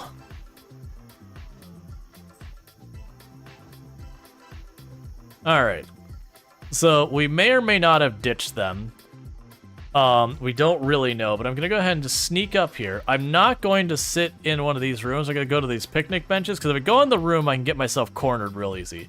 If I go to the picnic bench and they catch up to me, I just walk away. What's the theme of this run?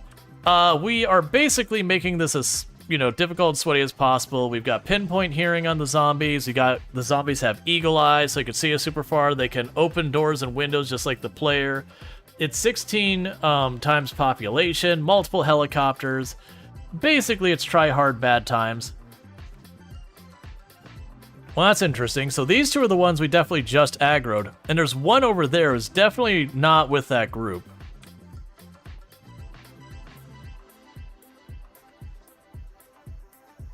Yeah, no, you're all good, Cookie. It just took me a minute to take care of it. Like, if it was something, like, truly, truly awful, like they were using, like, racial slurs or something like that, you know, I would immediately pause and just deal with it. And then I'd ask everyone to report them. For subscribing for 1 month. And thank you, Mossy, for the Prime Gaming sub. I really do appreciate that. It means a whole heck of a lot, and I do hope you enjoy your advertisement-free viewing as well as access to the emotes. So thank you so much for that. And we do have a lot of really fun emotes.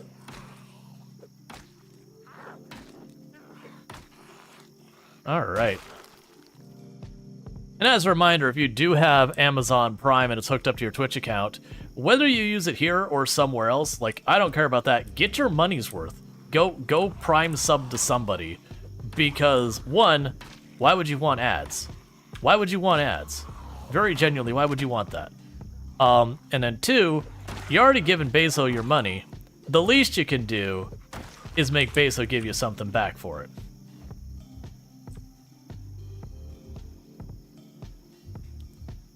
Oh yeah, no, it's like, don't get me wrong. If we're going back to like when I was a teenager and like less secure about myself, I could see someone like that getting under my skin. But man, it has been a long time since I've been in high school. Heck, it's been a long time since I've been in college. Alright, we got another friendo.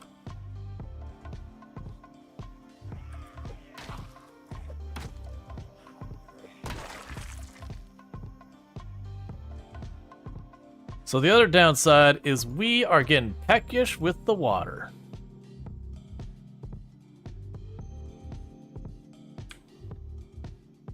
Why are you screaming? I don't know, but you could, Mods, you gotta set a good example. Back off that caps lock. Some people really do be like that. Yeah, no, don't get me wrong. There's adults who have, you know, insecurities as well. Like, it's not just an age thing. Like, you know, you could be, like, new to your career, you could be changing stuff, you could be stepping outside your comfort zone, you could have social anxiety. There's plenty of reasons you'd be dealing with insecurities. Thank you for the follow. Welcome to the stream. And that's kind of what I feel like a lot of those people prey on, is just finding someone who's... What's the worst that could happen? That's the IQ level? No, I wouldn't say that's even true. I wouldn't say there's any of the generations that particularly stand out as being like, oh, this generation is particularly bad. My generation did a bunch of, you know, really dumb things when we were a kid. The generation before me did a bunch of really dumb things when they were kids. And the generation after ours will do really dumb things when they're kids. It's just being young and, you know, figuring out boundaries and all that kind of stuff. You gotta make a certain amount of mistakes to realize you shouldn't do certain things. Like, you try to teach them everything, but you're gonna miss stuff. And that's fine. Alright, Luxray, you sleep well. Thank you for tuning in. Troll squishing is a thirsty business? Yeah. Alright. We're saying the advent of the internet just means more people are there to see their childhood? Yes. There is more visibility to, like, whatever antics they get up to. Which, again, is kind of both good. Like, there's a lot of negative about, like, they can get to more people. At the same time, it's also kind of sucks because you get it that people do dumb things. And it kind of sucks that, like, you know, someone makes childish stuff. Because it's, like, one thing if they're, like, really, really harmful things they're doing. But if it's pretty benign stuff, it sucks that, like, they can make, you know, those mistakes. And then people... Wait, is that a crowbar? No, it's a screwdriver. False alarm. Screwdriver. Not interesting. Everyone just go ahead and go back to not paying attention. Thought it was a crowbar. Just a number 2 screwdriver. Yeah, so I gotta go get some water on the character again. I'm also trying to draw these zombies back down.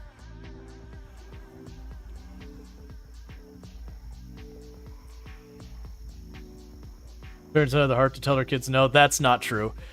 I will say there is a lot of generalizations going on, which, yes, there are parents who didn't say no and all that, but I wouldn't say there was any shortage of that, again, in my generation or the generation before or the generation after.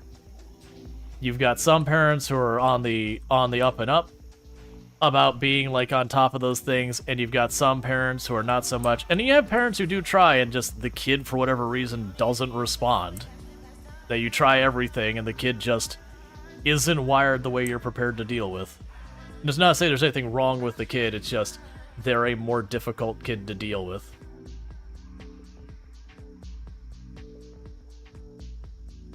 But yeah, generally I try not to generalize against any group, whether it's like based on age or whatever.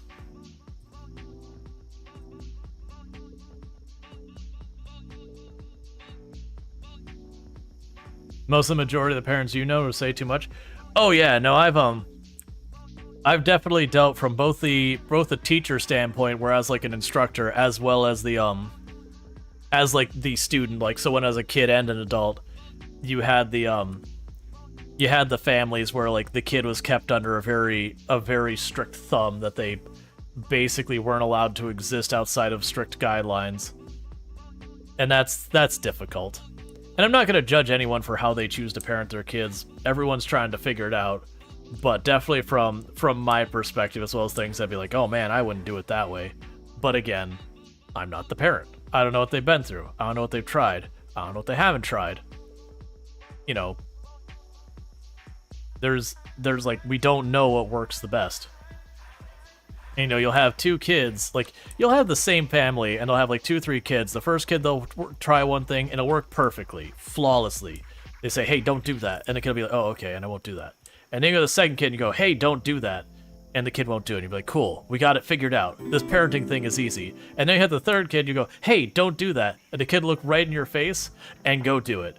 And you'll just watch those gears start turning the parent's head, going, I don't understand. The last two, when I told them no, they stopped. I don't get it. What's going on here?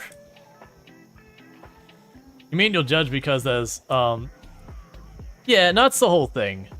Like, and I get it. We all have our different preferences and all that, but I'm not, like, it's one thing if what they're doing is actively harmful to the kid. We can, like, we're not, I was gonna say we can debate that, but no, actually, I don't want to debate that on stream. But, there is certainly stuff to be said about having philosophical discussions around, is this better or that better? Is this more effective or less effective? Like that kind of thing. And then there's the discussions like, you know, the thing. Alright, so now we just go over here. Have ourselves a little bit more tainted water. Nummy, nummy, num. Bacteria and or mineral-filled water that, you know, something, we don't know exactly what's wrong with it, but something is very wrong with that water. The game is like, yo, really don't drink this. And it's like, come on, it's extra protein. It's got extra stuff. It really gets your heart going. I mean, not in a good way, but your heart is in fact going. Alright, so we're just gonna wander out of here. Pretty soon I'm not gonna have to do the spicy jog. Gotta get those vitamins and minerals somehow. Yeah, the problem is, like, you know, your body calls for, like, zinc and magnesium and iron, and you're just getting a little bit of, you know, lead and mercury, little bit of, actually, I think actually alumina isn't, traces of alumina is actually, I believe, something your body does actually use. You get the idea. Get a little extra bonus. Let's not fight in these trees. My luck is I'll, you know, tag one of those zombies and I'll have like 100 zombies pop out. I'm honestly feeling like we just back off because we probably didn't grab everything. I didn't yell. So let's run back here and get back to clearing. So this is going to be a back and forth. The good news is it's only mid-afternoon in the game right now, so I still got a good like 6-ish in-game hours worth of fighting. And honestly, our fatigue is doing great. It was just hydration was starting to be a problem. Alright, so we got this group here. Do we have anyone chasing still? Yeah, I got a couple chasing. So let's move up this path just a little ways.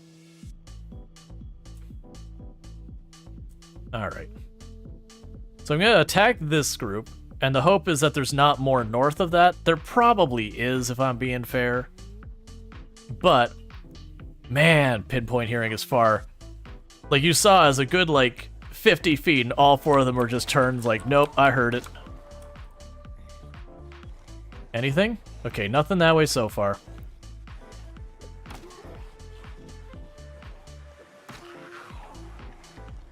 But we'll be doing a lot of that back and forth where I'll have the zombies start overrunning my position, I'll make a bunch of noise, drag them back down there, kill a bunch of them. It is the thing that every level I gain in, like, strength and fitness and nimble and in my, like, a weapon category and all that, will get a little bit better at killing the zombies. The real thing that's gonna suck is when I run out of weapons, we're gonna be in for a bad time. Stop picking up stragglers.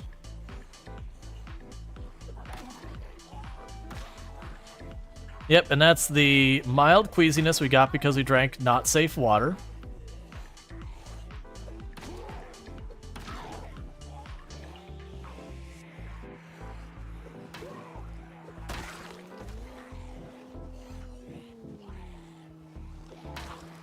Alright, come on.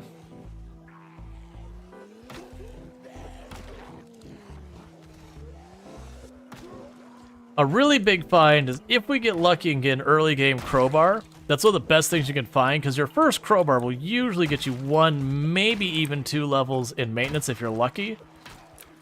Which just means all your future weapons, you'll end up getting like 20-30% more kills out of that weapon from the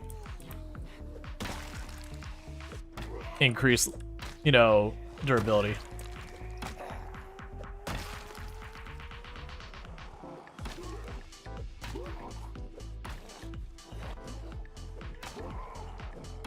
All right.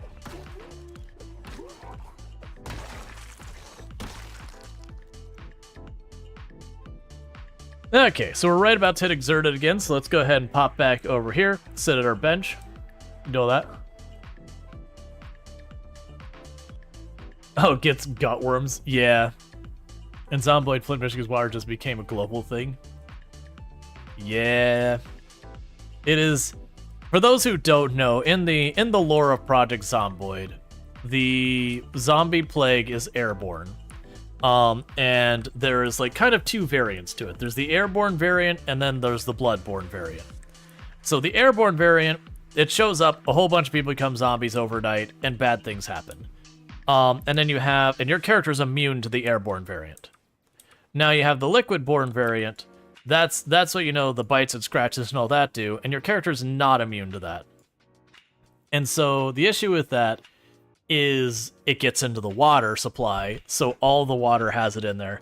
And they kind of, like, hand fudge it. They, like, you know, if it was such a awful, like, you know, an awful, such a virulent thing, you'd drink the water, you'd get infected, and you'd die. But in the game, it's one of those things that just, it makes you sick, and if you keep escalating it, it'll kill you. But because of that, all water is tainted, unless you cook it. With the exception of, like, what's in the sinks and all that, which is temporary, that you'll have a certain amount. Oh, sorry, when it starts, it'll be on. I have it so the water is turned off right from the beginning. But when you start, there'll be, like, a certain amount of water in the sinks and all that when they turn off the water, which it just breaks down. And then when you deplete a sink, it's gone forever.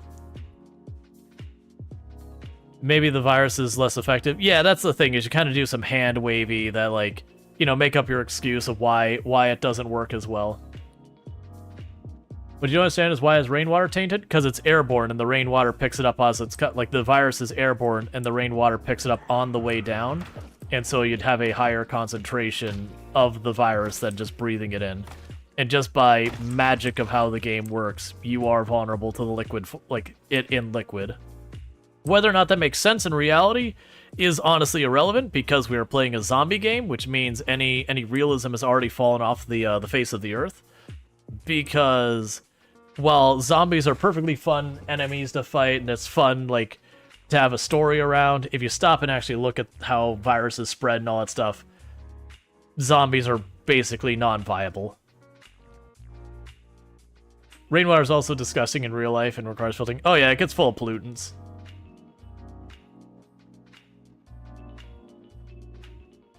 Yeah, like don't get me wrong, a lot of people's like, but I drink lake and, you know, rainwater all the time. It's like, yep, and you will get all sorts of awful stomach issues if you keep that up. because there's all sorts of real nasty stuff that would have been very dangerous if it would have done that swing. There's all sorts of real dangerous stuff that can get in there. Like, there's some really, really nasty bacteria, especially if it's, like, stagnant water. You'll get some real nasty stuff. Stuff will, grow in stagnant water. It's just basically a petri dish. Like, here where I'm at in Florida, it's been a while since I've heard of us having a scare for it, that we get the brain-eating amoebas. For things that are terrifying, flesh-eating, and any type of, like, bacteria or amoeba, that's terrifying.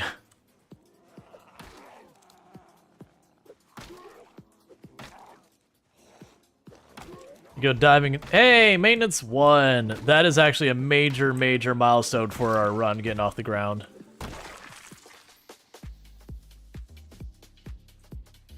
Rainwater can be good, depends on location. Well, the problem is, again, you pick up bacteria and all that in the air. Like, don't get me wrong, rainwater is nowhere near as bad as sitting water. And then generally, like, water that flows is generally less dangerous than water that sits, and you get the idea.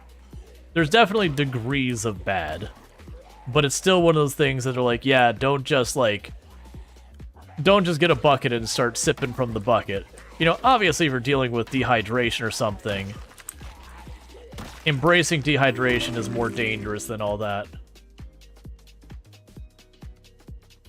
Hey, Servlet. And thank you for the follow. Welcome to the stream. Brainy amoebas are still a thing in swamp areas.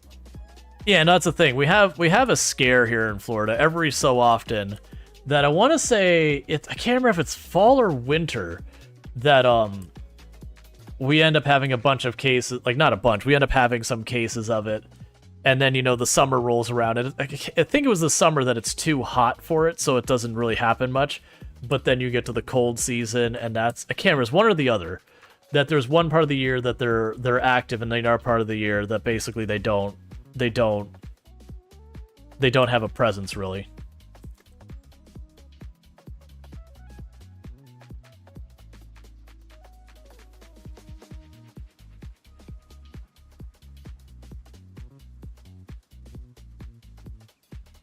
Strider, we don't need to get into whatever that's going to be going to. Again, we're on the front page. It's going to be one of those things I'm going to have to be a little bit less lax on that kind of commentary. Not that that's like necessarily the worst thing or anything, but you know, giving animals illicit narcotics, probably something we should be talking about on the front page, which for the record is not a normal, you know, conversation thing on the channel. All right.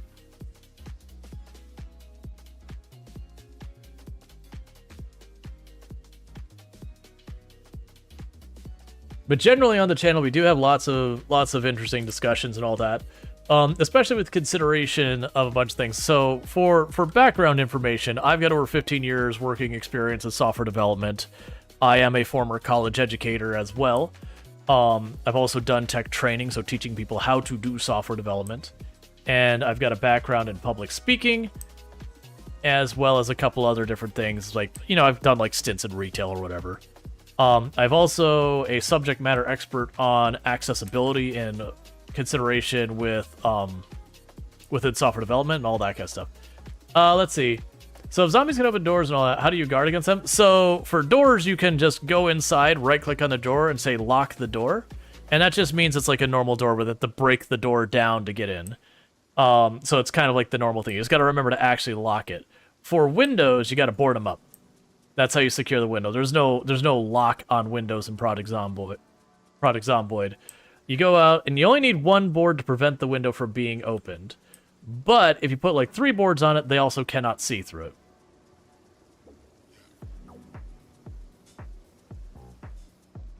it. Yep. And to be fair, if you give yourself, generally speaking, if you give yourself a room that's got some room to maneuver in it that you sleep in, if you do hear a zombie come into the room, it's actually not nearly as dangerous Can you block with large objects like shelves? Yeah, that's another thing you could do, is you could physically put like dressers and shelves and that in the way. Anything that a zombie cannot pass through, it has to destroy, it will work. When weapons run out, will you... what flavor of improvised weapon will you craft on this? I'll probably do a range of the hammers and the axes. I just really don't like spears. That said, the hammer and the axes aren't amazing. They're pretty terrible. But at the same time, spears are pretty terrible until you get some carpentry skill and all that going. I do see that hatchet. I would like the hatchet. Can zombies break down walls yet? There is a setting that lets zombies break down player-made walls, but random walls, no. Because otherwise you just go to town, the entire town to be destroyed every town you go into, and it'd honestly be less fun and interesting and more just annoying. But if you put up a wall, the zombies by default can break your walls, and that's true of any player-made structure. Anything the player picks up, moves, or builds can be destroyed if the zombie collides with it. So, like, if you put a chair that has no collision where the zombie will just pass through it, they'll leave that alone. But there are also chairs that the zombies will collide with. They'll destroy those. That's true of, like, anything. Grills, all that sort of stuff. Okay, so we want that axe.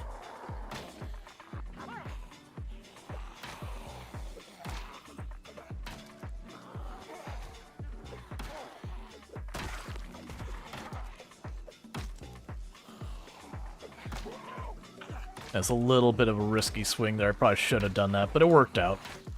And the reason it's a risk, had I missed that swing, I wouldn't have had a chance to step out of the grab.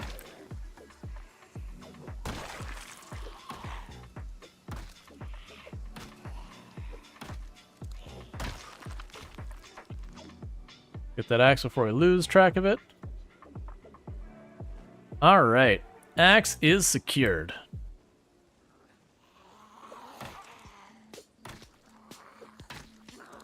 You found you love the short blunt? Low stamina usage and durable? Yeah. So that's one of the things, is you'll have people badmouth and be like, this weapon's good, that weapon's garbage. The reality is all of the weapons, so far as categories go, are pretty well balanced. There's definitely individual weapons that are rubbish. Like you look at the short blades, you have like forks and knives and stuff like that. Those are all actually garbage, but short blade itself is good. It's just every weapon category has kind of its thing that it does well, with the only exception being short blunt, which short blunt's entire thing is just it's good-ish at everything, but not the best at anything, which is really good. Does the gradient of the weapon show its durability? Yeah, so as it goes, like this is a mod, as it goes from green to red, and that bar, so it's both how full it is and the color. It's got a multiple thing. Yeah, Strider, again, very obviously, I was just like, we're not talking about that. I understand, but yeah.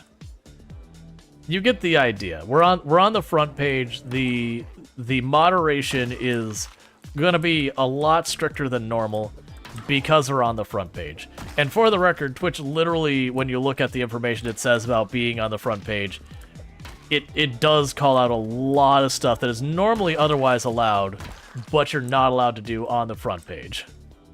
And what you're saying isn't necessarily not allowed, but you're kind of keeping it at 11 when it comes to moderation.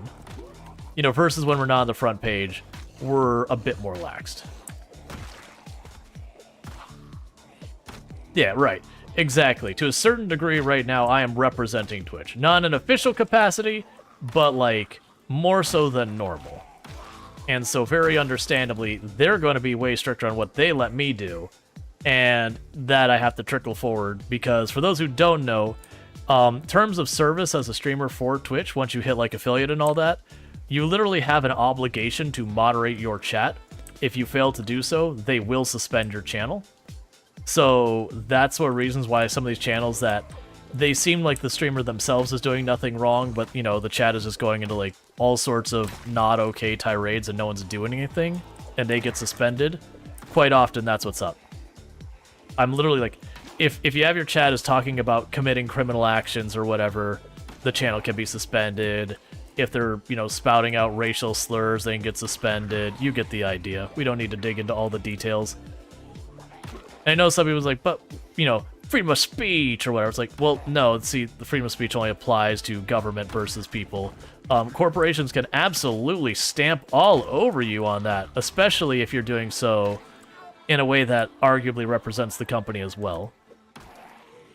And you can disagree with that, but that's just the way it is.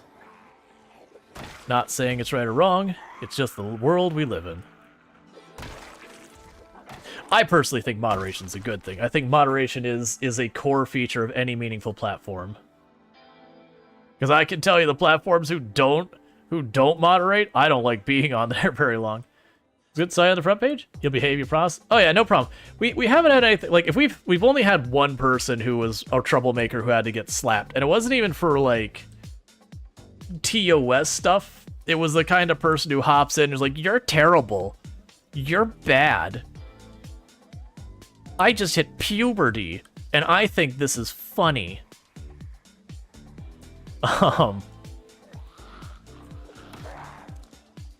Yeah, so we gave them the old kick in the fanny out the door.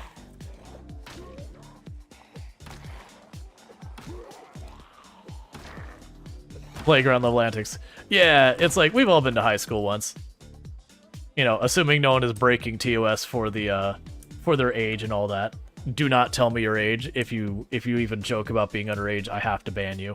It is what it is. What's a move when you have no weapons? So it's a little bit of A and B. One is if I pull too much, I gotta walk away. Two is if I don't pull too much, if I can manage to pull one or two, I can fight those with no weapon by kicking, like just stepping on them and that kind of stuff. You know, just shove them over, step on them. Three is forage to get sticks and make really terrible weapons.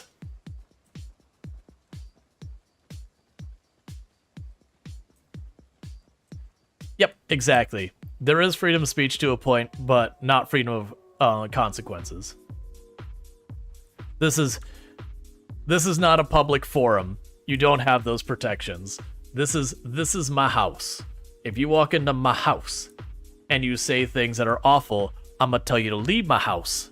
And if you say no, the police will tell you to leave my house. And if you say no, well, the police can be very, very compelling when they start popping out handcuffs and all that. That's the thing that a lot of people don't catch. It's like we all share this space, certainly, but each channel is kind of like the house of that streamer. That they keep it, it's theirs. You know, they're sharing it with you.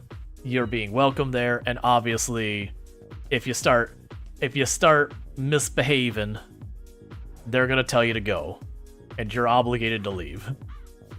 Let's see, there was a streamer accidentally making his viewers banned on Twitch. He made a giveaway, the keyword, that's indicating yourself underage. Oh, that would be... I was gonna say, it's like, that shouldn't be a thing. It's like, no, but with the underage thing, yeah, no. If someone put up a thing that, like, you know, hey, type whatever message that, you know, would implicate you as being underage, you know, to enter the giveaway or whatever's going on. I'm not doing a giveaway, by the way. But like that kind of thing. Yeah, no, you could absolutely have your account suspended, because what could happen is someone could report it.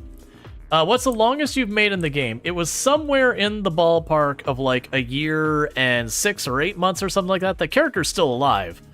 Like, very genuinely, right now I have a character who's somewhere around 187,000 kills. I don't remember exactly. It's like 1 year, 6 months, 1 year, 8 months. They're still alive. They're still kicking. Yeah, your house in the Twitch HOA. Yeah, to a certain degree. Not exactly, but yeah. It's just I have rules I have to follow, and to follow those rules, I have rules I have to enforce. And I can choose to enforce them at a higher or lower level, and I can choose to have additional rules, but I may not choose to have less rules if I want to stay on the platform. Now using the bed to rest, I thought it provides a bit more stamina if you rest on comfortable blocks. So I right-clicked and chose rest, Right now we're actually exercising on the floor because it's basically about midnight. Did Project Zomboid prepare you for the real zombie apocalypse? Zombie apocalypse isn't real. It's non-viable. It can be fun to discuss in, like, theory and all that, but it's simply not viable. And we've had that discussion many times in the channel about the many ways about how a zombie apocalypse couldn't actually work as presented in most fiction. Do we have any food? We got lemongrass. So I'm gonna need to forage and get, you know, get more food.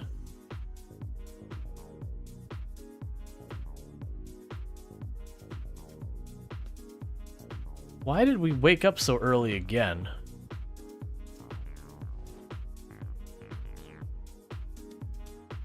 Alright. How do you avoid depression in this game?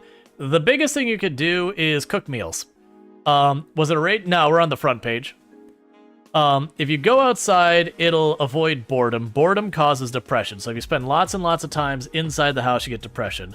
The main way you counter depression in this game is just cook your meals. And by cook, I mean if you grab lettuce, you can cut it up and put in a bowl. Congratulations, a bowl of raw lettuce is considered cooked, and it will give you a very small mood bonus. So literally, if you just carry a, oh, come on. If you just carry around a bowl and a knife. Oh, this sucks. So we're not dealing with this right now. Because that terrible visibility is 100% a way you die. So I'm going to do is sit here. We're going to fast forward time a little bit.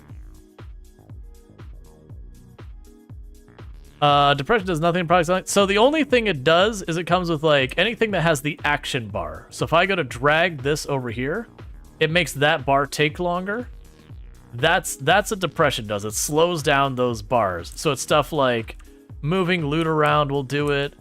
Bandaging wounds will do it. That's just it. So it's really not that big of an issue in all things considered. It's a pretty mild issue. So one of the downsides we have about this is this does mean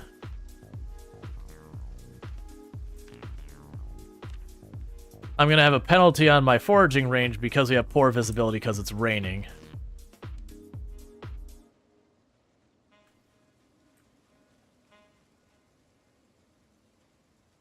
But we are looking for food because I'm out, and I am going to have to make another run for water.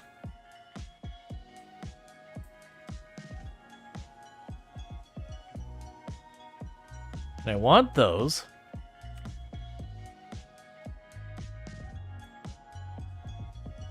Did I keep any rip sheets on us?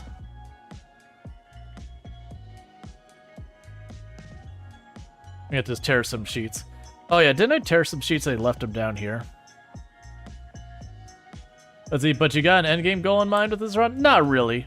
This has just been kind of a one-off thing. Thank you for the follow. Welcome to stream. Generally speaking, my runs are about, like, surviving for length of time. But for this run, because it's kind of a throwaway run if I'm being fully honest about it. The intention is basically to just get to the point where, you know, we're basically just in survive longer, kill zombie, like we've got ourselves secure and all that.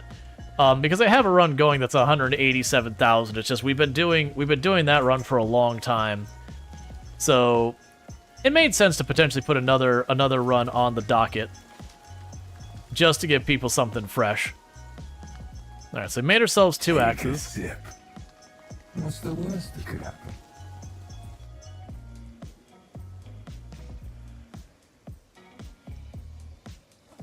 Alright.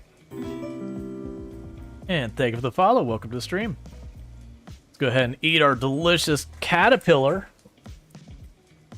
Mmm. So ooey gooey.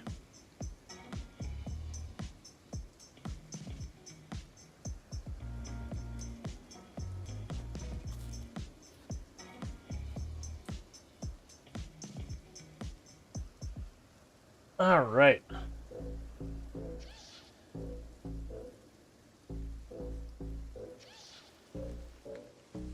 If we set up the stuff for making a fire, we could potentially do the fire to boil the water we have in our pot. Sadly, I don't like. I could make a notch stick.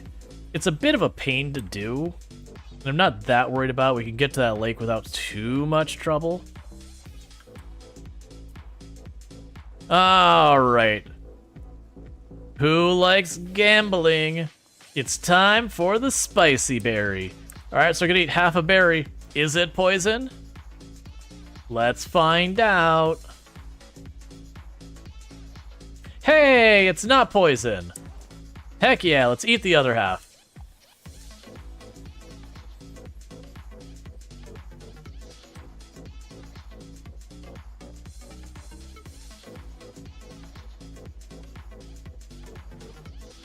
I'm still gonna wait to eat the rest, just in case it's like a delayed reaction or something. Because it's a pretty small berry. So it may not have gotten enough berry to trigger the whole the poison reaction. We'll get there. There's caterpillars? Yep. You have lemongrass, right, but lemongrass is only so good. For those who don't know, when you take a lemongrass, you're getting the full benefit for its period of time. You can't, like, slap down 4 lemongrass at 4 times the effect to protect yourself. You take 1 lemongrass, and you kind of wait for it to wear off, and then you take the next one. So if you take too much stuff that's dangerous, and then you slap a lemongrass, it's not going to save you. But if you do accidentally poison yourself, it will do a pretty good amount to protect you. Like, it'll... Like, if you eat a mushroom and slap a lemongrass, you're dead. The lemongrass will not save you from a poison mushroom. Hey, broccoli. What am I currently working on? I'm working on not starving to death. That is the current effort. Thank you for the follow. Welcome to the stream. All right, so we got some snacks. Cool. And unfortunately, I'm going to need to go down. So centipedes are poison. We can't eat that. If you cook it, it could be safe, but I don't have what I need to cook it. But now we're going to go down and get ourselves some water because that's a whole thing. So that is one downside of what I'm dealing with is I'm spending a decent amount of time running back and forth and not actually fighting as much as I'd like. You love ground snacks? Exactly. And thank you for the follow. Welcome to the stream. Are you playing with mods? Mostly just UI mods. So it's not mod free, but the mods aren't any mods are like, I don't have, a mod that gives me a bunch of gun possibilities or a cure or anything like that. There's, like, I don't have randoms, so I got the Pillows Random Spawn mod is listed there. I don't actually have that loaded right now. As well as I don't have, like, the Clear Moodles loaded. I actually have less mods that are listed there because I haven't updated my command. But, it's, weapon, yeah, Q is for cure. Uh-huh. That's what the tutorial tells you. Let's slap down another berry. Okay, so we're gonna try and get over here to the water. And that's kind of the goal, is I wanna clear till I can reach this water without being inundated in zombies every time. I'm gonna start fighting the zombies we see over here. It is gonna keep drawing them out into the open, which I'm not too upset about. Yeah, so let's start knocking down some of these little packs around here.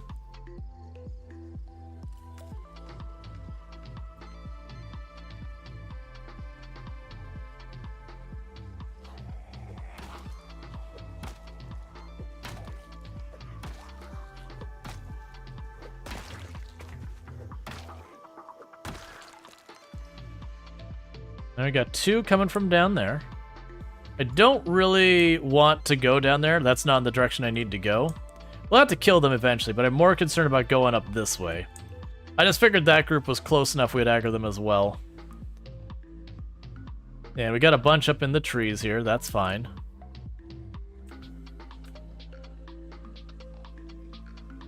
Yes, I just want to keep chipping away at all the stuff over by the water. This whole corner.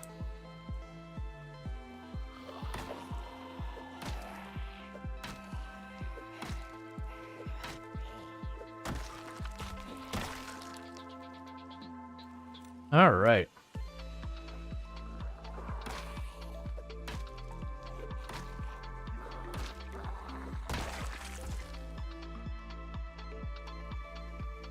Oh, that suddenly makes me realize, 1 second, please. We got a couple things I need to do. First, secondary. Get that radio ready to rock and roll here in a minute. I need to go to my watch, and we'll set an alarm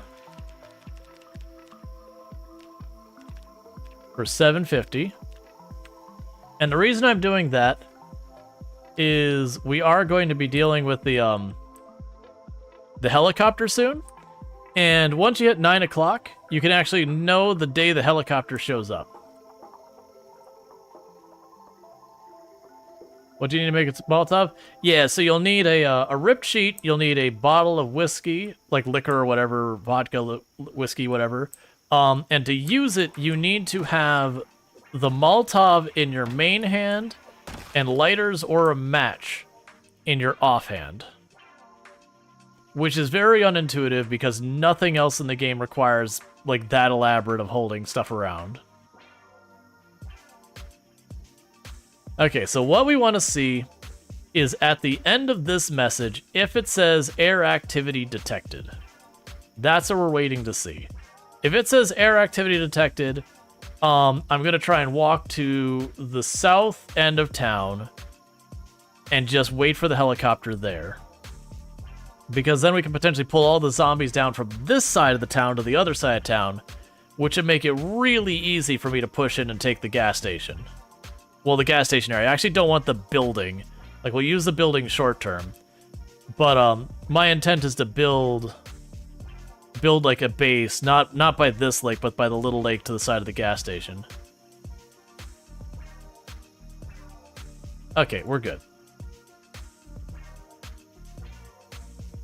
So unequip it. Put it away. Yeah, be very, very careful with fire in the game. It will kill lots of zombies, almost as well as it'll kill you. Like, think about it like this. In Project Zomboid, basically the zombies are made of like the slowest burning wood. Like, they catch fire fairly easy, but it takes a very long time for them to actually figure out the whole dying from fire thing. Like, they burn for in-game hours. It's that long. Meanwhile, your player is basically a combination of lighter fluid and sawdust, where you touch the tiniest inkling of fire, and you just erupt into flames, and in a matter of seconds, you're dead.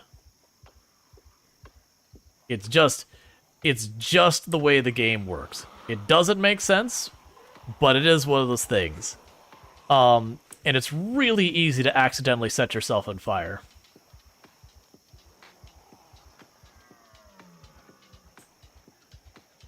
But it makes sense. Very, very deliberately, Project Zomboid has taken the approach of you're not supposed to set traps and do all that. You're supposed to fight the zombies. I didn't get the full sip, so it didn't count. 1 second. That tree line right by the water is super sketchy. Yeah, so gotta be careful. If I tried to turn in to get water there, I would have got boxed in by these groups. And that would be a dead character. So I'm currently doing is trying to draw the zombies as best we can down here. Okay, so let's start rounding them up. So I could then ditch them and try and circle back for some water.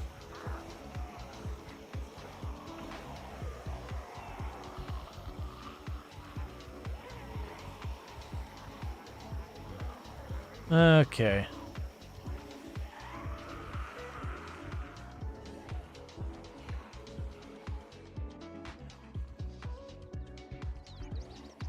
It's good to know there's a grill there, if I should need it.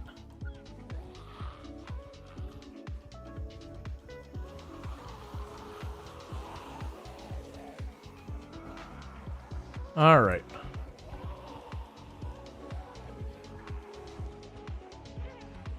Yeah, so I need to get to the water's edge, and preferably not where the trees are right there, so I don't... Because I want to be able to see behind me for when a zombie goes to sneak up behind. Because if I can't get away from the zombie in time like that, I'm in trouble because I just double backed in the path I just took. So there's a good chance I'm getting myself boxed in. Okay, we're... Oh, no, we're not fine. We're definitely dead. Oh, no, wait, we're fine. That was a trip injury. That wasn't a zombie hit. That was a trip. We're fine. We're okay.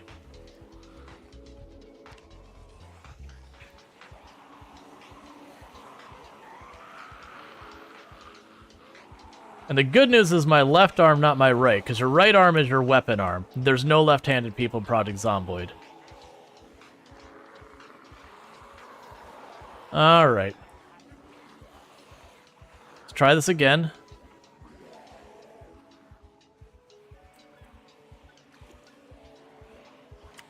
Okay, we're good. And now I just need to get out of this cursed place. Needless to say, I want to clear this so I'm not doing this crap anymore. Is this 16 times pop? Yes.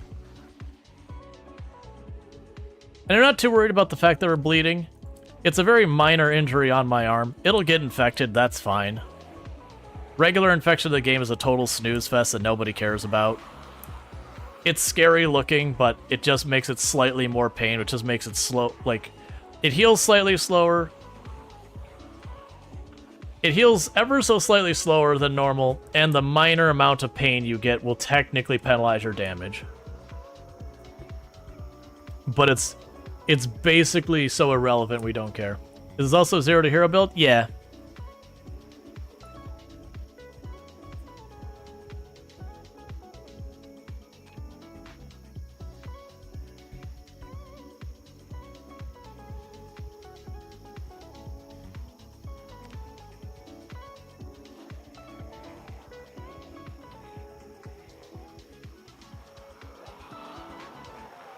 Okay, we're slightly exerted, which is probably the reason I'm not fighting. Meanwhile, did I already eat everything? I did, didn't I? Oh no, we still got our berries.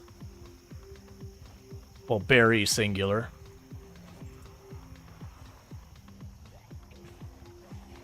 Alright.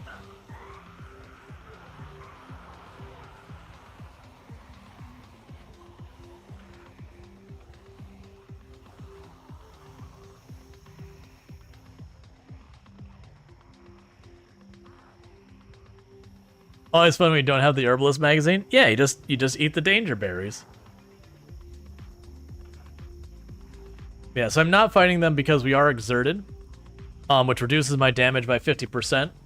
And so while I could certainly fight and win the fight, the issue is the amount of durability damage I do to my weapons, getting the 50% less damage out of them, means I would be more likely to break quite a few more weapons and get way less kills out of those weapons, which means I'd be to the point of having no weapons faster.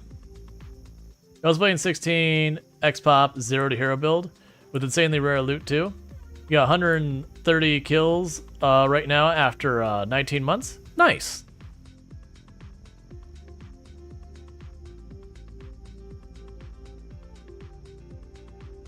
Yep, and we are a little bit queasy. Were those berries poisonous and they were just too small for me to get, you know, a really nasty hit out of it? Either way, we're fine. Oh no, we just drank a bunch of tainted water. Makes sense. I was like, wait a second, I shouldn't be getting sick. No, it wasn't a poison berry, I just drank tainted water a minute ago. So we'll get just queasy, won't even get nauseous.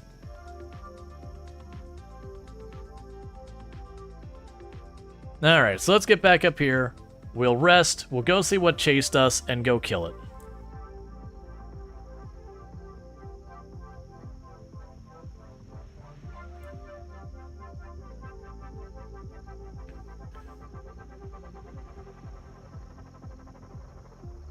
Oh, that getaway? Yeah, and that was a spicy getaway. We tripped and we hurt ourselves. But honestly, that's not really that big. Like, we've definitely done way, way, way more ridiculous over the years. There's so much time till we lose our weight. Yeah, so that's the only reason I wasn't running, is I figured I'd seen a group of zombies over there. Oh no, it was definitely sweaty. I thought the moment we got boxed in that we were dead. That's one of those things in this game is never don't try to make your getaway.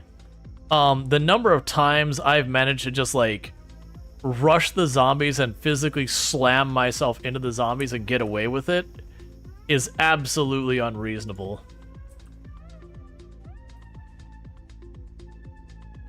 Uh, 5 days in and got a big backpack. It's very lucky. You're running out of a dump bag 5 months. Actually, there's tricks to get the big backpack very reliably. If you just walk around the back roads and you just look for a group of about 12 plus zombies, you will eventually find a big backpack. So one of the things I used to do back in the day when I really focused on, like, when I had to try hard because I was still learning it and everything, I would go out of my way to the major highways and just go on a walk from one town to the other looking for groups. And I could usually get a large backpack within a day or two doing that. Like, very, very consistently. You download this game and played it for 1 minute and died. You have had the normal I'm playing this game for the first time experience. It is not any criticism to your ability as a gamer. When you play Project Zomboid, the first thing you should accept is you're pretty much already dead. You will die a lot. The big thing to try to do is that every death is try and learn something from it. Take a look at your situation and go, okay, not how did I die like a zombie bit me, because that's how most of them are gonna go, but how did I die as in like what was the decision or action or whatever that began the series of events that led to your death? What could you have done differently to reduce the risk and mitigate it? This is not a high-speed, action-packed, high precision, whatever you want to say, game. This is a very slow and methodical game. You take your time, and as long as you, there's going to be part of it where you're just trying to get, the game mechanics down so far as timing your swings and all. That'll be a thing that takes a little bit of adjusting to. But once you're past that phase, you'll reach a point where it is going to be a lot more of just, okay, make a decision and all that kind of stuff. Like, how do I approach this fight to reduce my risk as much as possible, that kind of thing. Thank you for the follow. Welcome to the stream. And there's just a lot of that.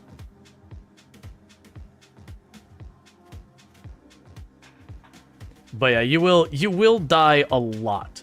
But again, the two pieces of advice I'd give to any new player to Project Zomboid, the two pieces, if I could only give you two pieces of advice, I would say the first piece of advice is slow down in just every respects. This run, what I'm dealing with where I'm going to this lake, I don't technically need to do this at all.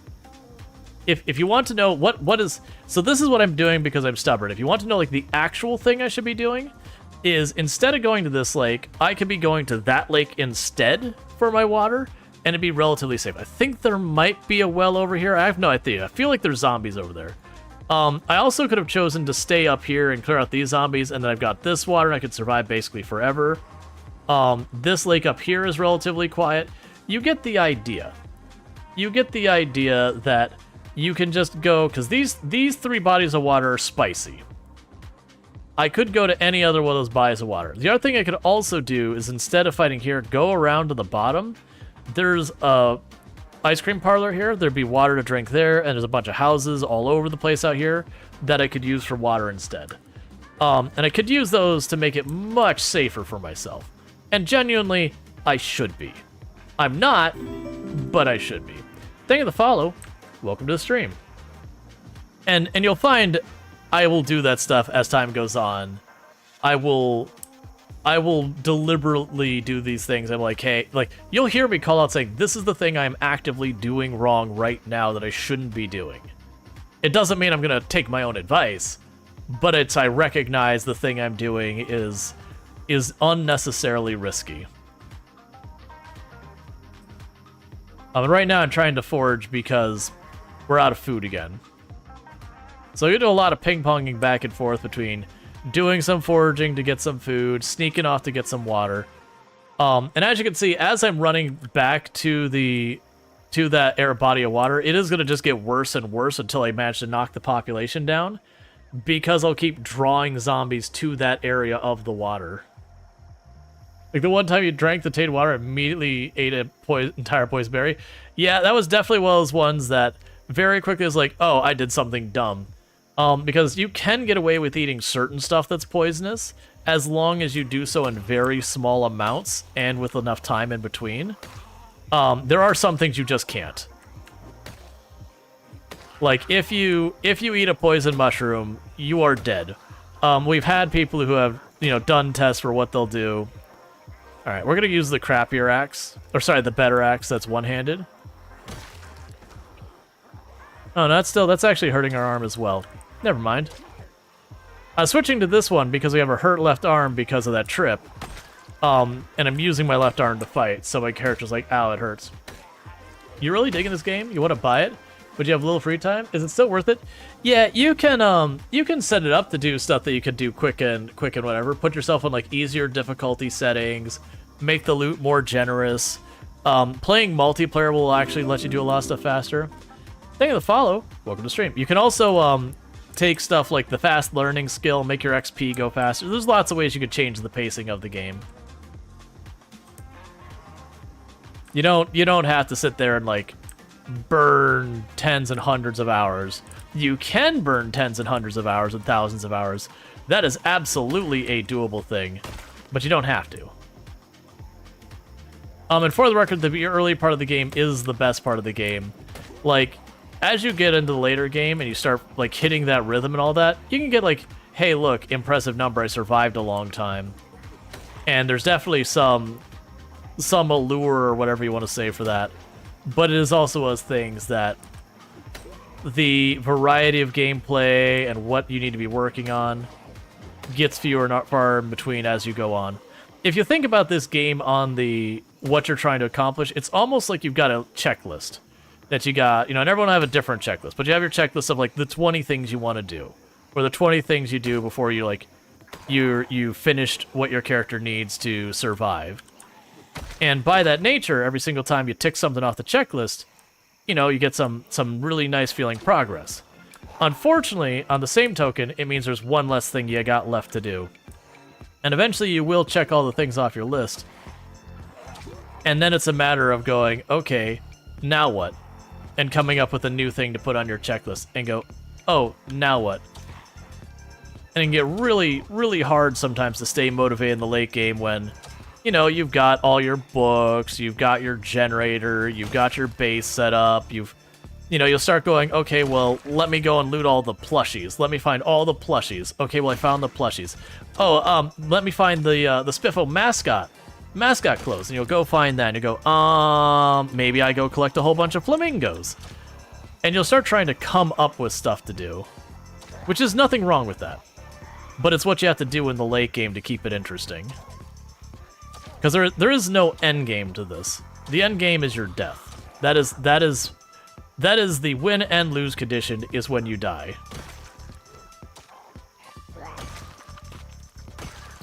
Alright. And that's super annoying because we were in pain, so our damage is pretty badly nerfed.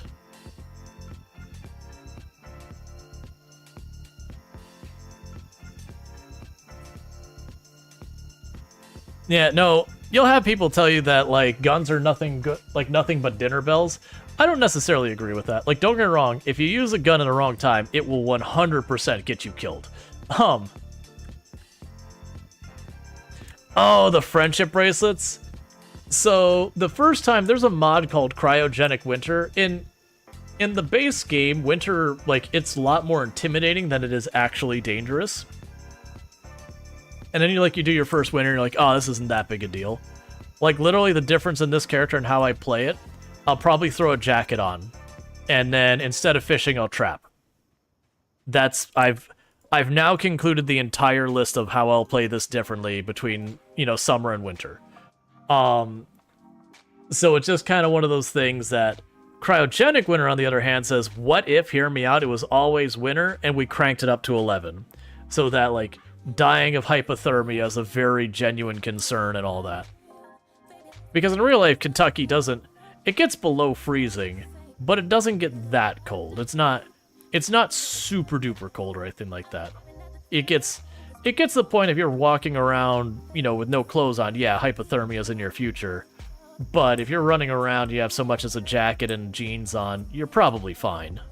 You know, outside of, like, sleeping out in it or something in real life.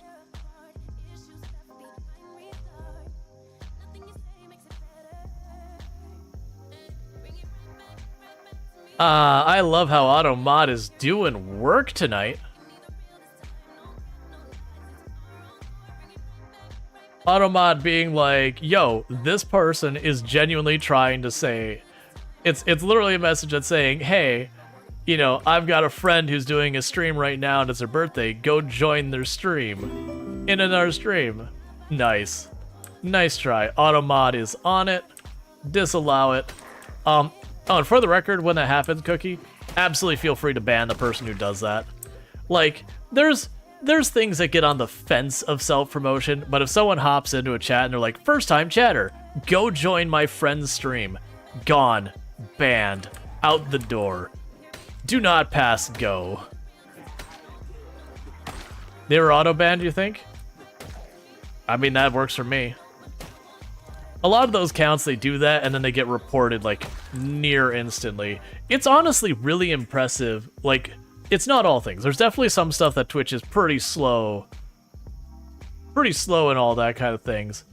But, when you're dealing with, like, a lot of that kind of stuff, you'll sit there and someone will, like, it'll be a bot that pops in and drops a bunch of, like, misogynistic comments or whatever, and you'll go to, like, report them, and the account's already gone because Twitch just saw, you know, it saw it light up, like, 200 channels with whatever its message was, and just nuked it from orbit.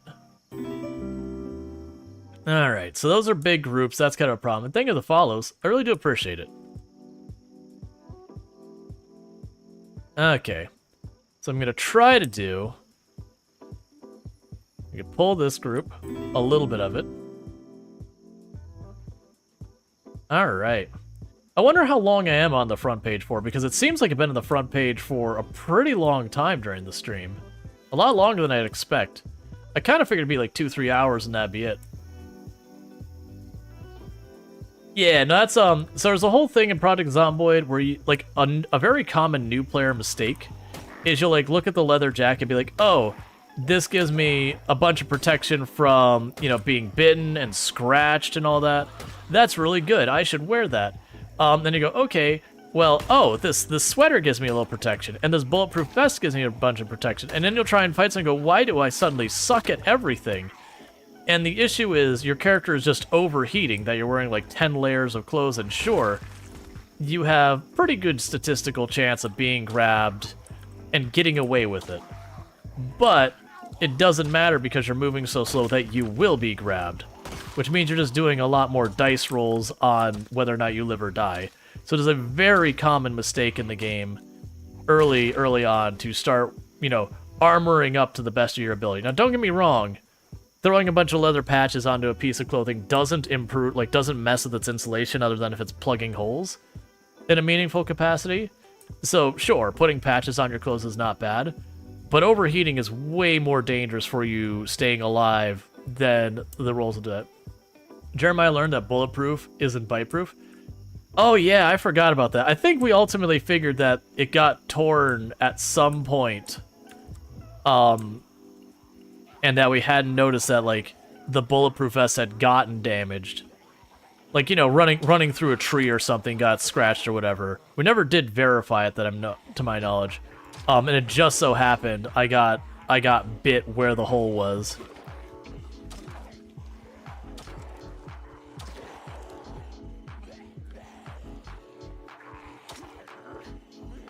Well, this is no good. I'm almost out of weapons.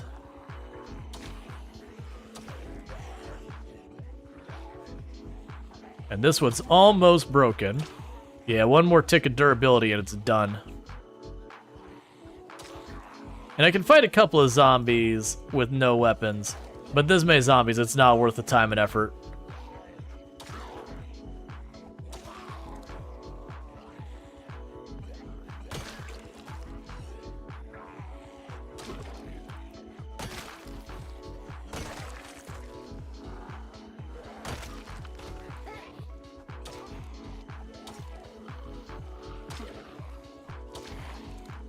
Alright.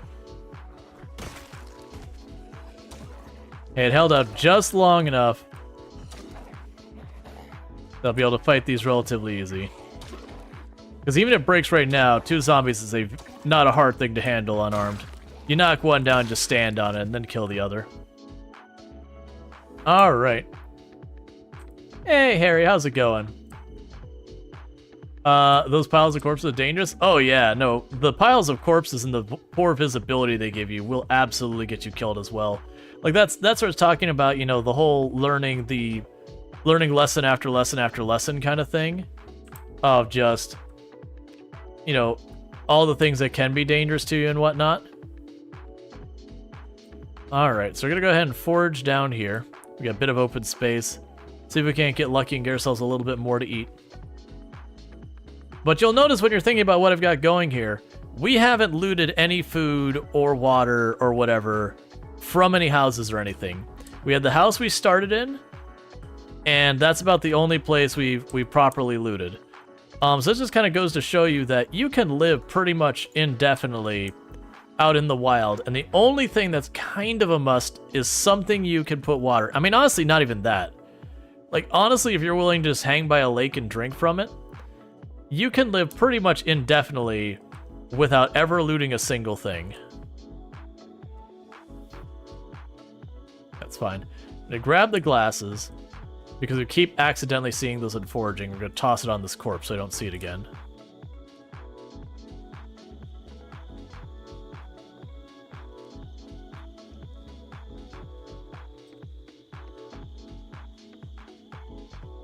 Unfortunately, we keep seeing those mushrooms, and I can't risk eating a mushroom. If it's poison, we're dead.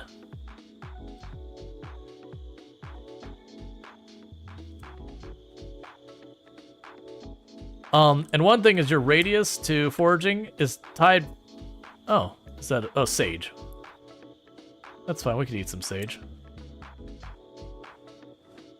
The radius to your foraging is tied to a lot of things, like your skill. Do you have anything blocking your vision? Like certain hats, masks, helmets, glasses will all block your vision and reduce your foraging range. The more tired your character is will reduce your foraging range. The good news is it does have a minimum size, which are probably at it.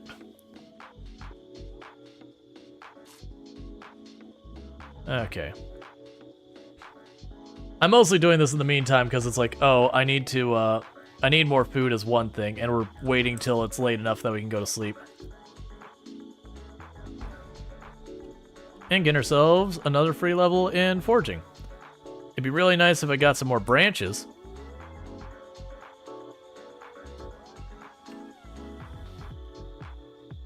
I could potentially choose to chop down trees and do that whole bit, because then I can get some logs that I could turn into boards, that I could turn into spears. I really don't want to.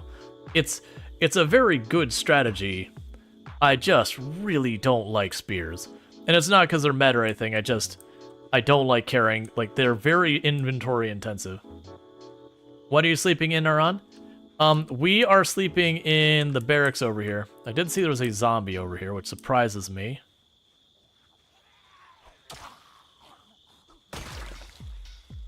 Alright, so we're exerted. Let's just get back home. Let's see, does Reforge require walking over new terrain, or can you just go back and forth? You'll want to walk over new terrain. So what ends up happening is over time it respawns new stuff as you walk around. So you could go back and forth and find things, but it'd be at a much, much lower frequency than if you went otherwise. Because you'd have to wait for that timer to, like, go and add the next thing kind of stuff. There's some really, there's some very real downs to spears. You like them, though. Would you like hunting knives more? Yeah, and that's the thing. All the weapon categories are good. Like, I'll always back that up. All the weapon categories are very well balanced and good. They all have really strong upsides and downsides. But those downsides, different people will certainly find certain downsides way, way harder to accept. Those miss swings are deadly.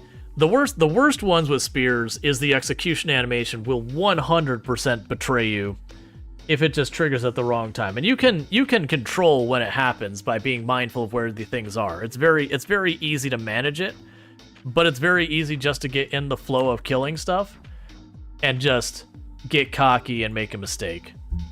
It'll absolutely get you in trouble. All right, and I don't care at all about the dirty bandage. Not one bit. Because like I said, regular old infection in the game, absolutely meaningless. Don't care. They said you died a couple of times because of the execution animation. Yeah, and for those who don't know what we're talking about, there's two weapon categories in the game that have an execution animation, which is a guaranteed kill on a zombie. No matter how tired you are, it doesn't actually have damage to it. It just basically says that zombie's dead. And that's short blades and spears. And the issue you have is spears, it can trigger any time you have one zombie in front of you in close range. It doesn't care about any other direction, just in front of you. Whereas for short blades, it will only it'll only execute if there's only one zombie aggroed to you, regardless of range. So it's not that you cannot get yourself killed with short blades from the execution animation. It's just usually you have to be doing something you really shouldn't, like fighting a zombie right on a corner so that the zombie coming around is not aggroed. You start the execution and it takes that one step that arounds the corner, instantly aggroes to you because you're right next to it, and then grabs you while you're in it. Which again, your mistake is you're fighting the zombie right on the corner. Regardless of the execution animation, you're probably going to get grabbed in that situation. Now, the problem with the spear is you'll see a group of like 10 zombies, you have a group of one zombie here, and you'll turn to think, I'm going to kill that one zombie real fast.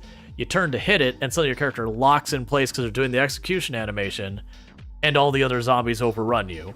Because you cannot move or do other actions while you're executing a zombie. And there's been lots of asks for it to change. Okay, so you don't take this the wrong way. Gordon Freeman? I have not heard Gordon Freeman. I've certainly heard a lot of names that people are like, you look like this one. And most of the time, you're like, do we all look the same? But yeah, and I haven't heard Gordon Freeman yet. I mean, don't get me wrong, I get it. White guy, glasses, goatee kind of thing.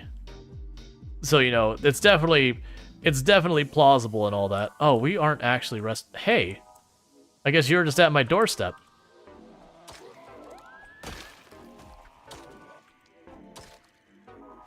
I do have a crowbar emote. You're not wrong.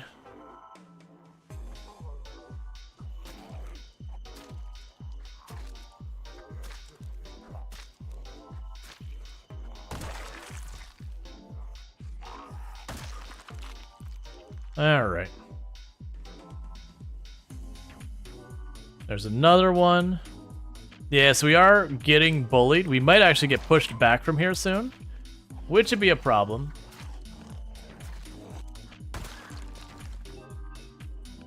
Yeah, no, I gotcha. Like that's one at least. Like it's like, okay, I understand where that comes from. You'll have a lot of ones that people would be like, you look like this person. You're like, all right, you're really stretching it. But no, Gordon Freeman, I can understand that, because especially Gordon Freeman isn't like a lifelike character. It's not like an actual person. You know, it's an onion. Heck yeah, man. You know, it's a video game character. So like there's certainly a fuzziness between like what the actual person looks like. Why can I not discard this? I don't want the can.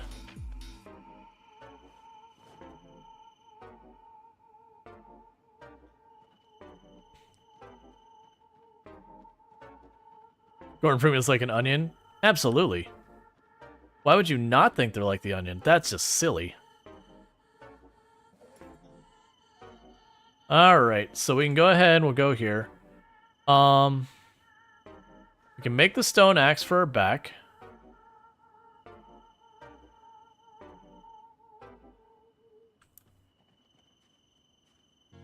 I need to rip their clothing for more.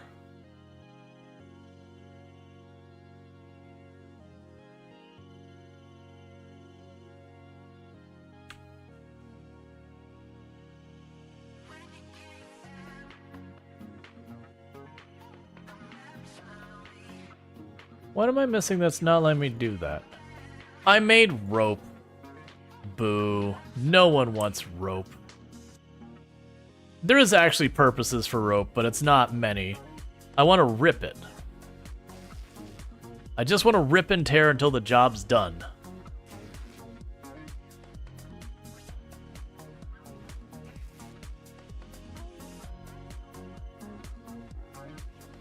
Alright.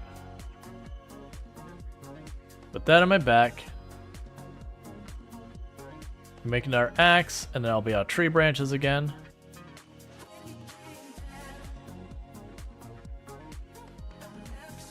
Alright. Is he looking forward to learning some about Zomboid? You're quite bad at this game. You never survive more than 4 days. Yeah, no, that's everyone does that. Everyone when they first start playing, you're just between deaths. Okay.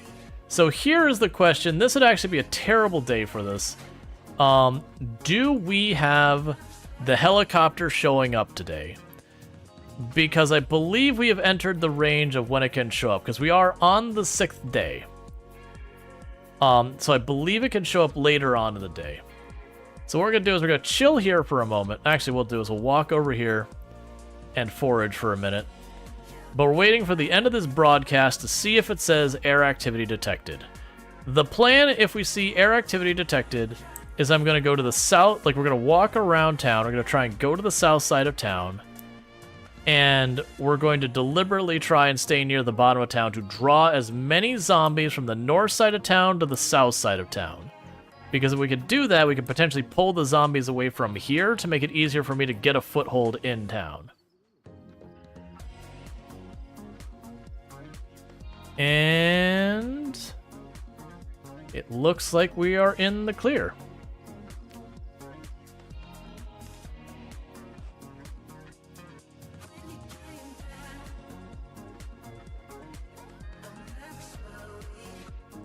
All right.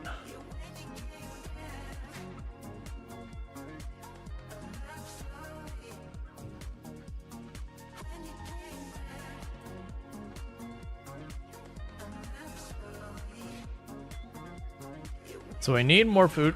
Oh, wait, I'm already almost exerted. Why am I? I must not have rested enough. Yeah, because we're not overweight or anything. Yeah, so I missed... I mean, I don't think we forged that much up, because forging does take some stamina. So yeah, we need to kill these and back off.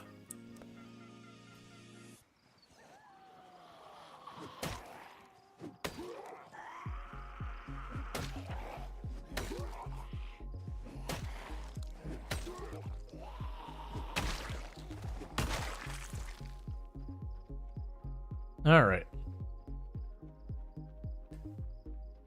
So many words early morning. Choppa choppa choppa, clear north side. Oh, those things that are like whatever north side, those kind of things, that's flavor text. All that stuff that's like we're being overrun, it sounds like military, like hey, reposition units to this, that's all flavor text. It actually has no meaning on anything in the actual gameplay. The only things you care about is it warning you that the power is about to be out? That's the first thing that'll do. You know those people, is Venus dead? No, Venus is alive. We had a bit of vote at the beginning of stream. Did people want me to start a brand new run just so you could kind of see something going on, or did you want me to just hop on Venus, make big number bigger?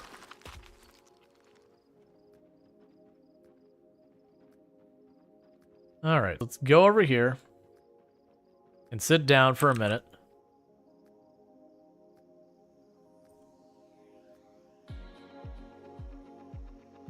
Yeah, so pretty soon I'm gonna have to make my way to the water to top off again. But I also need more food. We're not at any real danger yet. I can literally go like almost another full day with food.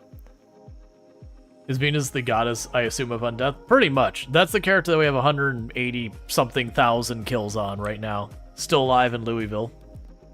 It's just, as a character, when we go to our sheet here, I play 0 to hero, which means I start with no skills right here. As you can see, I only got a couple points in anything.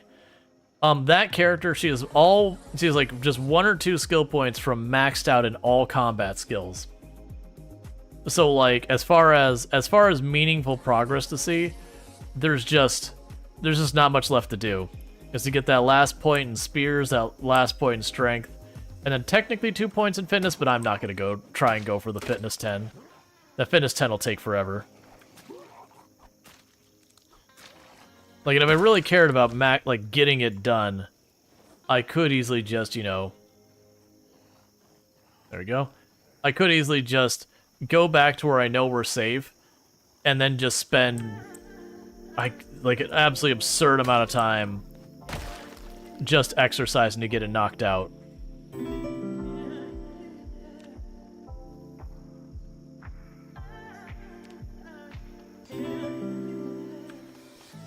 Thank you for the follow. Welcome to the stream.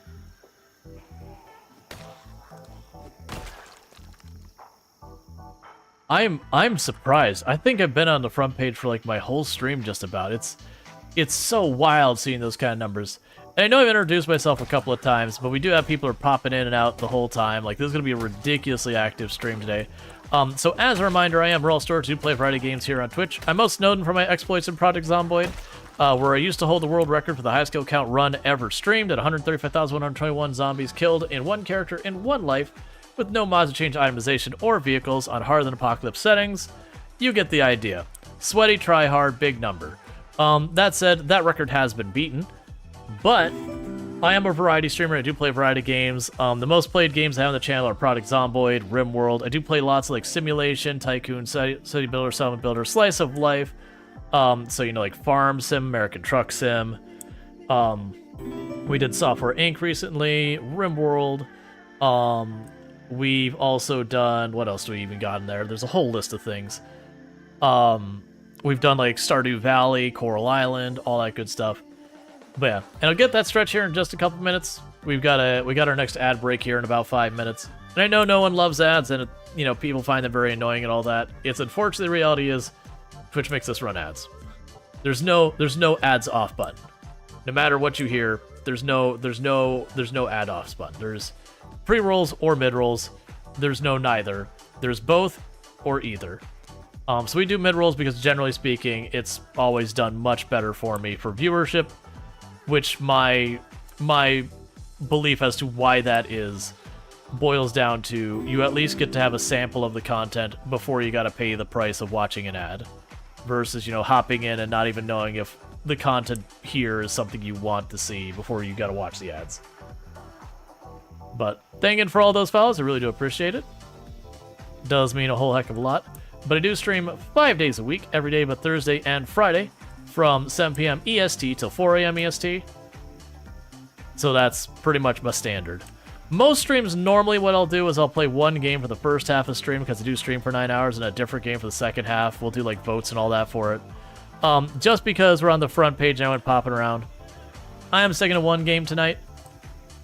Just, you know, I feel like being on the front page, it makes sense to just kind of show one of the things I do and just stick to it. Because switching games can kind of hurt your numbers in the short term. Alright. And thank you for all of those follows. It might be a thing I might turn off the follow alert, because it is an anonymous alert. It is getting, you know, I just don't want it to get too spammy. Because we do deliberately try and keep things chill for people who just want some, you know, chill background noise kind of stuff going on. You do have lots of, like, fun and meaningful discussions here about a whole range of topics. But you get the idea. You want something so someone is just like, hey, I'm just looking for some background noise while I work. You don't have too much noise that's just kind of catching everyone. Alright. I might be able to sneak over there and get my little sippy sip of water. Stop being spread out so far. I'm trying to go and corral you a little bit so I can get over there and get a sippy sip of water. Like I said, every time I'm doing this, I'm pulling more and more zombies to this area. Okay, so we might be able to backtrack and jog over here. And we got a nice big opening to get our sip of water.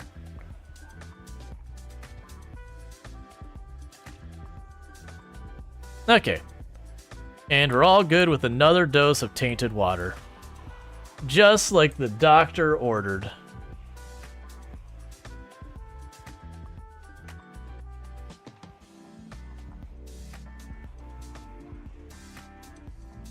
I don't always drink water, but when I do, I definitely drink it unboiled from a stagnant lake. That's certainly the way it goes. Oh, Molotov and that horde would be so good right now, except it would burn down all of Lake Fallis. I just really don't like fire in this game. It kills zombies very effectively, but it also burns all that loot. And there isn't a feeling in this game worse than you see that zombie with a katana, you're like, oh man, katana zombie. And then you see it catch fire and you go, well, goodbye katana. I will not know ye. I shall not have you in my hands, for you shall burn up in flame. So yeah, you could certainly go with the Molotovs. It's just not as satisfying. The blade should be fine though, except it's not. The corpse is destroyed by the fire. Like, that's the whole thing. Fire in this game destroys everything.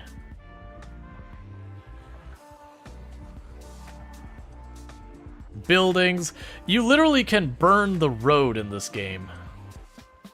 You personally prefer the method of doing donuts in your car? Oh man. That was one of the things we used to sit there and talk about on the channel is like, if you use a car as a weapon, you don't get to keep a car as a weapon. You get to keep the car as a tomb. Because the moment those tires go and you're in the middle of it, things go south real fast.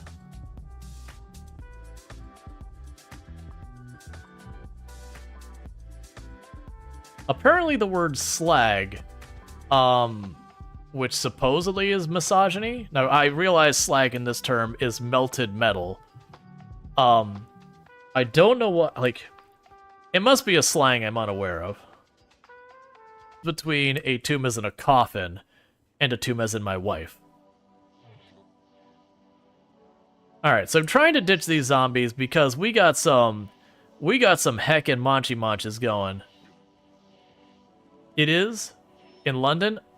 Gotcha. Yeah, it's not what I'm familiar with. I mean, I believe it. Obviously, with me specifying the context in the sentence I'm using. Yeah. You leave it on Amat? Oh yeah, no, that's fair. Like, it's not a word we use on any real cadence here.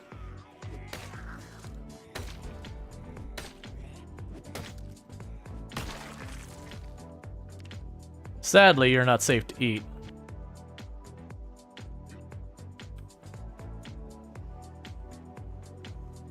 So I got sticks for more axes.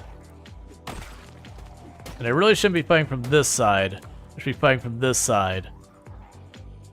Because while it's not certainly clear up this way, it's more likely to be clear than the absolutely guaranteed not clear the other way.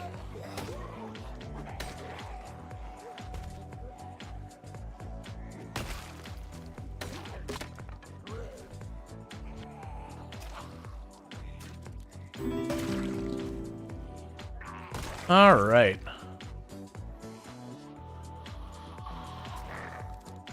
You also not in the UK, so check that. Yeah.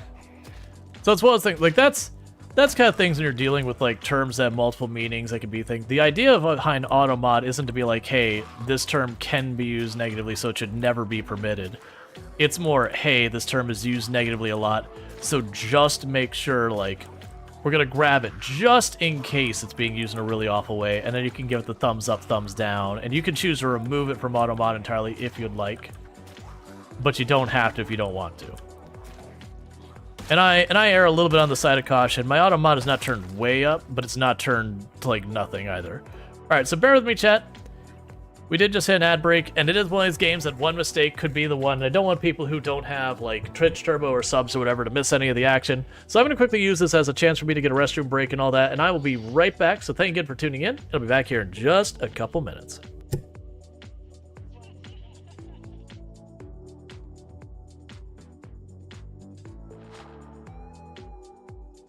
Back. The only thing I can do is get multiple.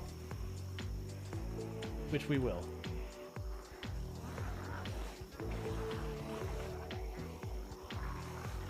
So how stressed out do you think you'd be as Jeremiah Wiener in this moment? You're sitting here trying to relax among the corpse of the things trying to murder you and listening to this over your shoulder the whole time. To work. Oh yes, please. Please face that way. Yes, please. You right now, right now. Oh, thank you. Thank you for removing yourself from the entire rest of the horde. I can't tell. Do you have a gas mask? I cannot tell. I don't think you do. You do have a gas mask. You are just the best zombie. Did I ever tell you you're my favorite zombie? Did I ever tell you? This zombie right here, I mean seriously, guys. You seen this guy? Best zombie in the world. Straight up. Even brought me a snack. Just kind of the mental image of this person. They're in the zombie apocalypse. They're walking around with a machete. They got this giant backpack they're holding on their side. And just every couple minutes, they're just reaching in there, grabbing like a fish fillet just right out of there, just shoving in their mouth, going right back to fighting. Just, it's a weird view in my mind.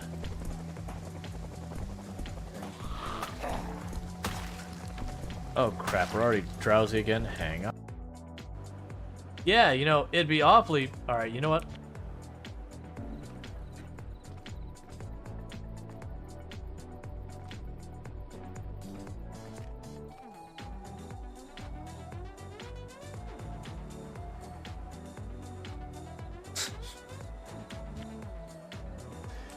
It's fine with me.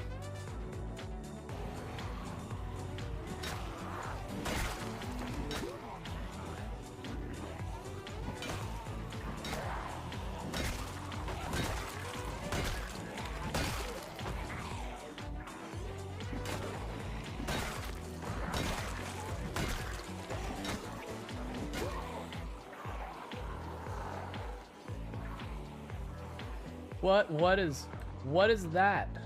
What is that? Hang on. What is that nightmare? All right, and we are back.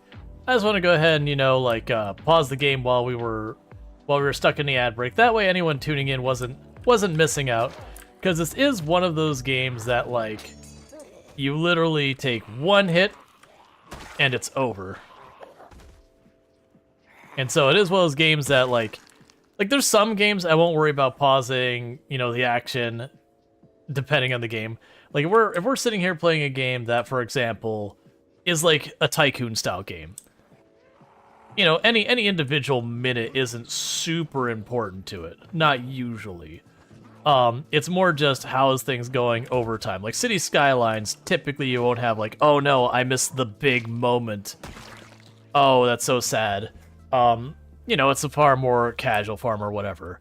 But then, you know, Project Zomboid, we're literally like one split second is the difference between you're having a solid run, things are going great, and congratulations, your run is just over. Did we get to nauseous? Well, would you look at that? We managed to reach nauseous.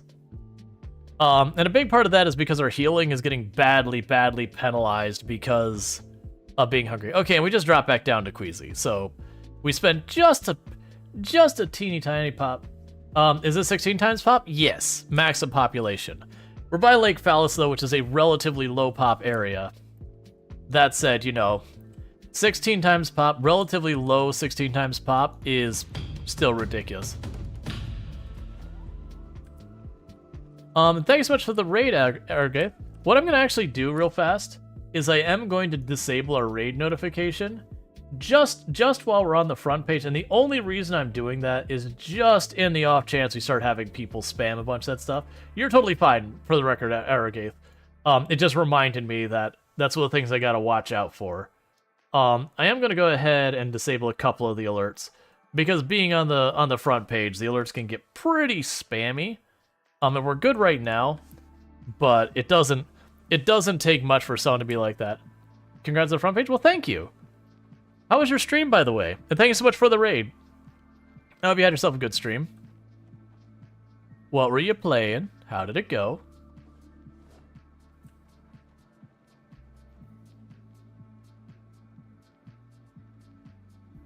Yeah, no, it's been fantastic. It's not my first time on the front page, but I've only been on the front page like 2 or 3 times over the time. It was good. Doing some vanilla Factorio and finishing out the achievements. Nice. I really enjoy Factorio. I did all my achievement hunting a while back, and I've been mostly just waiting for the space update to come out. Like I did the whole like Gigafactory thing where I think I got it to one rocket a minute or something, and then I kind of stopped playing entirely. I definitely burnt myself out a little bit on that one.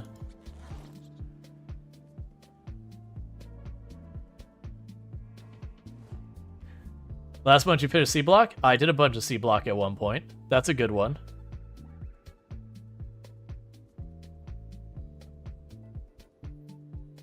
Alright. So I need to find food, is what I need. Now, Loki, I don't remember if this is actually a thing. I'm pretty sure that there is a mechanic in this, that the idea is pretty straightforward, that if you are really hungry, that you actually get a minor boost in your ability to forage for food. I don't know if that's still a thing, but I believe that was a thing for a while. It's not going to be night and day, but generally speaking, unless you're starving as in lack of nutrition starving, you'll not have to worry about starving to death foraging if you're in an area that you can forage. To be clear, if you're in an urban area, the urban tile set is really hard to find food in, and the street region is really hard to find food in. But if you're in, like, vegetation, farmland, that kind of thing, you'll usually be fine. Like, you'll have the occasion where you gotta fight a little bit. But that's okay. To date, I have never starved to death while I was in a forageable area. Honestly, I've never starved to death in the game anyway, because, you know, obviously when things start getting real bad, you start taking higher risk to try and fix your problem. What settings are we on this run? We are on 16 times population. The zombies have pinpoint hearing and eagle eyesight, so they can see us as far as possible and hear us from as far as possible. They have the maximum cognitive settings, so they can open doors and windows just like the player can. We have loot set to insanely rare. So I think we've got saucepan as our most exciting loot for the run. And all that. We've got the helicopter set to sometimes, which means we'll get about 2 helicopters a month, give or take a little bit. Basically Iron Man. I mean, yeah. Oh, and we also started with 0 strength, 0 fitness, and the entire screen here was completely empty when we started. Which is my version of 0 to hero. Let's see, the weight and hunger, Hunger and weight mechanic has issues as is. You can be well fed and lose weight, or be gaining weight and starving. Yeah, that's not an issue. That's real life. You can be full and starving and not or like extremely hungry and gaining weight. That said, realistically, you cannot die of hunger in itself, but, you know, video game. But yeah, no, you can eat a whole lot of food that is completely devoid of nutrition. And that's what's simulating, is that you're dying of malnutrition. Oh man, it is time to eat like a king. We've got an onion and a roach. Alright, now we're definitely gonna wanna chase that onion down with that roach. Where's my roach? Where's my roach? That's not fair, I won my roach. Oh, I discarded it? Boo, I didn't mean to do that. I actually genuinely did want the roach. It was like 5 hunger or something like that, which is, don't get me wrong, there is a reason our character has peak sadness. Our character is the very embodiment of sadness. But at the same time, we're not starving to death.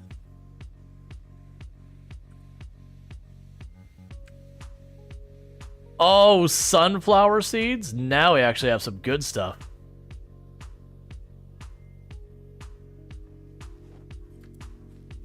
That'll honestly do us pretty well. This is why it's bad to feed ducks bread. It fills them up. So they aren't as hungry, but it's not actually feeding them well. Yeah, and then plus you get them accustomed to human beings, and a lot of times they'll actually get the ducks hurt. Especially ducklings, like the really teeny tiny ducks. You'll end up getting those little teeny tiny ducks to go nearby people, and people are big and not necessarily the most watchful of where they're stepping. It's really a sad thing to deal with. How many hours do I have in Project Zomboid? About 3,500.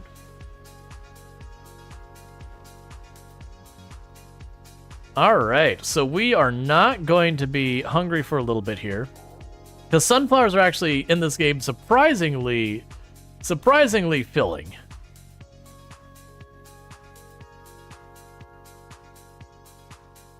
Alright, so let's disable that so I can actually see what I'm doing. We do have a little bit of time left that we can do stuff for today. So I'm going to rest at the bench real fast. And we're going to see if we can't get any more zombies cleared out of these woods. So this entire endgame day, we mostly just spent foraging, trying to get our food under control, which worked out. Yeah, you only have 750? Yeah. No, there's definitely people who have way more than I do. I know a couple people who do have over 10,000 hours. And as much as I love the game, I'm sorry. There's not many games I can put that kind of hours in. See, Mouse, in real life, you can eat a bag of sunflower seeds, and only thing different is that your teeth are nasty. I wouldn't say it's that bad, but yeah, no, I would definitely not say that sunflower seeds are the most filling of snacks.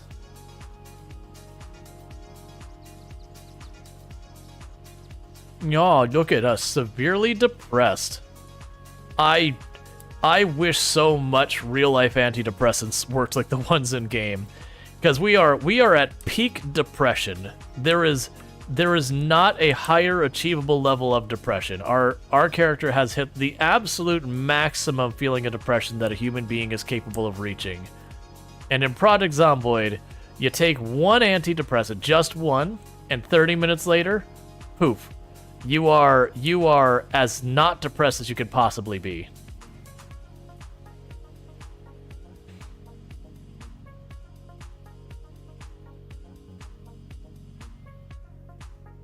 Alright. So I'm not going to be able to get the zombies in these trees very easily. That's fine. Okay, and it's very, very likely when we wake up in-game the next day. You know, do it. Yeah, no, Snoot's absolutely fantastic. It's good to have you back. But, yeah, we gave Snoot a shout-out a little bit ago. Doing that front page life.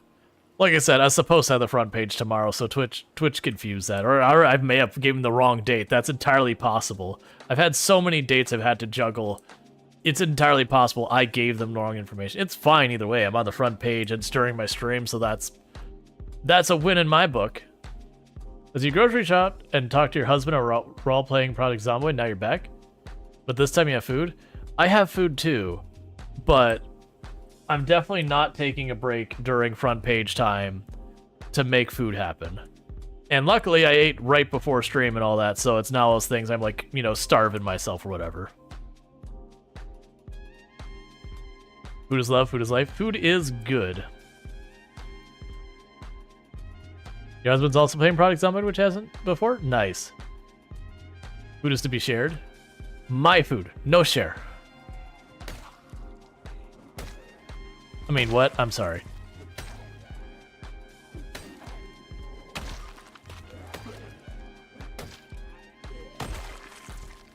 Keep fingers safely away. Alright. So as you can see, we have been drawing zombies more and more out. They're already halfway out of Lake Fallis and into the area I'm at. But we are going to keep picking away at them, little by little. I hope you have a claw hammer. That guy there with the satchel, there's a chance he has a claw hammer. I don't see it, though.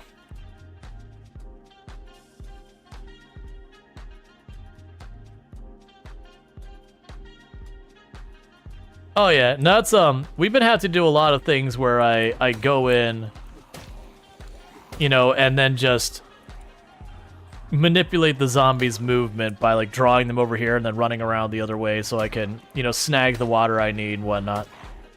The downside is a lot of the times I'm not killing them, so I'm spending a lot of time and energy maneuvering the zombies so I could accomplish something that's not actually really helping me get, you know, get the numbers knocked down enough that I can get in. I shouldn't go for that swing.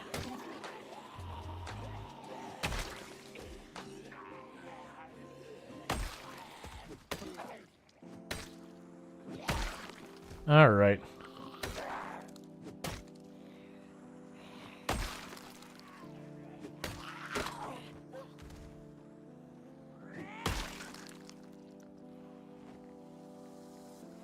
One of you, give me a weapon. I don't care if it's a hatchet, a fire axe, a crowbar. Hey, fitness 1. Let's go. Every point in fitness we get is that much longer we can fight without breaks, and that much faster we can get back into the fight.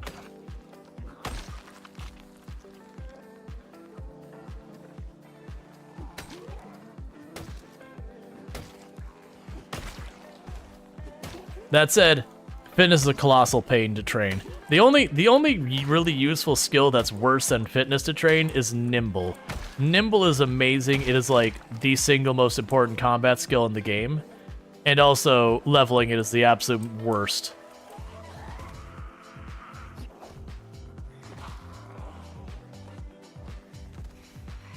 Alright, stand to these two. Don't move me off. Go fall over. Go fall over. Go fall over. Oh, come on. I was on you.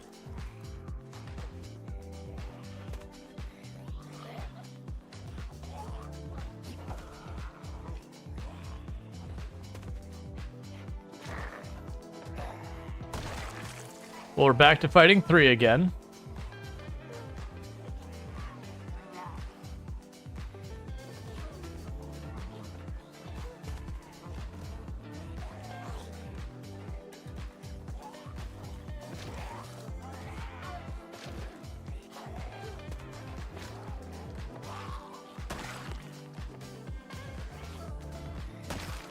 Okay. Early military pack? No, it's not a military pack. It's a large backpack. Yeah, I know we got it early. We actually had an opportunity to get another one, but there just wasn't worth that. You know, it wasn't worth the risk.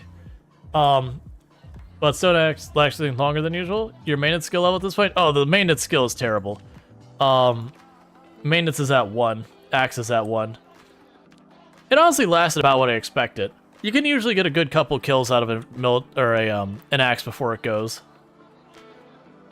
They're not great. They still break pretty easy. But you can usually get like 3, 4, 5 zombies out of an axe.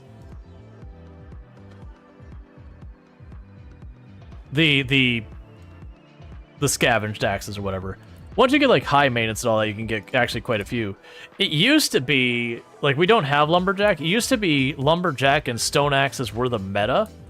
That the two of those combined actually, you know, could outperform spears because of the 15% attack speed bonus or whatever it was that lumberjack got. And then you could just get the axes that much faster. That said, they've had some nerfs over the years. None of them were like it's dead Jim kind of nerfs, but definitely enough to like bring it more into tolerance. That it wasn't, you know, this is the right answer. Well, what about this? That's the wrong answer. This is the right answer kind of things. Hey, Pank. How's it going? Can I get a shout out for Pank Raru? Who is the greatest pink squid on the internet. VTuber plays a whole variety of stuff. Yeah, we're on the front page, Pank. It's good times. Like I said, it was supposed to be tomorrow, but I don't know if I made the mistake and put today's date or Twitch made the mistake. It doesn't really matter. You know, being on the front page at all is good. But it's supposed to be during the Halcyon Frequency Cozy Raid train. But that's fine. For those who don't know, Pankraro, absolutely fantastic content creator. Does a bunch of stuff like, has days dedicated to turn-based strategy, like tactical strategy kind of games, Baldur's Gate, that kind of stuff. Good times. Technically, it's past 12 p.m. Well, that's the thing. We've been on the front page like all night, which is a surprise to me. I I would actually expect us to have fallen off the front page by now. And maybe we're off the front page and I'm just carrying by momentum by having big numbers. You know, from being on the front page. Oh, yeah.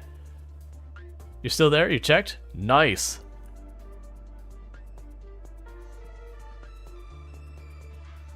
Maybe it's in an Australian time zone? Well, that's what I'm saying, is I've been on there. But they've been making changes to how they handle front page stuff. It used to be with the front page, you know, they would have the sign-up sheet. They'd usually have you on front page for like an hour or two or whatever, you know, give or take, in different areas. Like, it's not like you're on the front page and you're on everyone's front page. There's some adjustments that go with it. But they've recently changed it so that they have the sign up is a lot easier for people to get into than it used to be.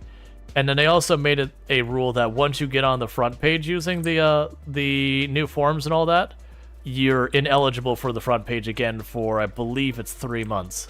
Which is good, because what was happening is you only had a handful of, not a handful, I don't want to exaggerate. You had people who were just big channels who were getting the front page again and again, and others weren't getting the shot at it. And so I think that's pretty solid that they have gone and said, hey, like, you can get on it nice and easy, but once you're on it, like, you gotta wait your turn. You wonder how they define an event? It's pretty lax and informal. Like, I don't know what their actual definition is, but, like, you know, streamathons, birthdays, all that kind of stuff, I believe qualifies. It's basically anything that is just not a normal day-to-day stream, is my understanding. Which is fair, because everyone has their own things they do. You wouldn't want to leave people out. Eating worms? Tasty? Yeah, it's the Wrigley spaghetti. I mean, if you're just eating plain old spaghetti, are you really having the full experience? Imagine the spaghetti moving on its own when you eat it. And a whole bunch of people was like, oh god, why? Why would you say that? I hate it. I hate what you put in my brain right now. Please take it back.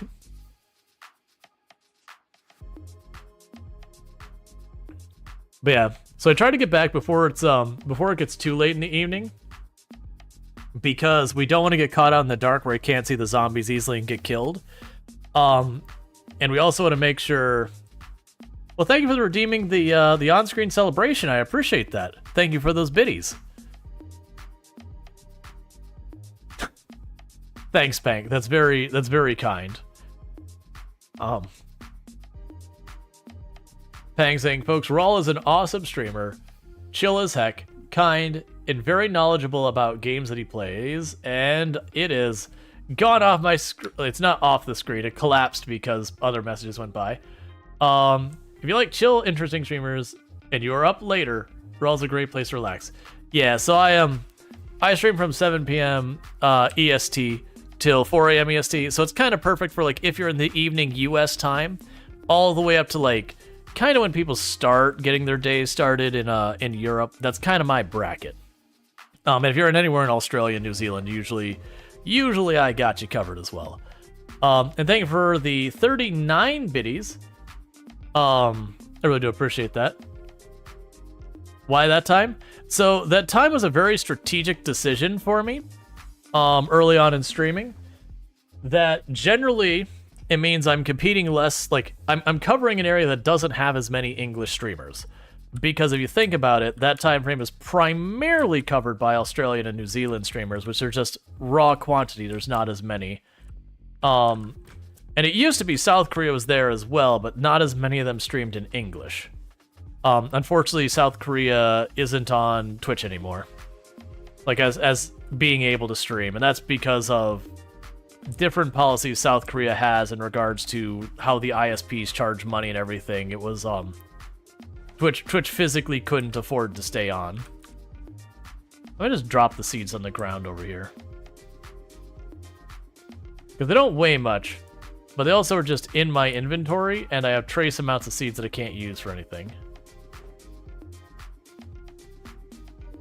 That, and I have been absolutely always a night owl who deals with a lot of insomnia because ADHD things, and then maybe other things that we're not sure about yet. But the ADHD thing have absolutely been diagnosed with. But I've always been someone who mornings are the worst and I want nothing to do with them.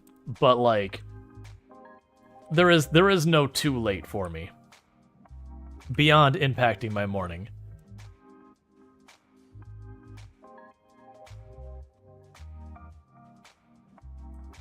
Do you work during the days or just stream? These days I just stream. I'm a full-time streamer. That said, I've done about 15 years worth of software development professionally. I'm also a former educated, both formal and informal, college level, as well as like technical skill training, which is, you know, it's primarily software development, but a range of other things. I also have a background in public speaking and conferences, with a focus on technology as well as accessibility. I do a lot of advocacy for people with disabilities and neurodivergent conditions, which was interesting because I've been doing that for like 8 or 9 years, and I only just got diagnosed as neurodivergent myself, because it's the only thing that I kind of became aware of that I probably had in the last couple years, because I was working with all sorts of neurodivergent people, and they kept describing their childhoods and different experiences they had, and I go, why are you talking about me? And then, you know, having a call is like, wait, you don't know you have ADHD? Because you absolutely have it. And then talk to my wife, who were like going through the symptoms, and like, she's like, yeah, no, you do all these things. It's like, you 100% do all these things.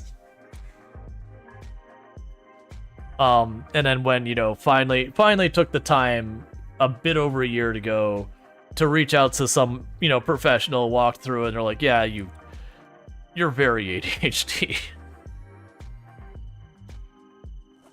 Yeah, well, gosh, that sounds very familiar. Oh yeah, no, it's 100% things. I had friends I grew up with, and they're like, their response was, I thought you knew. And it's like, no, I didn't know. I'm from the 90s. You didn't get properly diagnosed for those things. Everyone just told you to try harder, and that it was all your fault, and that, you know, why are you so unfocused? And, you know, they basically insulted you to your face, and then you spend your entire life questioning your value and your competency and all of that kind of stuff.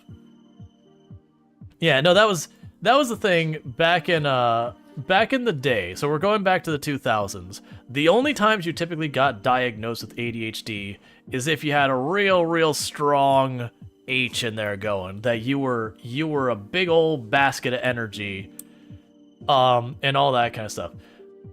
Sparrock saying, I question your sanity eating a raw onion. Low-key, I have eaten a raw onion live on the stream as the human player behind it. That actually occurred. There is a clip of it. I don't remember what was the thing. Was it a subathon or a streamathon that led to that? No, I think it was a charity. It doesn't matter. We were raising money. And don't get me wrong, it was pretty bitey. Which, it's funny, my wife Toom was like, why don't you just eat it really fast? And it's like, well, that's not fun for chat. That's the whole point. It's supposed to be entertaining. So I'm gonna take my time with it and really let it permeate. And I think it all came up because I knew someone who would eat onions like that, which I would not do it again. Which that was actually the thing. I had people say, I'm glad you followed through, like, you know, to your credibility. You said you would, and you did. Also, please never do that ever again. How long have I been streaming for? I have the exact date in the about section down below. We're at like 3 years and some change, I think. I'm not confident in that number because time has no meaning. Time has no meaning and numbers blur. But I think it's somewhere around 3 years and some change. Alright. So we definitely could use more food and water, but I would like to kill some zombies and not spend all my time foraging. One good news about this, though, is the more we forage, the better we get at it. If you're wondering why I'm just carting all the mushrooms can be poisonous. And unlike the berries where you can do a little bit of gambling with the poison and be safe, the mushrooms straight up murder you if you eat a poison mushroom. Even if you take like the tiniest nibble, you've just killed yourself. The mushroom is gamba for keeps. Let's see, what is the time you speak of? Your autism cannot understand time management and all that. But yeah, and that was the whole thing though, is like back in the day, pretty much the only time you get diagnosed with ADHD is if you're extremely energetic to the point of extremely disruptive. You were a boy.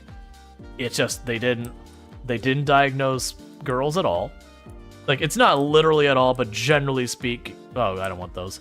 Generally speaking, girls almost never got diagnosed with it. And it was just, again, if you were hyperactive to the point of very disruptive of class. 2 years, 11 months. Gotcha. So not quite 3 years.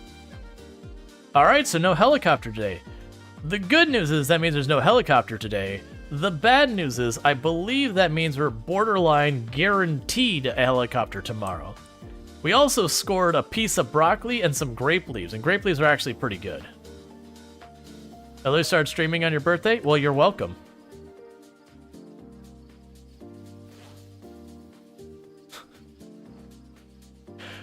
My brain immediately, because I know a lot of people who, like, I live in Central Florida. You know people who are into Disney. It's just a feature of living in Central Florida. They're the biggest employer in the area. You just know people. So my brain immediately went to, what you mean to say is you're welcome.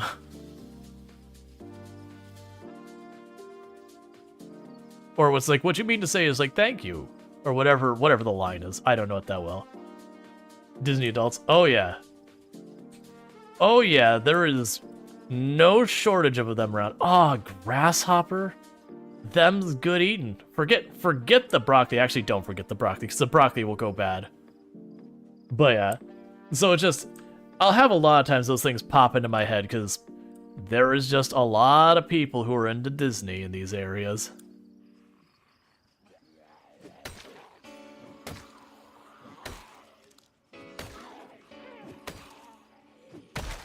I also have, like, a young niece and nephew, which also means there's that. And then I'm big into Star Wars, and now Star Wars is Disney. So, you know, there's that too. It's just everywhere.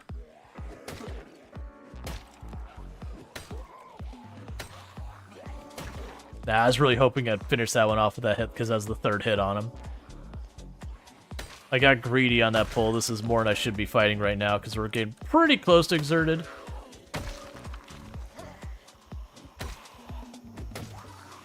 And we definitely do not want to push our luck into the Exerted territory. Like, Spears let you get away with it a little if you're going to go all or nothing. Because Spears are also endurance hungry. Yeah, so it's going to end up happening. They're going to fight these until we hit Exerted, and then we're going to take them to the south because I need to get water anyway. So we could draw them to where the other zombies are to kind of, you know, get the zombies back away from our home a little bit.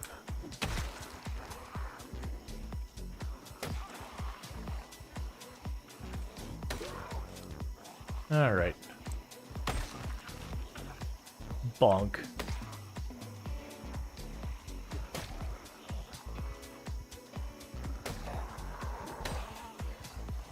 All right. That's one axe done, and don't worry, I got a spare.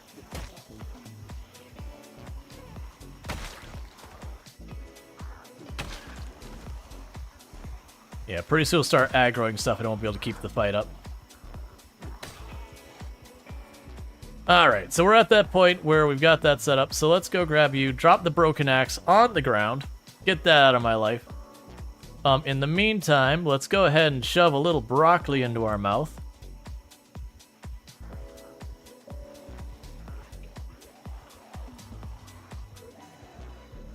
Okay. So I'm just trying to draw these ones across the road. That's going to be kind of what I do when I grab these hordes like this. Is I'm going to ball them up, draw them across the road. All I'm trying to do is keep them on their side of the fence. See, this is instant death for you.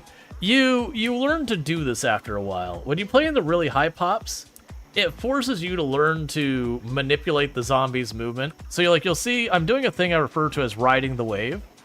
That basically, if you think of this like a wave, we kind of just ride the wave of zombies. And you can kind of do that when you start getting intercepted, you turn around and you ride it back. And you'll keep the zombies balled up pretty well.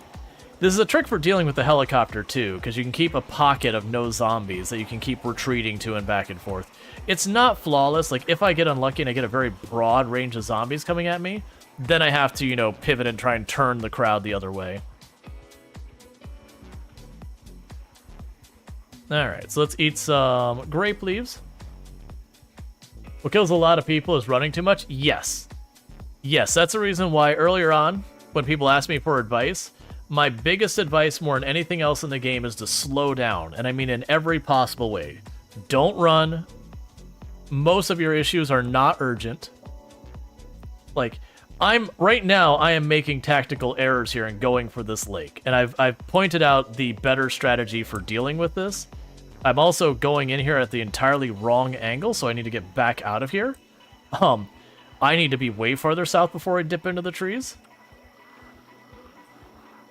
But yeah, so I'm being stubborn and all that. Oh yeah, no, that's the thing. There is a number of zombies you can get where it'll stop rendering the textures on the zombies to try and spare your poor hardware. We've done that a number of times.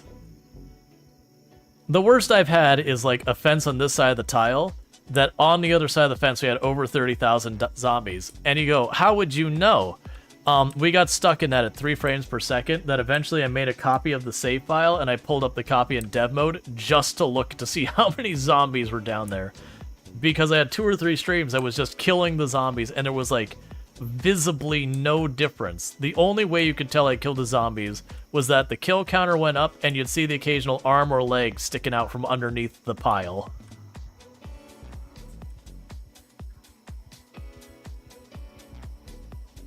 That was a rough time. That was because of a bug in the game during the experimental branch when Louisville was introduced. All right, so what I want to do is draw the zombies away from the water over here, so that I can go and sneak up and get myself a sip of the unhealthy, dangerous water.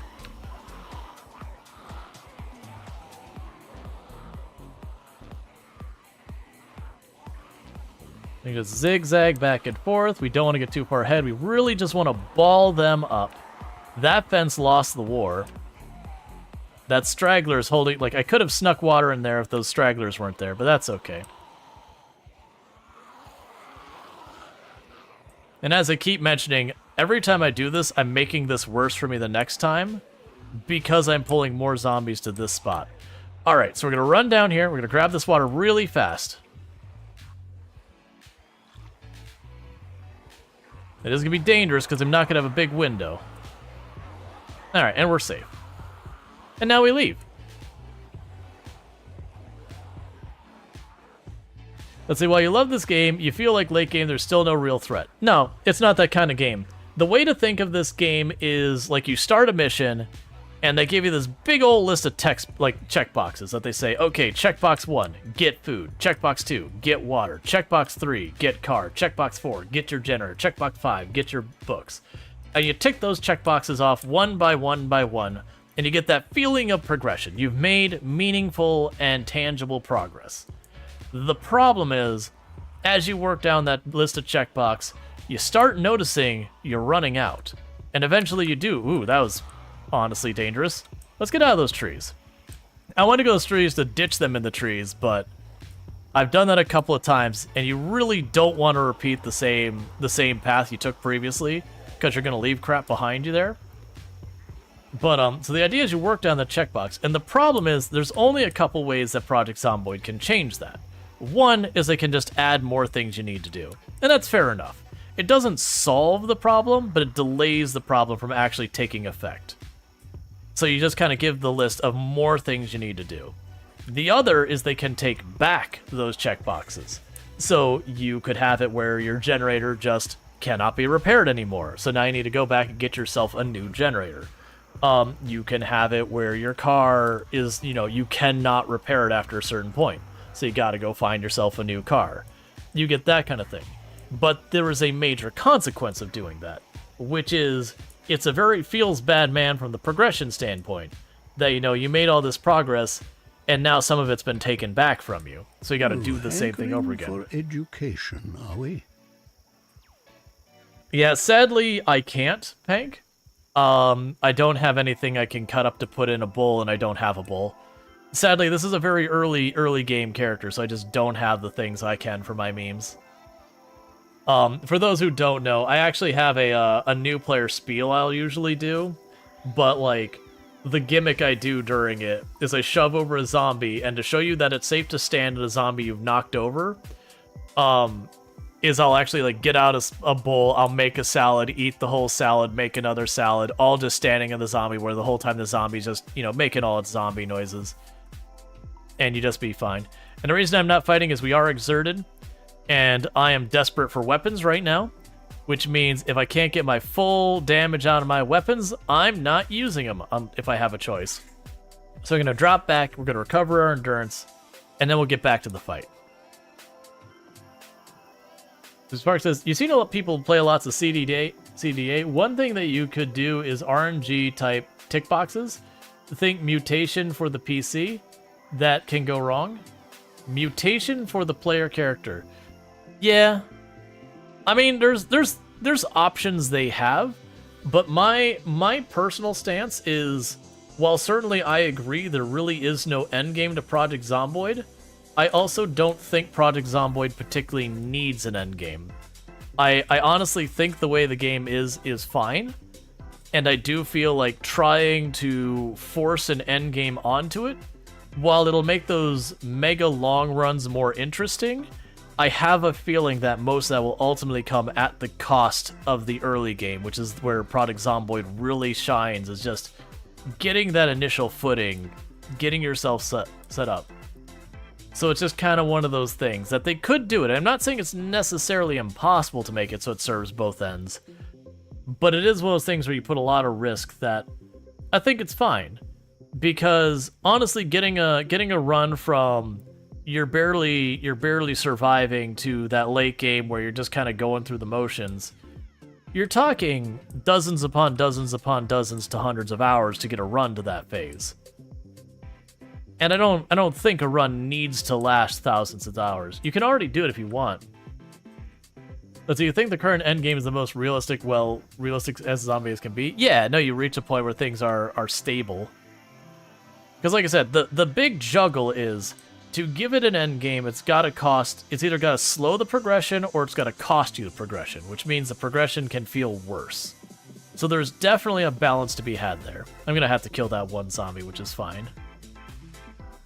Yeah, we got a lot of zombies starting to get trickled out here. That's going to be more and more of a problem. I do run the risk of getting pushed out, especially with the way I'm handling the water, of just not handling it well and just going out there and grabbing stuff. Because I am killing zombies, but nowhere near as fast as we're pulling more zombies into the area. My big thing I'm hoping for is that when the helicopter shows up, that I can like run past where we're fighting the zombies to the south and pull a bunch of the zombies from the south, kind of out that end of town. Okay, so you didn't aggro, so we're just going to leave that alone. Because we can rest and recover that, and then fight properly. Now that said, that's where, also like with the end game and all that, that's kind of where I also feel like a lot of the mods really shine. That you can opt into creating an end game, that if you want to get past the early game, you can. So there are mods that add, like, you can research a cure, you can escape the exclusion zone. You know, there was a mod about like rebuilding the destroyed power and water grid and all those kind of things. Like there's a whole bunch of mods that add that type of stuff. So if you want your game to have a more satisfying end or a more satisfying like way of progressing that end, you have that available. I just feel like that is very mod territory versus thematically the whole point of the game is that you die in the end. Like the game literally talks about you in the past tense when you start the round. You're dead when the game starts. You just get to drag it out as long as possible and be stubborn about it. I keep seeing that and thinking it's panic and going, "Oh god, where's the zombie I didn't see?"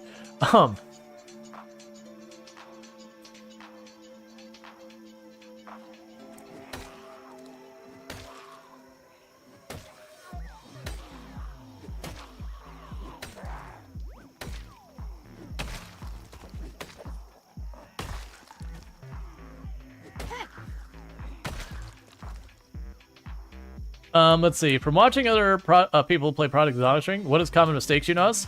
The first one more than anything else is just people being too aggressive in the sense of they treat things as urgent that really aren't. Oh no, there's more than one sound redeem.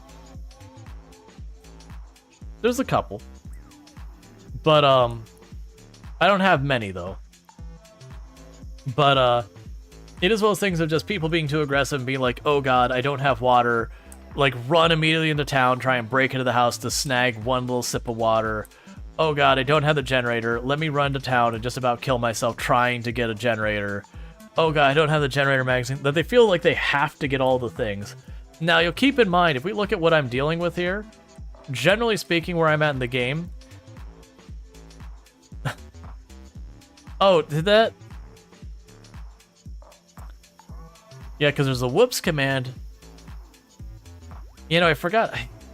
We had a there's no sound for the Burn and Sun one. Whoops. Yeah, whoops has one. I forgot to set that one up. That's on me. Oh, did whoops and heck not play? Did a Windows update break those? Because it does that. Heck did? Okay, Heck did and Whoops did? Okay, cool. Those are the only two who should have played, I think.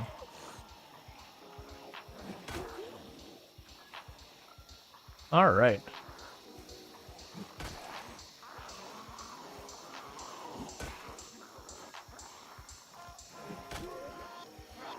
That's a bit spicy. Probably shouldn't be too lax about taking the step away. But yeah, no, it's the rushing in thinking you need to do everything is definitely the one mistake. The other mistake, which is any game with inventory management, is the loot goblining everything. So you'd be like, books are good, and they'll grab all the books. And the books weigh like 1 unit of weight each or something like that. So you grab a handful of books, and suddenly you realize 90% of your inventory is books. And don't get me wrong, books are good. This is true. You're not wrong. Books are amazing in the game. But if you can't actually fight because you got so many books on you, you're overburdened, then the books, you're not going to survive to use the books. Another one I'll see people do is they'll go out of their way to watch the TV, like, no matter what. And I'm honestly of the mindset that if the TV is convenient for you, you're already there. By all means, it makes sense to watch the TV. But all the skills you gain from watching the stuff isn't going to help you survive the zombies. It's going to make it a little bit easier to get water and a little bit easier to do stuff. Maybe an argument to be made for the carpentry show if you're doing spears exclusively. But even then, my personal stance would be, you know what's going to be better for you than watching those shows? Going out and securing your food and all these other things that you need to survive.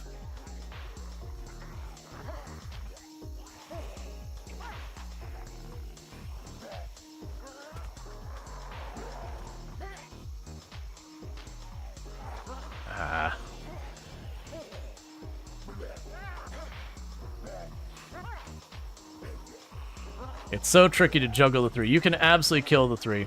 The thing is, you basically gotta get two of them to fall back to back, and then run to get onto one of the two.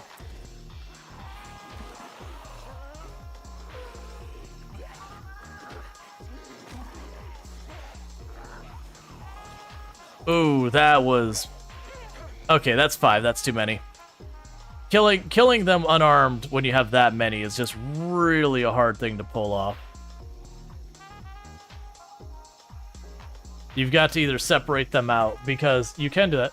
Let's see, what's the scenario rules for tonight's playthrough? Like pop and such? 16 times pop, pinpoint hearing, eagle eye on the zombies. So pinpoint hearing of that. They can open doors and windows, multiple helicopters, insanely rare loot. There was something else in there. Basically, I said, what if everything was awful?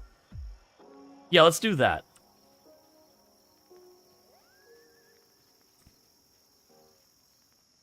Okay, so let's get you while you're by yourself. Fall down. Fall down. I want to actually kill you before the others get here. Cool. Oh, large backpack. I already have one, so I don't need another, but you know, that's fine.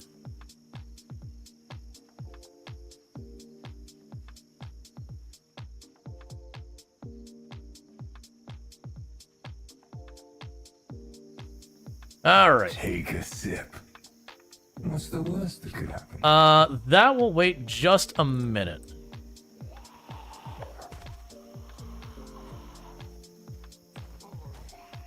Fall over, fall over.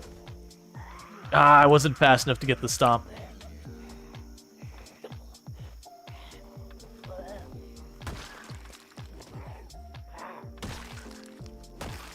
Yeah, what?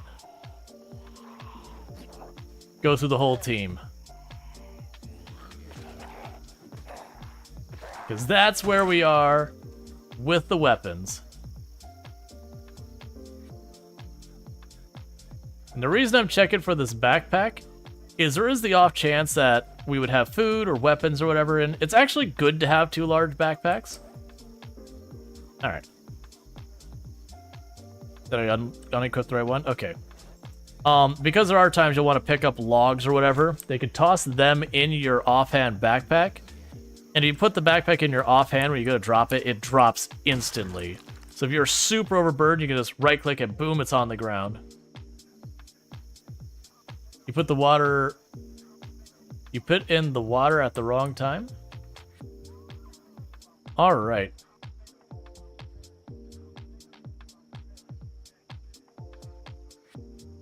Sippy sip now. Alright.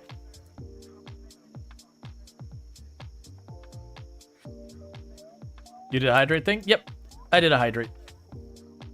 I don't have bottled water handy at the moment. At least not counting the hurricane supplies. When you live in hurricane areas, you always keep a reserve of you know, water, first aid kit, flashlight batteries, that kind of stuff. Yep, sit and spin. Soda contains water, therefore is water. Yeah, no, you'll have people be like, that doesn't count, that doesn't give you hydration, it dehydrates you. It's like, that's not true. You'll even have people say that with beer, they're like, no, beer dehydrates you. It's like, that's also not true. Are they good sources of hydration? No, they are not. Hard liquor, does that dehydrate you? Yes, actually. Yes, if you're doing vodka on the rocks, you are getting dehydrated. This is actually fair. But stuff like beer and soda is mostly water. You are getting hydration. You're not getting healthy hydration because it's carbonated and all that garbage. But it is hydration. You know, you deal with all the other junk you're drinking and its ramifications and whatnot. Alright, so let's get back up. And I'm gonna start foraging again because I need more stuff. Isn't it cacti water that dehydrates you? I thought cacti water was fine. You know, I believe it was salt water. Yeah, salt water dehydrates you. But I believe cacti water was fine. I haven't actually, it might not be. What's wrong with carbonated water? So, carbonated water isn't too bad. It can really mess with your stomach. Cause you gastrointestinal pain as it off-gasses in your stomach, and sometimes it's not the best of figuring out where to go from there. But that's pretty mild. But stuff like soda, the problem is like all the sugar and all the other stuff. And then, for beer and all that, there is some nutritional battle, value there. The problem is there's a lot of not good stuff, like, consuming large volumes. On that note, you can't burp in space.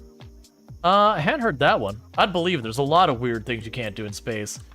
Like, it's one of the things that's genuinely concerning if people tear up in space, because the water will just stick to their face and it won't get off. And so that could be a real problem. Because then you just got, like, water inside your mask blinding you.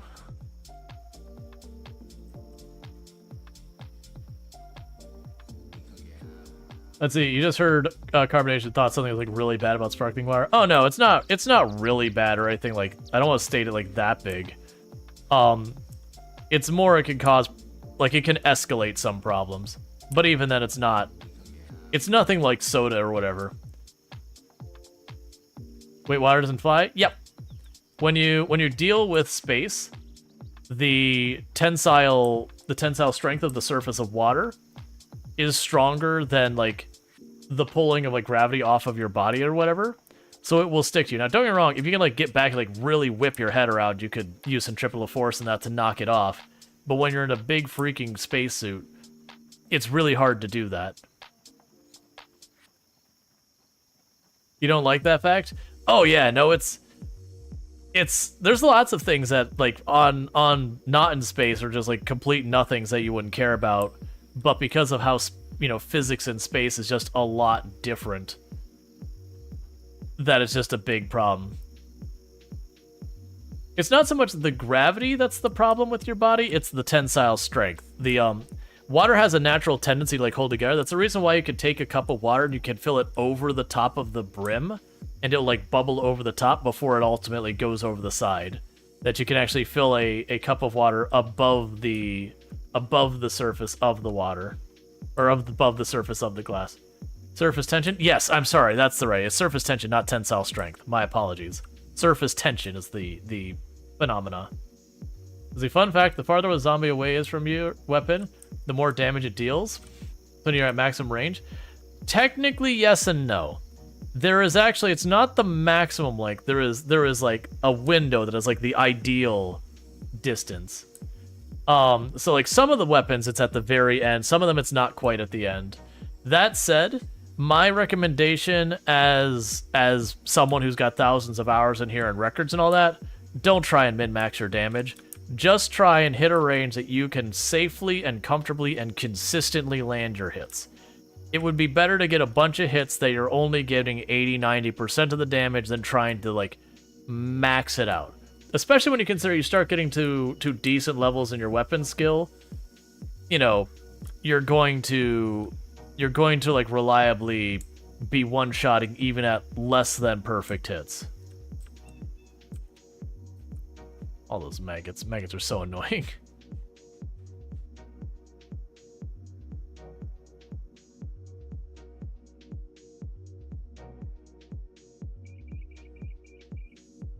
But yeah, no, there is like a window near the end of your weapon range that is like the sweet spot to hit. And that's actually one reason why some weapons are better than others, that, like, just feel better. There's some weapons that the sweet spot is like this really big range, whereas there's other weapons that the sweet spot is like just this tiny little spot that you have to be at, like, just the right range.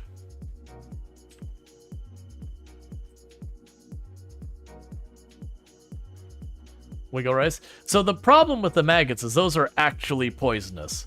They give you, like, no real hunger, and they are actually poisonous. All right, so bear with me, chat. We just hit an ad break. That should be the... No, actually, there'll be one more ad break for the stream. We got about 2 hours left. But, so what I'm going to go ahead and do is I'm going to take 2 seconds. I'm going to actually, like, sneak in eating a little bit of my food in the meantime. So I'm going to go ahead and put up the away screen. I'm going to do that real fast or an ad break, because this is one of those games that if I get hit, we die. And that'd be a bummer to miss that because of an ad. So I'm going to pause the action, eat a little bit of my food, and I'll be right back. And thank you again for tuning in.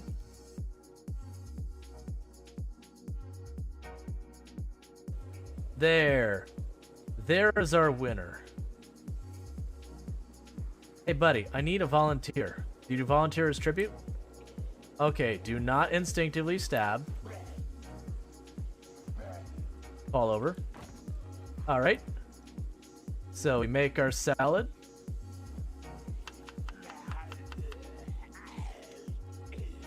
Welcome, buddy. And we have 121,000. Or sorry, 135, 121. So we have beaten our record.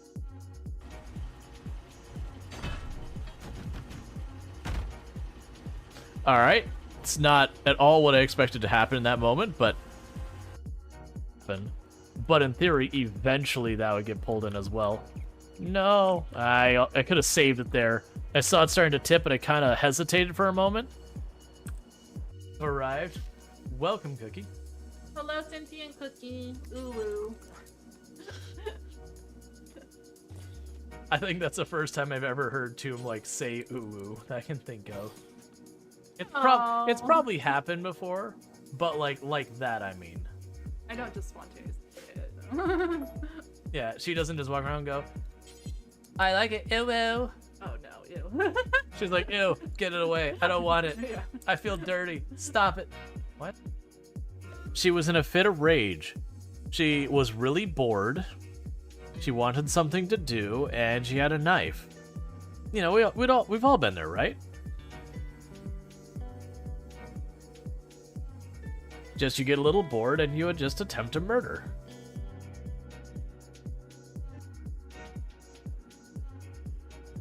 Alright, so it is 5 below now. And then continuing to go down. It should be flipping at some point, because it's 210.8 was the flip point. Oh, there we go. Steam is down to 5 kilograms. It's cooling down much more rapidly now. It's actually fluctuating wildly.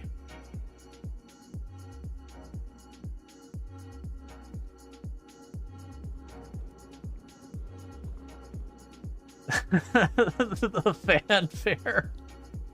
The fanfare for sploosh. Sploosh. Sploosh. Mr. Theo is good at singing. I want to be like him when I grow up. What do you want to be when you grow up? Sir, that is a question that creates an existential crisis I am not prepared to fight. Really going, you know what? That's going to be an immediate problem. All right, and I am back. Yep. You didn't get any ads? Yeah, so it depends on where you're at. So there's a bunch of things. Like, first of all, if you got Twitch Turbo, no ads for you. Congratulations. You live an ad-free existence with Twitch Turbo. But yeah, so we run the minimum amount of ads required to disable pre-rolls. Not a second more. And that's literally it. Just because in my experience, having pre-roll ads on it just absolutely kills my viewership. Like, very genuinely, when I was early on in streaming, I ran 15 different tests between pre-rolls and mid-rolls, where I tried like starting with one, switching to the other, and all that kind of stuff. And 15 out of 15 times, we had higher viewership with mid-rolls. Now, don't get me wrong, I've done lots of statistical analysis, and I have almost never had that level of consistency with results. So I was like, all right, you know, there's my evidence. That level of consistency, yep. But yeah, so if you don't like ads, there's ways you can get around it. Now, I obviously have a personal bias for you to sub to the channel, because that gives me money. That said, like, it gives me directly money kind of thing. That said, did you say min-rolls? No, mid-rolls, as in middle. Because mid-rolls run in the middle of the stream, pre-rolls run at the beginning of the stream right when you click in. But, so I obviously have a vested interest in you subbing. Now, that's not why I run ads or anything like that. But the point is, there's very clearly a reason that I would want you to do that. I get directly money for that. That said, like, that's not why I run ads. Now, you do have another option, and it's also a good option, and it's honestly a better option for you for your value, which is you get what's called Twitch Turbo. It runs, I believe it's something like $16 a month, and it disables pretty close to all ads platform-wide. So you don't want to see ads? Congratulations, almost all of Twitch is ad-free in that situation. Now, there are a handful of exceptions, and they're very rare. Usually it's like live sporting events, or big tech conferences or whatever is about the only time that ads will still happen with Twitch Turbo. Technically, creators can opt to make you still see ads with Twitch Turbo, but there's really no reason for them to do it. Because the way that works is it still supports me as a creator, because the ads you would have seen that you do not see because you have Twitch Turbo, I am still compensated as if you did see them. So for me, do whatever works for you. It's more important that people are here watching and hanging out, having a good time, than me being able to get an extra couple bucks off of you. Because ultimately, when it comes down to all the considerations for the channel and all that, having more viewership is way, way, way more important to me than the money, because having a higher viewership means I have a higher what's called CCV, concurrent viewers, and the higher that average is, the more game companies are willing to give me keys to their game, the more companies are willing to do sponsorships, the more opportunities I generally get in overall. And then on the top of it, when I do a sponsored stream, which for the most part, the only sponsored streams I typically do are games, though that's not exclusively what I've done. Like I've done HelloFresh on 2 occasions, I've done Factor 75 on 2 occasions. And so it is those things that like I get a lot more ammo to negotiate a much better rate. You know, if I pop in and I'm saying, hey, I've got 30 average viewers, they might not be willing to sponsor me, and then if they are, it's going to be on not great terms.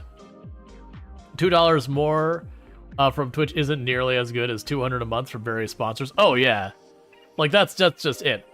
I don't have the math of where it lands right now, but like the last time I went, it was kind of the example. It's like if I get a sponsorship, like a normal sponsorship for the viewership I normally get in the channel, like assuming it's a competitive rate or whatever, that usually would amount to like 1 or 2 weeks of income from like subs or, ads or whatever.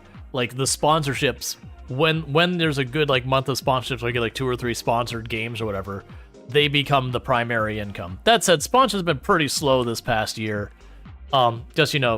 Gaming industry is going through a thing. But it is those things that those sponsorships mean I don't have to lean on my audience and all that kind of stuff. Thank you, Randall, for 1812 for subscribing for 31 months. Morning, everyone should sub for good chill streaming for a variety of games. Thank you, Randall Thor, for the tier 2 sub. I really do appreciate that. Been subbed to the channel for 31 months. You're fast approaching 3 years. One of the very original subs to the channel. Jeez. Almost 3 years. That's a heckin' long time, man. So thank you so much for the support, and thank you for the assistance in chilling. I appreciate it. Like, it was one of the things, especially early on in stream, that I was downright terrible in regards to promoting myself. I don't mean terrible as doing it a lot. No, that's terrible. As in, I wouldn't do it. Like, I was really bad about, mentioning subs and all those kind of things. And you really shouldn't be. Like, the idea is I get to provide content to all of you for free. And, asking occasionally, being like, hey, if people are willing to throw a little bit money, it's not a bad thing. And I know there's people who get upset. It's like, no, streamers asking for the money. It's like, well, look, man, I got bills to pay. I don't know what you want me to tell you. I got bills to pay. The tax man doesn't accept exposure. I keep asking, and they just keep saying no. Yeah, that's been good. And I'm not hurting for money or whatever. Like, I'm okay. This doesn't pay well, but that's fine. I do it because, it's fun, I enjoy it and all that, and I can get by. Alright. So, we're not going to go searching right now, even though we are well rested. The reason I'm not is it'll make it even darker and harder to see, and I don't want to deal with that. We are going to need to get more food, because we're going to hit our second tick of going down with that. But I'm trying to get to this open field over here, because then I can see where the zombies are and potentially do that. Because it says user Twitch Prime on Rual. That is the one thing. If you have Amazon Prime and you link it up with Twitch, even if you don't use it here, use your Twitch Prime. It supports people and it gets you to get rid of ads and it gives you other benefits. Like, you know, if you're gonna give Bezos your money, you at least should get what you paid for. You at least should get everything you can out of it. Oh, that is just too dark. Started to play game 2 weeks ago. You finally made it to where the power goes out. Nice. Yeah. Default settings can be anywhere from 0 to 30 days. Is there no reason to not use Twitch Prime? Oh yeah. It's the thing that catches people off guard is it doesn't auto-renew. Which means if you were to give me a Prime sub 30 days later, you have to go to whoever you're going to give your next Prime sub to and manually say, I would like to Prime sub. It won't. Like, even if you just stayed here, it wouldn't automatically redo the Prime sub. Which is annoying, and I wish it didn't work that way. But also, that's just how it works. Alright, so it's a little bit more manageable for being dark.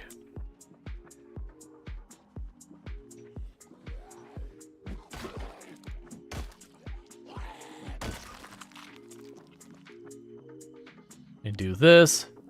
Throw out the spicy mushrooms.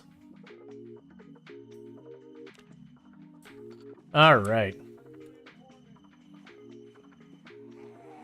But yeah, and if you have been enjoying the stream, don't forget to drop your follows and all that. It's just kind of one of those things that very, very genuinely, I've jumped into a bunch of streams over the years where I've just like really enjoyed the content, especially if it was a raid-in that I'm brought into someone's channel for the first time, and I'm just, you know, I was in the middle of something, kind of vibing to their thing, they take me to a channel, and I just get kind of like into the conversation, and then realize I just did not follow. And eventually I'll find my way back to their channel. But there's definitely that thing, it's like, what was their name? What was their name? You know, okay, who was the person I was watching? Who did they raid? Like, try and figure that all out.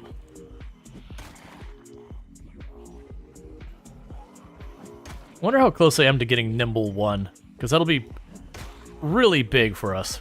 Every point in Nimble is, like, game-changing. Especially once you get to, like, Nimble 3 and more. That's what the page history is for? Yeah. You haven't raided yet or been a raid? Yeah, normally if you stick around to the end of the stream, most people, when they end their stream, they will do what's called a raid. Which is what they'll do is they'll take whoever's watching their stream, and they'll go send you all to someone else's stream. That way, you know, the stream doesn't just end and then you're just, you know, sitting there awkwardly in silence. It's a very good tactic for content creators to grow their channels as well as help out others grow their channels. It's like a mutually beneficial thing. I toss my audience to you, and then, you know, all of my audience gets to see your content, which gets you a chance to be seen. And at the same time, by raiding you, it kind of gives me some level of visibility there. And most people, when you raid them, will take like 2 seconds to ask you, like, what are you playing? Like, how is your stream going? Now, it's a little bit different if you're raiding it as someone who's got like 5,000 viewers and you raided them with like 2 or 3 viewers. A lot of people at that size will turn off those notifications because it ends up getting spammy, where you have a whole bunch of people, just because you're a big name, they start raiding you. And so you get all these messages for like 1 and 2 viewers. That there definitely is a point that you have to go, okay, well, there is only so many alerts you want playing before it starts detracting from your own channel. And there's a juggle there.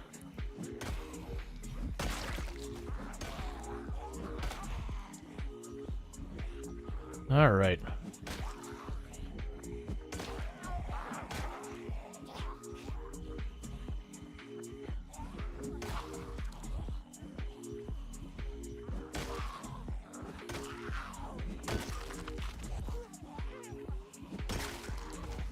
Come on, one more. All right, well, it's...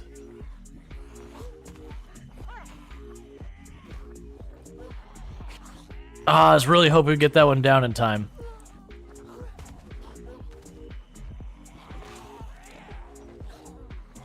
All right, that's too many.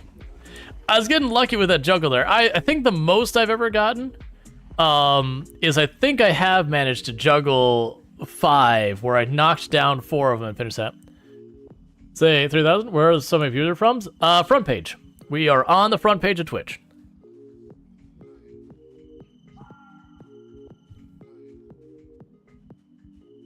We might be able to pull off something lucky here. If we get lucky and we grab a stick, I can make myself more weapons. No, I can't. I'm out of stones. The game heard me. I was like, oh, you won't be able to make weapons, you say? Here, you can have those sticks you've been looking for. Don't say I didn't give you nothing.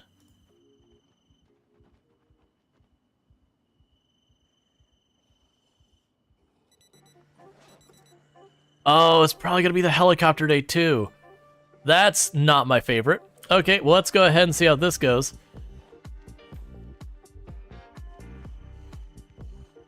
And if I panic enough, it'll cancel my foraging, by the way. Because as you panic, it makes the radius smaller. I don't know if it's going to be the helicopter day, but there is a very strong chance it'll be the helicopter day. We'll know here in a minute. Like I said, if it is the helicopter day, which I'm going to go on the assumption it is, the plan is to go south past Lake Fallis to draw the zombies away from where I'm working. Oh, what's a helicopter do? Basically, it's a news reporter that you're in the exclusion zone where they don't know what's going on in here. Oh, do I get one more day? One more day? Come on, let's see. Where's my double buzz? Looks like you get one more day before the helicopter. Okay. But yeah, so it's the helicopter's a news reporter trying to figure out information from the exclusion zone. At least that's the theory. And then the idea is they're flying around, not sure what's going on. They see you wandering around with zombies chasing you or whatever. And so you're a subject of interest. So they end up circling around you and all that kind of stuff. And ultimately what that does is the helicopter is really loud. And so that draws zombies to where you are. So inadvertently, they are putting you in extreme danger of dying. Yeah, no, it's a they've got what's called meta events, and it's a handful of things to kind of throw you off. Normally you only have one helicopter, but we have changed our settings, so the helicopter event will show up roughly twice a month, every like 2-3 weeks.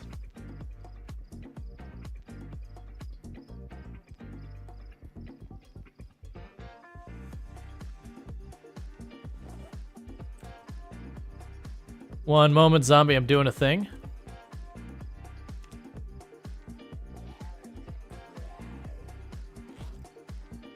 Is it just you? Well, then you can die.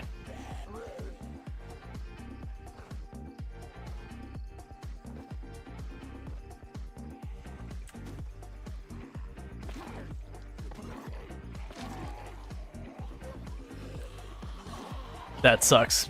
I probably had one more hit. If I knew we were going to go that, I was going to push my luck with it. Now we're exerted.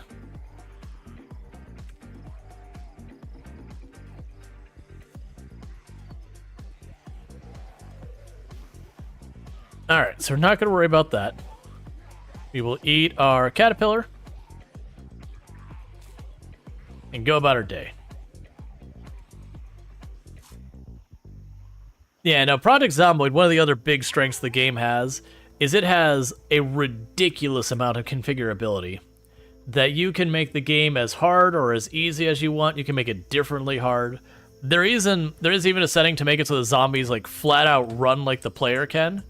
That said, I do warn people that while that does have a challenge, it's pretty janky, it's pretty unreliable. You'll have stuff glitch through walls on the rare occasion on the sprinters. There's a reason why it's not default behavior.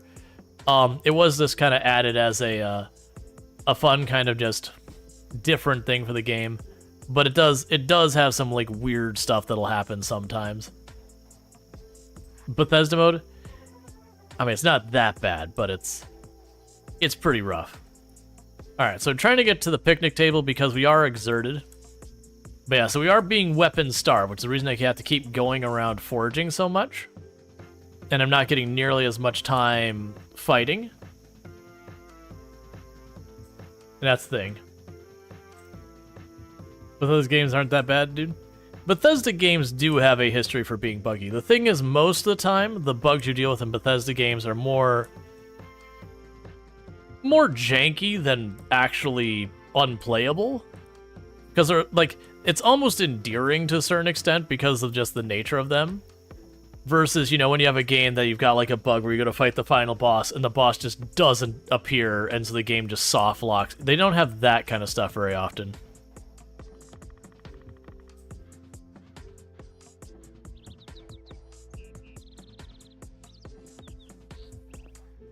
Oh, hey, sneaky zombie trying to get the jump on me.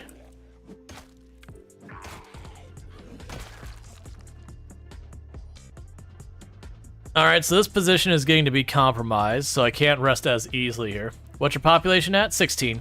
It's maxed.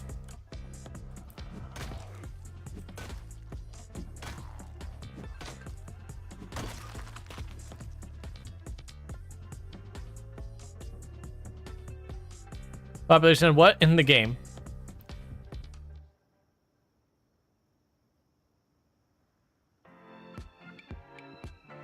Now, I'm looking forward to the helicopter.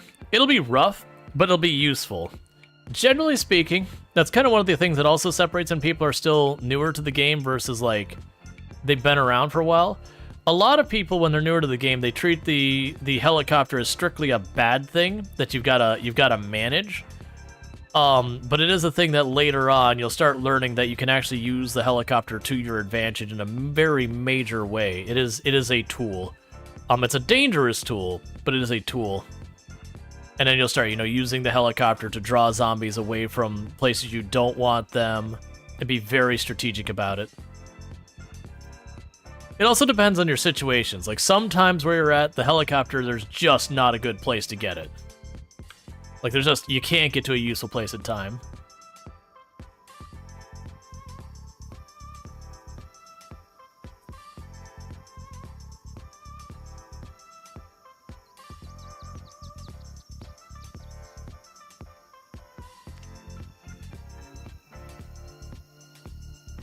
Aren't snails dangerous?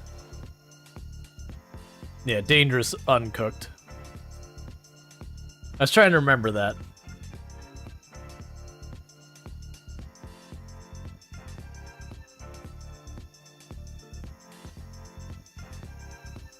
I'm gonna grab you and the slugs you can't eat without cooking them, so get rid of that. You know, making our stone hammer. Alright, Strider. You sleep well. Thank you for hanging out. So that gives us another hammer to fight with. Stop giving me poisonous things.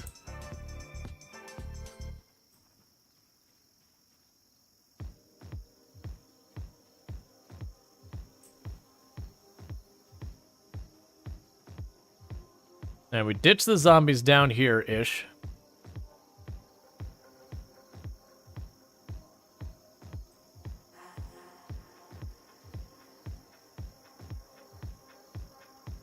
Alright, we can eat that. Is there a way to make fire? Yep, you can make fires. Hey, Rorka, how's it going?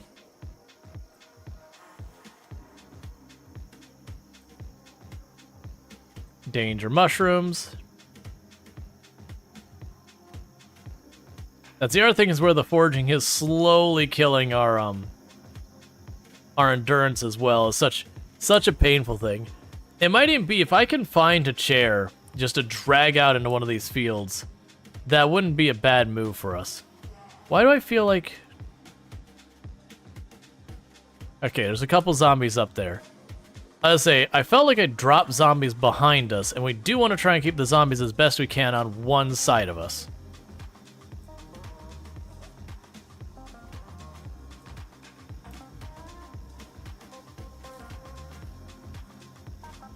Alright.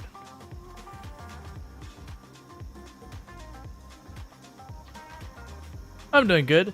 Project Zomboid does take some getting adjusting to you. I wouldn't say... Like, hard isn't the word I would use. I would say it's unforgiving. Which is similar, but not quite the same thing. Your mistakes will be punished at the extreme.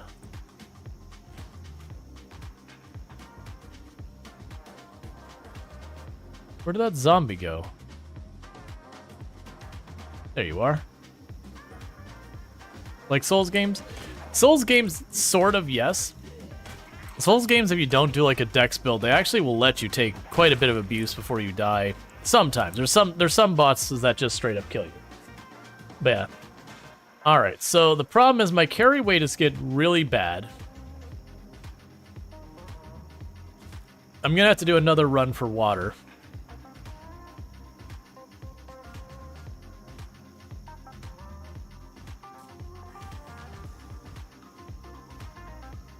Because every time you played, you can never find any sort of weapon that you just don't like the whole if you die 100% thing over. You can change it.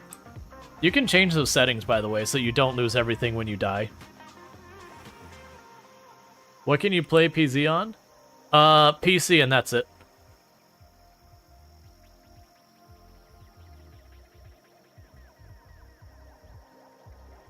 Hey, Venom, how's it going?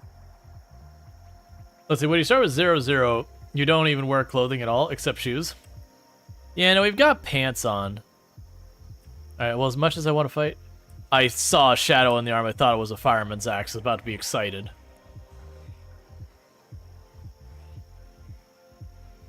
Even when a fun time, set fire to a building in town in Malta.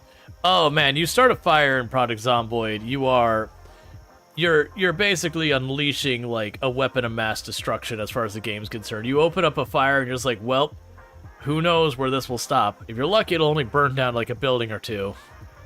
But fire has a tendency to really get out of the way. You just bought Project Zomboid. Any tips? My biggest tips I'll give players, and I'll repeat this a lot today, is to slow down. Generally speaking, everyone will look at their situations and think it's urgent and run around everywhere and aggressively attack the zombies. And then they'll be like, why does my character suddenly suck at fighting? And it's because their character's tired and exhausted. You'll notice I almost never run. That's because think of endurance as how many zombies you can kill before you have to go to sleep, which is not entirely accurate, but it's thematically kind of accurate. And so if I spend that fighting, I get to kill a bunch of zombies. If I spend it running, well, I don't get to kill very many zombies. So that's kind of the really big tip, is just to slow down. Another big thing is when you're playing, there are settings. There's one setting called the aim outline in your settings menu. It starts on long range only. I highly recommend you set it to any. That's the thing that, like, when you see me go into combat stance and aim a weapon at an enemy, it'll highlight when that enemy is in range and what enemy I should hit. And that can be very especially useful early game. While most of the weapons, their range isn't too hard to figure out, like it's somewhat intuitive. There's a couple weapons whose range is a little less clear. And so that'll help you kind of get a feel for what the range is versus, you know, missing and dying again and again till you start to kind of get a feel for it. You'll still miss and die sometimes, but you'll do a little bit less of it. So yeah, so that's been like the only 3 steps of moving fast we've done since we got down over here. We'll do a little bit of running once I get into this. Trying to stick to where I can see a little bit, because I'm trying to get a sip of water. This is not what you should do, by the way. This is not, hey, look at me, I'm really good at the game. This is the way I play. This is even for me, this is just bad playing, but I'm being stubborn. I should just retreat back to safer place to get some water versus continuously coming back here and putting myself in the same dangerous situation for a sip of not safe water.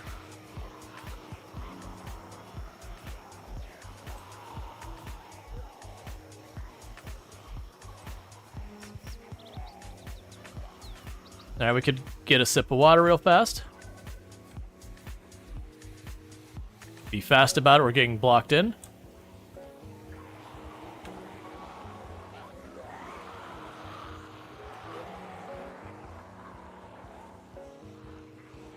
Okay, time to trash.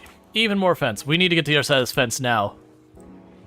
If it would stay on that side of the fence, it's very easy. I could have got myself blocked in. Because there's zombies on either side of the fence that is getting cut off in front of me, and where I would retreat to. Yeah, so you see how I did just a little bit of jogging there? And then we go right back to walking? This is fine.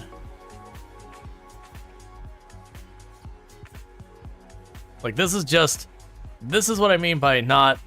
Like, the movement we're doing right now is I'm just changing my position enough to avoid the zombies. I'm not trying to just run away from the zombies. And a big reason why is this little thing here that says exertion. That is an extreme damage penalty. That is a 50% damage penalty. Did the helicopter come? No, it's going to be the next in-game day. You can tell that the helicopter will come right at the beginning of the day if you listen to the emergency channel after 8 a.m. It'll give you like the updated weather. We'll say, okay, today you're gonna have fog and this and that. And on the day that the helicopter shows up, it'll say air activity detected at the very end of the broadcast. Then why is there so many zombies? We are playing on the maximum zombie population settings. How long is an in-game day? In the actual time from midnight to midnight, it is 1 hour. That said, in practice, it ends up being about 20-30 minutes on average because, you know, you fast forward when you rest and then you sleep for part of it and all that. So your actual playtime will usually be around 30 minutes a day, even though the day itself is technically 1 hour long. That said, you will have the days you play for the full hour just because, like, things go bad. You start drinking lots of coffee and taking lots of vitamins to keep yourself awake longer. What's your favorite occupation? Unemployed. Which, for the record, is not a meta strategy or anything like that. It's the opposite. It's a self-sabotage strategy. I've got over 3,000 hours in this game, so I do pretty much everything I can to put hurdles in front of myself to keep things interesting.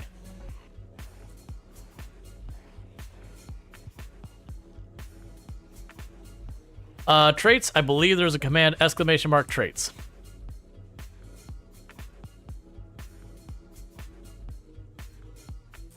Fireman is really good. Like, if you're trying to figure out what you should start for an occupation, Fireman is really good. The, maintenance or mechanic is really good. The thief is really good. There's a couple other really good ones in there, too. But none of them are, like, particularly super important. And all that. And as far as the traits themselves, the important ones, I would argue keen hearing is the single most powerful and useful trait in the game. Because what keen hearing does, if you notice like this ring I could see behind me, keen hearing makes it about 1.5 times as big, which means I effectively can see twice as far behind me, give or take. So like keen hearing is like the big one that everyone agrees is like amazing and you should have it. You'll have people argue for, like, fast learning. You'll have people argue for nimble. The big thing is, especially early on, you don't want to necessarily take characters who are low fitness and low strength. That's very hard to do as a new player. What does obese help you with? It doesn't. It's a negative trait. It's bad. Again, this build is not good. It is a self-sabotage build. This is an actively bad build by deliberate decision. I've said, I want this to be worse, and it's one of the things I've done to do that. So I do not recommend this build for new players, for advanced players, or intermediate players. It is a bad build. If you want a good build, honestly, any build that you've got a decent amount of fitness, nimble, like honestly just a decent amount of fitness, nimble, and keen hearing, you're going to be in a pretty okay build. Like you can get away with low strength, it can be a little annoying, but getting away with low fitness is just difficult.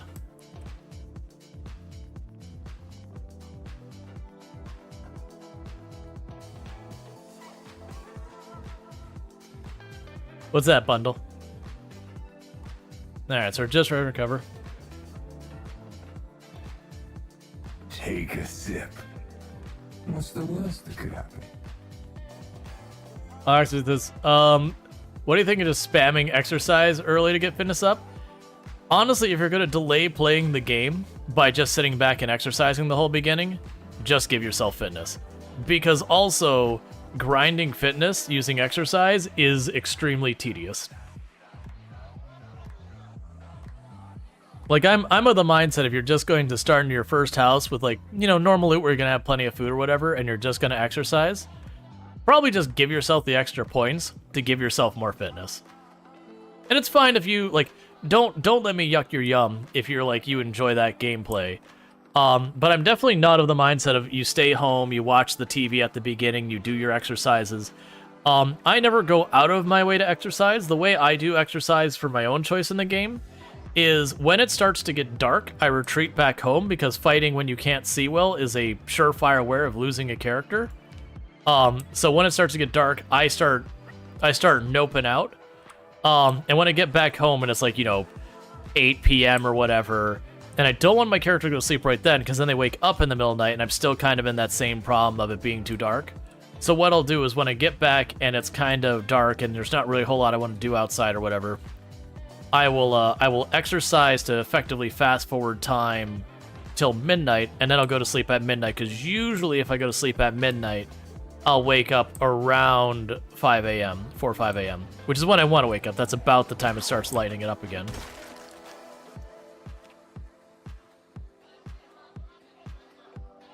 All right.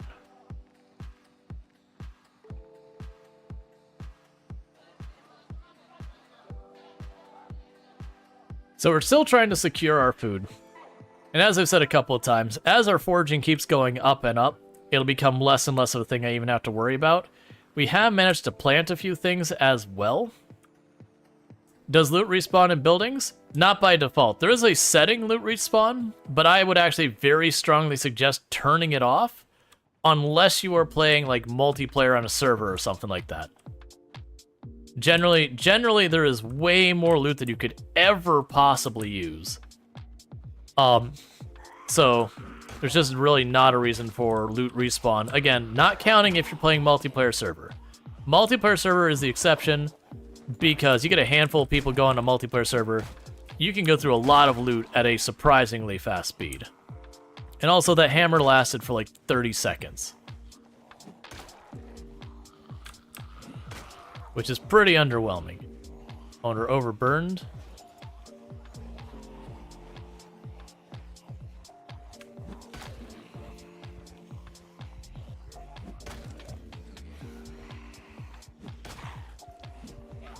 I would really appreciate if one of these zombies would have a weapon of any kind.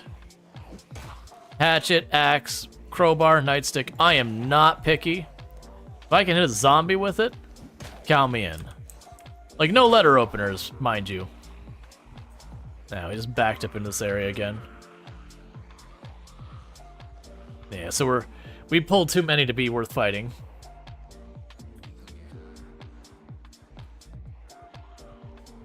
And that's that pinpoint hearing coming in. There's no bricks in the game for, like, weapons or whatever.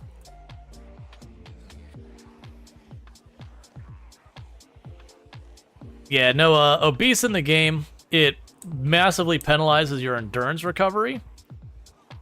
And all that. Generally speaking, the only ranged weapons in the game are guns, and that's it. So if you're thinking bow and arrow, they're gonna come, like, bow and arrows will be coming soon. But so far they're not. At least that's the intention was for them to come. Alright, you have yourself a, thank you for the lurk. Ooh, I'm gonna get this wrong. Those cuss? I probably got that wrong, but by all means correct me. But thank you for the lurk, I appreciate it. I do hope you have enjoyed the stream so far and all that good stuff. Yeah, so I'm just trying to Pied Piper the zombies back away from home. And not to turn around. And then tomorrow will be the big helicopter day. Man, you're so new to Twitch? Yeah, that's no problem. We all had our first day here. It's A-okay. The big thing to be aware of is, you know, by all means, have fun, hang out, do it stuff. Just keep in mind, the content creators, like, you know, stuff like, you know, throwing subs at them doesn't mean they owe you anything.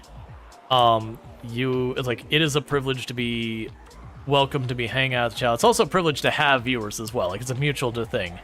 But the big point is, like, ultimately, when you join someone's channel, it is their channel. It's like you're walking into someone's house. Obviously, if you're a jerk, you're going to be asked to leave, and we have the power to force you to leave. So it's kind of one of those things. And that's not that you've said anything wrong. I'm just kind of putting it out there because people will start, like, really pushing boundaries and all that. And 100% creators, like, very genuinely, when you look at the stuff that, like, Twitch advises, like, how you approach things and all that, they very much like, hey, it doesn't even matter if they did anything wrong. If they make you uncomfortable, kick them. Get rid of them. That's what you do. And that's the correct thing. It doesn't even matter if the person has done anything wrong. Like, it feels bad if you have to do that, where you look at stuff like, they didn't really do anything, but, like, it derails the stream because it gets under your skin, even if you're like, it shouldn't. But the fact is, you are now making worse content for everybody because someone set you. It could be they remind you of someone. Again, nothing by their fault. But it's still those things that on your end, you got to do what you got to do to protect your headspace and to make sure you're making the content that people want to come and see. Let's see, you join Twitch so you can watch subscriptions from YouTube, but I found way more interesting on Twitch. So you can watch subscriptions from YouTube. I don't understand what you mean by that. Because Twitch and YouTube are entirely separate platforms. There's no, to my knowledge, there's never been like any type of partnership or anything, because they are fairly direct competitors. All right, so it's time to get with the ditching. We've drugged them all away. So you know a few people on YouTube who have Twitch. Gotcha, that makes sense. Yeah, because that's the same thing. Like, for the record, I am streaming on Twitch, YouTube, and TikTok, Twitch being my main platform by a huge margin. I mostly use YouTube for VODs, that Twitch deletes their VOD after, I think it's 90 days. And it just, by streaming to YouTube directly, it means my VOD's just there, so that way, 3-4 months after I do a stream and someone says, hey, have you played Subnautica? I'll be like, yep, it's right there. You can go check out the whole thing right there. I can do that kind of stuff. So when you watch YouTube, you have less interactive, better on Twitch. Yeah, it depends what you're going for. Like, most of the time I watch Twitch stuff. Usually if I'm trying to learn something, or I'm dealing with something from a historical side, a lot of times I'll prefer YouTube. But if I'm going just for entertainment, I'm going to Twitch. Because that interaction is a key part of the entertainment to me. Passively consuming video, I do it, but not often. I'd rather have some type of active situation. It's why I play games versus watching shows so much. Exactly. Using YouTube, I would do it to, like, watch how-tos or walkthroughs. Right, so, like, if there's an achievement that's like, collect the 100 hidden things in a game, and it's one of those things that, like, finding the 100 things, there's, like, not a really good path for discovery for it, and you've got, like, all the other achievements, you're like, alright, well, I'm just gonna pull up a guide, I don't feel like dealing with this. I want a YouTube video for that. Or sometimes a document, like a text document, if the text document is done well. But generally I'm gonna want a YouTube where they're like, okay, here's the first one, okay, here's the second one, you follow along. Following someone along on Twitch for something like that would probably be a terrible experience for everyone involved. Let's see, your friends are obsessed with this game. I hope you're enjoying it. Yeah, no, for the record, yeah, no, Project Zomboid's definitely an okay game. I got 3,500 hours and some change. It might be all right. It's a solid game, obviously. The stairs on it. What's my favorite programming language? I prefer working in C#. For the record, I'm what's referred to as a polyglot when it comes to software dev. After doing 15 years, I've worked in a large number of different languages, but C# is my preference. And the reason for that is a general purpose language, which means I can use it for almost anything, and it does really well. And there's certainly other ones you can argue, like, this one's better for this and that, but generally, it can service just about any need you have. And it's not the only one. There's lots of general purpose languages. But generally speaking, it means I don't have to learn like a different language for a different thing. And all that kind of stuff. That said, there's a lot of good ones, like Python's a good language, C#'s a good language. Java is a useful language. It is not one I enjoy. JavaScript, I absolutely despise, but I respect it. It is a very useful language. I cannot stand it, even though I have done many years worth of work in it. It is a language you can use literally anywhere, but hear me out, you really shouldn't. And if you want the actual reason I don't like JavaScript, is JavaScript because it's not a strongly typed language, which we can get into what that is in a minute.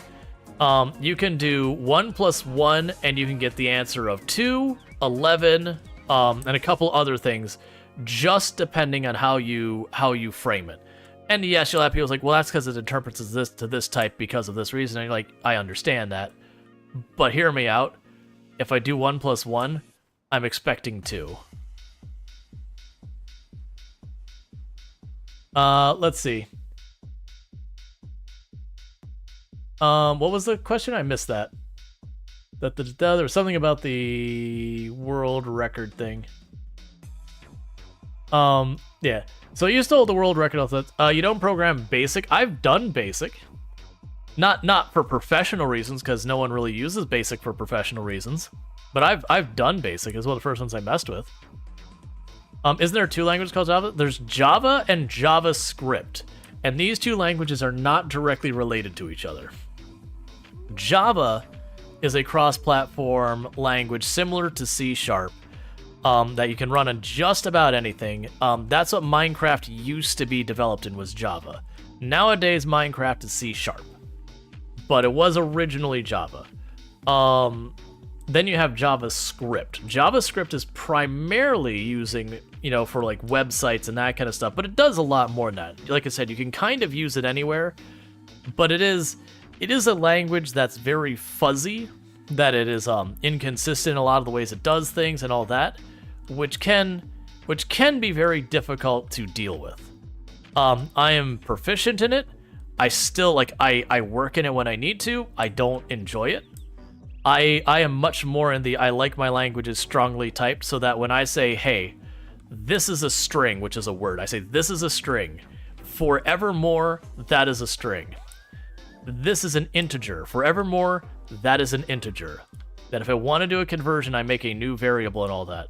Versus languages like JavaScript, you make something, and I can grab it here, and it'll make it an integer. I'll grab it there, and it'll make it a string. And that sounds nice, and there is benefits to it, but there's a lot of negatives that come with that as well. And not that C# is perfect by any stretch of the imagination. There are lots of things that people do not like, with good reason, for C#. Every language has its pros and cons. You're new to the industry. You've done Python only. Python's a good language. Python's a really good language to start with. Python, if you're doing Python, you're probably going to primarily do a lot of data-heavy stuff, like machine learning kind of stuff, that type of thing. That's where Python really seems to have the highest amount of strength. It can do a broad number of things, but it's kind of one of those square peg round hole with some of those things. Like, you can, but some of those things, it's just generally not a good choice. But that said, there's a lot of things it does well. Like, I don't want to diminish it. It's definitely, if I was telling someone, hey, you want to learn a language, where should you start? I'd probably say C# or Python as my first 2 picks. And I know people will argue against that a lot of people don't like C# because it is a Microsoft technology, even though the .NET Foundation is now sort of a separate thing from Microsoft, even though it does have a lot of Microsoft talent in it.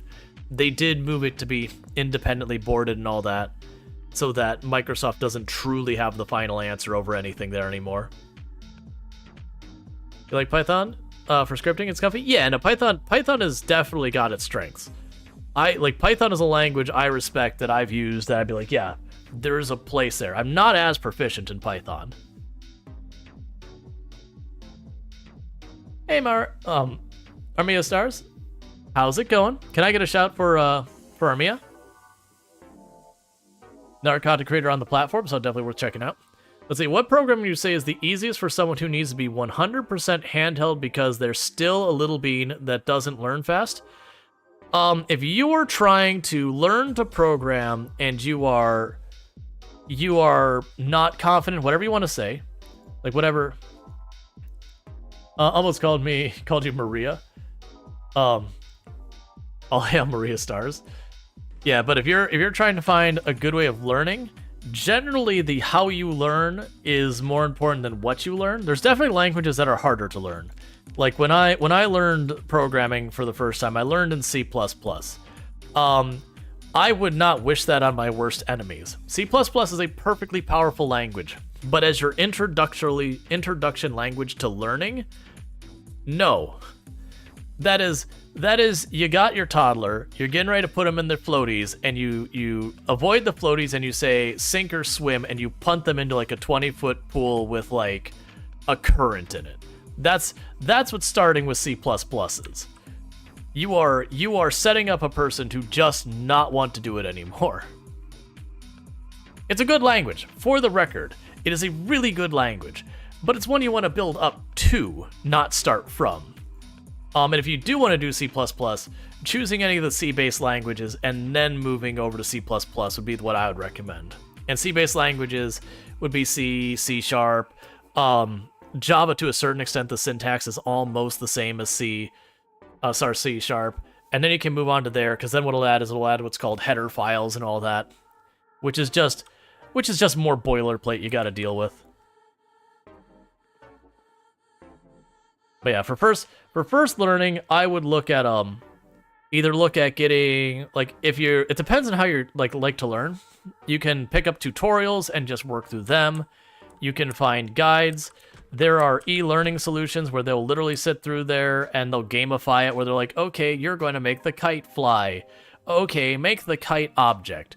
All right, you need to make a function for the kite. And all that kind of stuff. And that could be a very good way of learning. So our carry weight is getting heavily penalized because we are basically maximum hunger. Not really. We are very freaking hungry. So I do need to find at least enough food to get our carry weight to not be penalized. Yeah, we require the nom-noms. So I'm going to cut over these fields. I'm going on the assumption that today we will have the helicopter event, so I'm going to already be moving in the direction for that.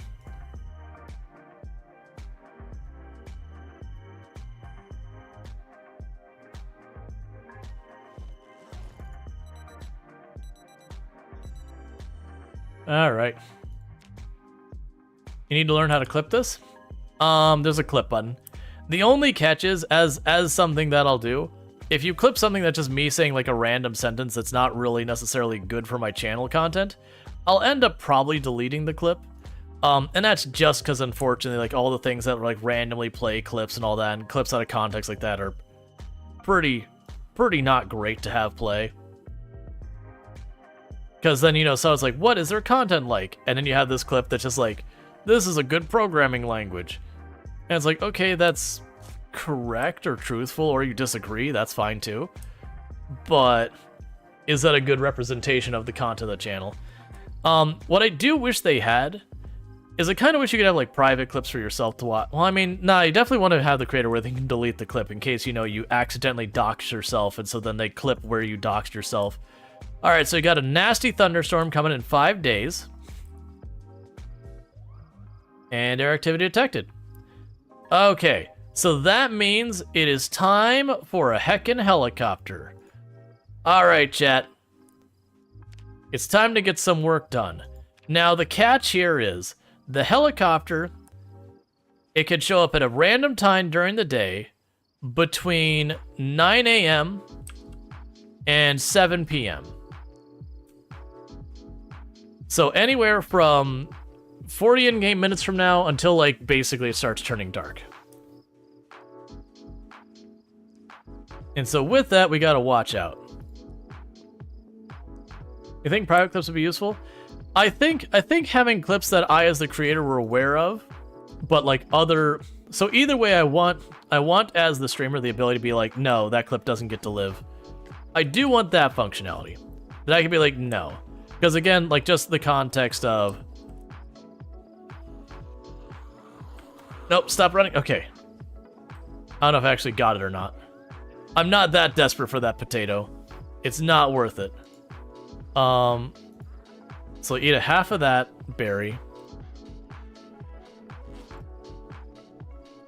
Yeah, I did not manage to pull the potato. Oh, I think it actually canceled because of panic. That's fine.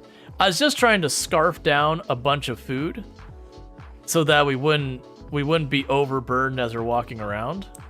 We'll let that sit for a minute, just in case. But what I'm trying to do now is I'm trying to move to the south end of Lake Fallis. And the reason why I'm trying to get to the south end of Lake Fallis is what we are going to do is when the helicopter shows up here. I'm going to do this real fast. Okay. So this is where we've been basing from. This is where my goal of where I want to actually make my base at is right there. That's a gas station. This is kind of like the pumps are here and here. This is water, so I'll make like myself a little perimeter here. So that way the water is inside. I've got a safe fishing spot, and we're going to build a base. What I want to do is I want to walk around this way to down here-ish somewhere. And we want to draw the helicopter to pull all the zombies from up in this area down to there. That way this area is fairly quiet, because we'll have pulled the zombies away. That's the goal. Now the problem is, the helicopter could technically show up right this second. Wait, where was the area you're staying at? It was to the north. It was the boot camp, just north of Lake Fallis. Right now I got zombies too close. I'm not going to pull up the map again.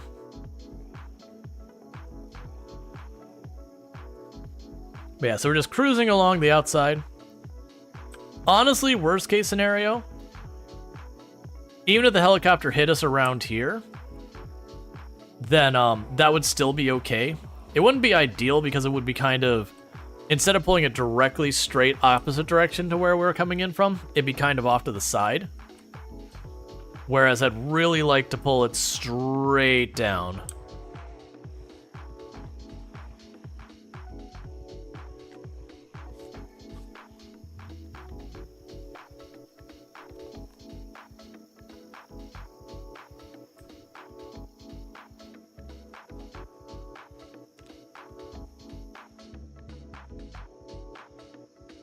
Alright, so clearly those berries are safe, so we'll eat them all. Thank you, Randall, for 1812 for gifting a sub to Kageric. Hey Kageric, how's it going? So I do see your check mark there. So what are you streaming, all that good stuff? And then thank you, Randall Thor, for gifting a tier 1 sub to Kageric. Really do appreciate that. How are you finding Project Zomboid, by the way? I very much enjoy this game. I don't play it as much nowadays. I burnt myself out pretty badly. Back when I had the world record. But I have put in like 3,500 hours into this game, and then some change. But going for the world record burned me out pretty hard. All right. So we're almost to the other side. This road down here, that represents the south side of Lake Fallis.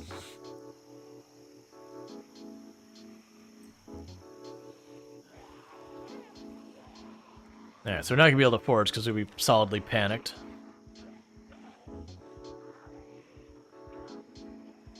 Okay, and bear with me for just a moment, chat. We're going to have our last ad break for the stream, because I'll be able to mash the snooze button to delay the next one. So yeah, all right. So that's the last. This will be the last ad break for the stream, because I can snooze 3 ads where I can just kick it 5 minutes down the can. So I get to do it 3 times and all that kind of good stuff, and all that. So with that said, I'm gonna take 2 minutes to quickly stretch my legs and all that kind of good stuff, and eat the last of my dinner. And I'll be right back. So thank you again for tuning in, and I'll be back here in just a couple minutes.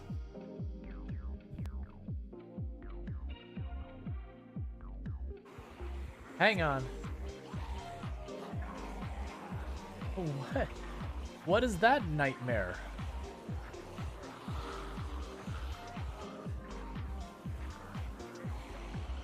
Like, the helicopter didn't bring that much.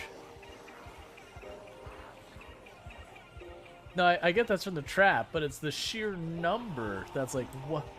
What?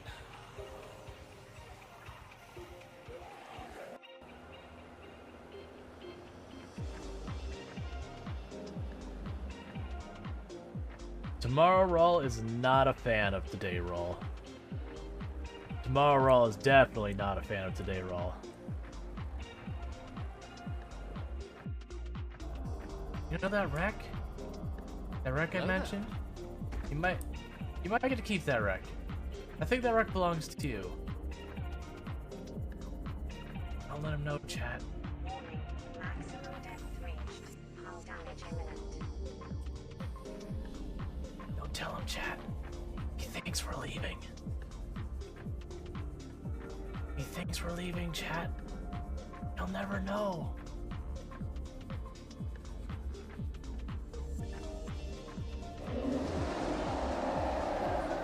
I think he knows. I'm pretty sure he very much knows.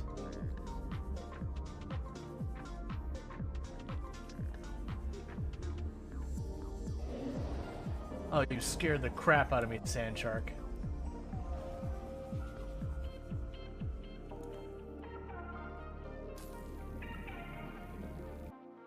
And so the door appears to be just open. It's called an outpost.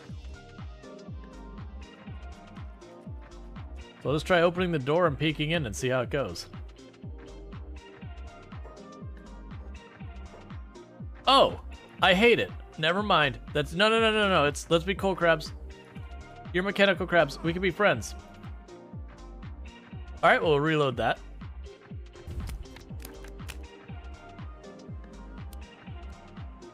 I'm gonna have failed this like at the door. Oh, come on, just give me a tower. Great Architect. Excellent news. The wonder has been built. Completed the great monument. All of us are very proud to be part of the Glorious Empire. Great Architect. Excellent news. You did a great job. We completed all the goals in the city. We can move on to the next place and create a new city in order to expand our Glorious Empire. That's good, because I was going to literally lose the next term. Great Architect. The Emperor, I regret to inform you that I've been dismissed from management due to low loyalty. Oh, okay. I won and I lost in the same turn. Excellent. Perfect.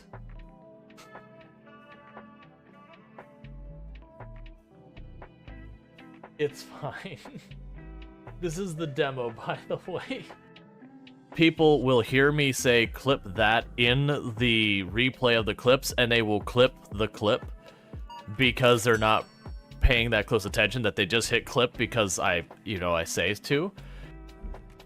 And since there's two sides of that airlock, this shouldn't be really that bad. And we are back. Are we ready for a heckin' helicopter? Because I think it's time for a heckin' helicopter. By the way, I have no control over exactly when the helicopter shows up, but with this clock up here, it can show up anywhere but from now to 7 p.m. And all we can do right now is wait.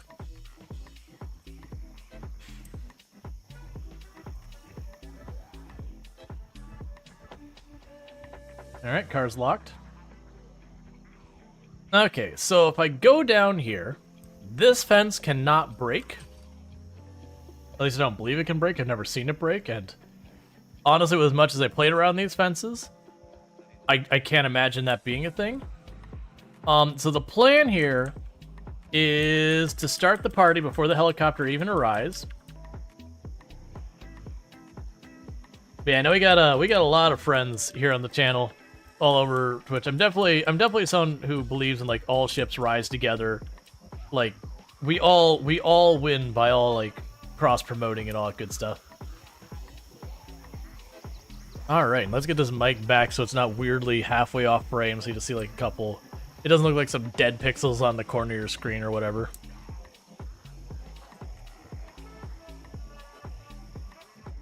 Okay, so what we want to start doing is I want to start balling these zombies up. because the zombies are going to be obnoxiously loud, and they're going to draw other zombies. So if I start riding the wave of the zombies back and forth, I can get them into a really tight little ball of zombies. Yep, the ad break is over.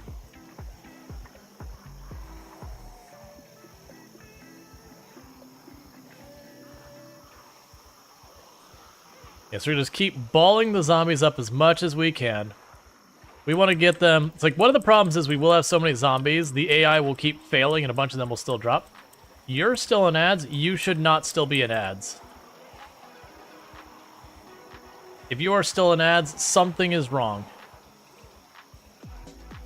Because the ads run for 3 minutes. I've got a timer here that says no ads for another 53 minutes and some change.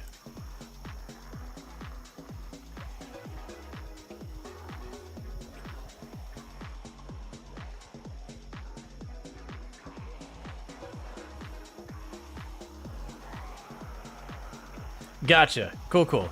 Yeah, no, FG and Drongo are some of my stream team members, Halcyon Frequency stream team.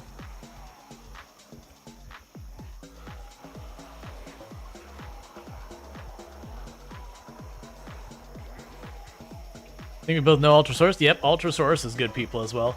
I think I've seen your name in Ultrasource's channel before.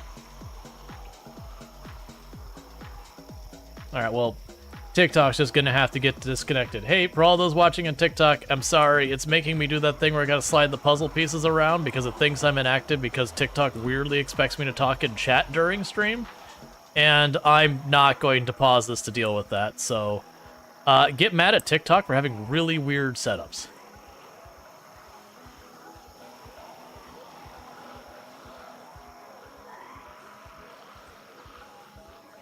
Oh, this is nothing. The helicopter hasn't started yet. Like, I wish it was easier to do with that stuff.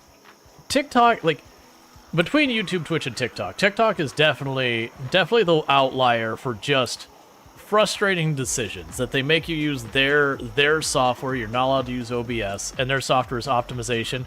It's gotten better, but it's still pretty bad, and all that kind of good stuff. But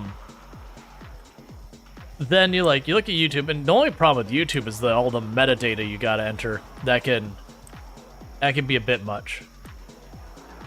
Like, they want you to add like thumbnails and everything, and so it's a lot of data entry before you start stream, and then you switch categories midstream, and you gotta do all of it again. You hang out in Drongos and Ultras the most often? Gotcha. Yeah, I hang out on both the channels a lot as well.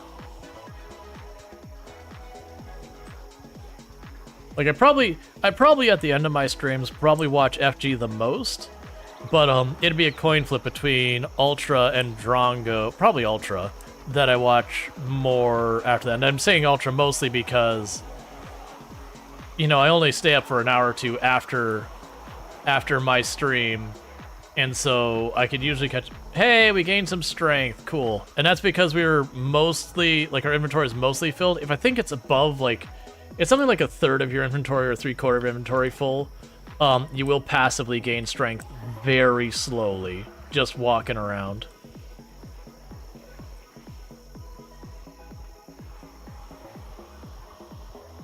Is that the helicopter? That's the helicopter. So I want to take this party closer to town.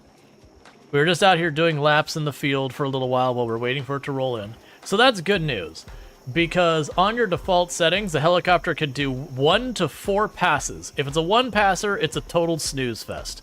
Not a big deal. 2 passes, it gets a little spicy, but it's still not that bad. Once you get to 3 and 4 passes, that's when things can start taking a really nasty turn on you. What is a helicopter? So the helicopter, the assumed lore of it is that we're in an exclusion zone. The government isn't telling the people outside the exclusion zone what's happening in here, and people are getting antsy and want to know. So a news helicopter decides to, you know, break the rules, break the no-fly zone, and see what's going on. You know, get the scoop. And it shows up, it sees you running around in here, so it follows you around because you're the most interesting thing it sees. And it does some circles around you, eventually realizes that it's getting you killed, and leaves. The thing is, the whole time, it is loud as heck, And the zombies really like to follow loud things. And since it's circling around you, like indirectly it's drawing all the zombies to your lap. So it's just an event that draws zombies to you. It's not precisely. It's not like I have a beacon on my character that's like bring the zombies here. You know, it's doing circles around you, and it's actually drawing the zombies to where that circle is. Like where the edge of it is at. It's just because it keeps circling around you, it is going to smear the zombies over top of you. Alright, so I'm not going to cut all the way that way anymore, not unless I don't get a choice. What we're going to do is what I refer to as riding the wave, where we just go back and forth along the edge of the horde. And we'll occasionally deviate to go pick up some more. But the big thing is we're trying to not let ourselves get kind of into the middle of all the zombies moving around, which is exactly what's happening right this second. So I've definitely failed on that one, because that forces me to do a lot more tight maneuvering and all that. Let's see if we can't start getting another wave going.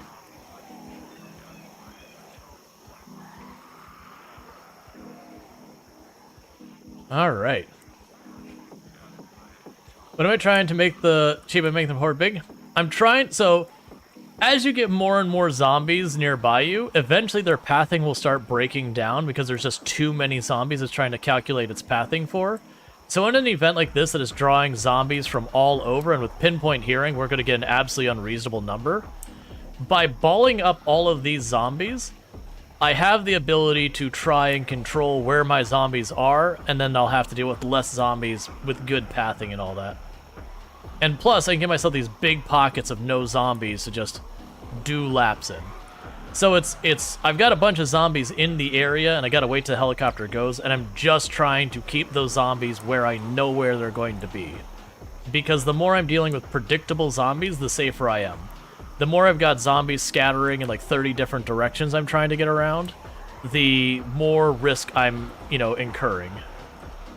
Because I have more risk of getting cut off, or bumping into a zombie and tripping and stuff like that. But that's the reason I chose a nice big open area where I've got really good line of sight. It's literally just walking in circles, avoiding getting intercepted by zombies, and just trying our best to stay in these open pockets we're making. And you'll notice I'm walking the whole time. I am only running 1 or 2 steps to avoid getting, avoid dodging like a grab or whatever if I, am getting intercepted.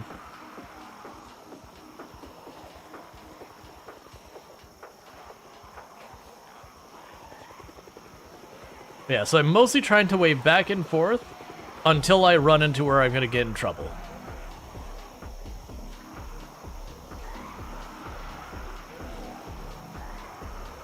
Getting a little bit of frame rate juggle, which can get you killed. Your character will control fine with the frame rate thing, which is just the way the engine runs. But the issue is, it makes it really hard to time stuff. So if you have stuff like, I need to take 2 or 3 steps to dodge, and I'm trying to time it, I can easily mess up my timing because like a frame stutter or whatever. But this frame stutter you're running into isn't a normal thing you should be seeing in Project Zomboid. We are on maximum zombie pop and during the helicopter. This is what we want to avoid.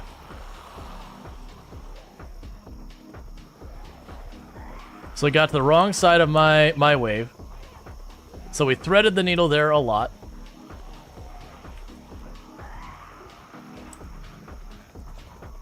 And that's because we are on, I believe, our 3rd pass.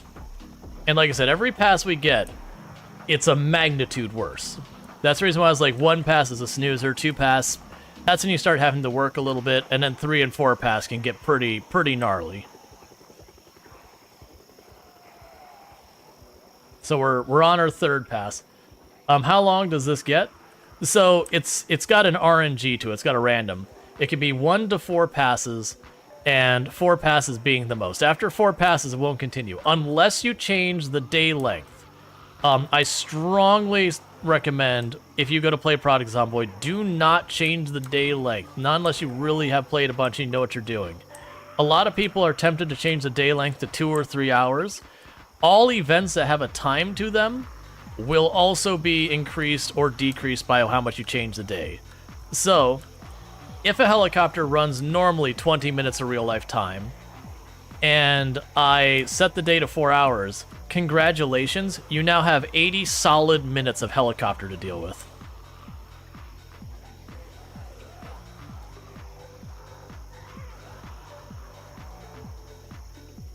Alright, so you done yet, helicopter? The momentary freeze when we turn... Oh yeah, that's some good frame rate right there. Let's look at all those zombies. Yep. Oh, are you coming back again? Come on, man. I think it's coming back for a 4-passer. I think we're getting them all. Yep, it's coming for a 4th pass.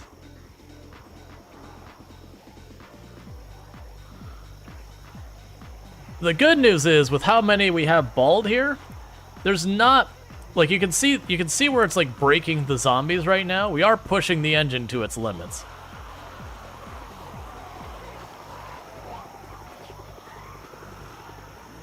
There's 10 minutes left? No, we got more than that. Keep in mind that's 24-hour time, so it's 3:10 p.m. in game, not 5:10 p.m. Then it's around 7 that does start to get dark, so we got plenty of time. The good news is there's not many zombies to the south left to be pulled.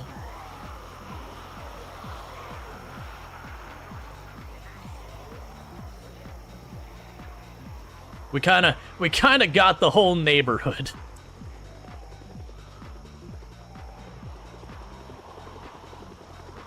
And I haven't updated the command. We don't actually have Pillow's random spawn mod loaded.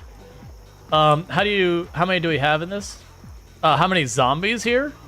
Let me get like a little bit of a gap here, and I can get you a rough guess of how many zombies I think we're looking at. We are looking at 800 or 900 maybe. 500, 600, 700, something like that would be my guess for that. It's hard to tell when it blacks out like that.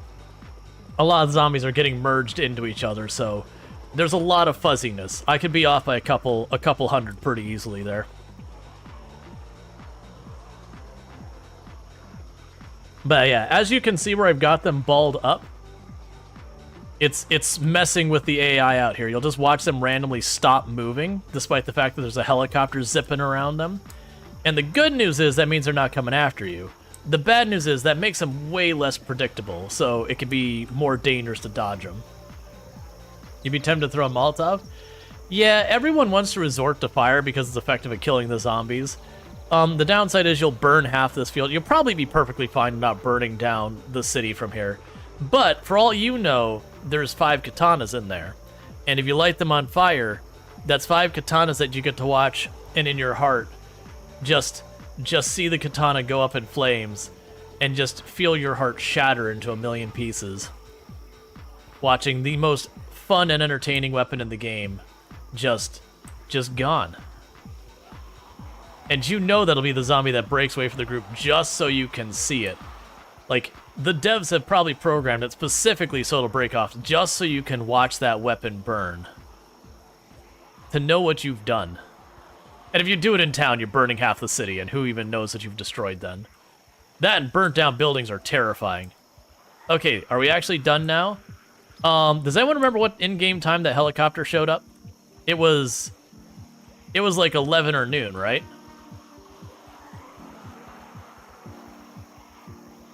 Around noon? Okay, so we should be in the all clear. Now, because the helicopter left to the west when it left, you'll notice all of the zombies are going west. So I, too, am going to go west. And the reason is because I definitely don't want to go against the flow of traffic when I have this giant wall behind me for any zombies trying to reach me to get pulled into. So what we want to do is, now that the helicopter's done, we are going to do the incredibly high skill play of just walking away. That is how you deal with your problems in Project Zomboid. If there's something you don't like, you walk away. And you just pretend it doesn't exist. and you'll be fine. Because you are faster than they are, you know, barring nothing's wrong with your character. And you just look at the problem and say, it's not a me problem. Alright, so I'm going to be working kind of up here. There is some dangerous places over to the east here. Some of the farms and all that. But I am going to start working my way north. Because we've done what we wanted. We drew a really large number of zombies to the south. I don't know if we drew the zombies away from where I wanted, if we were too... Like, we're definitely in range for the helicopter to hear us. But it can't pull all of the zombies at once. There's just too many. So we may have just, like, split the population, so there's, like, an empty spot in the middle of town. We won't know. And then realistically, if it did do that, by the time we would get there, it would fill back in from the zombies' natural migration and all that. But for now, I just want to get out of this field and start going to the east and then the north. Get to the east side of town where I came over this way and then go back.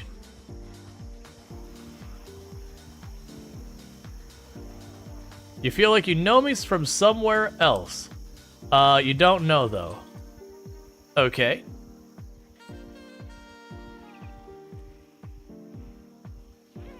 If you do recognize me from someplace else, I will ask you not say in chat. Because anyone who's doing stuff that effectively doxes me, they will be gone. Because it wouldn't be the hardest thing in the world to figure out who I am. Like, it is what it is. And that isn't issuing a challenge or anything else like that. But the point being, I realize people will figure it out, and like I said, it is one of those things that, as long as they keep it to themselves, you know, obviously whatever, you know, please don't seek it out. But if it ends up being a thing that people are, like, trying to dox me or whatever, not only will I do that, I'll report it. And, you know, then you get banned off of Twitch, and it gets to be an IP ban, because it's the big boys and girls bans that you get when you do that kind of stuff. And then you'll just not be a Twitch user anymore. You think you've just heard your voice? It is possible. I have done content creation before I started streaming or doing YouTube. So it is possible. Like I said, my big ask is if you recognize it, you can smile and enjoy having that forbidden knowledge, and just don't share it. And also don't DM me and be like, hey, is this you? Again, I will absolutely ban and block you and all that stuff, because that's super creepy. Because that's some, like, tier 13 major creep.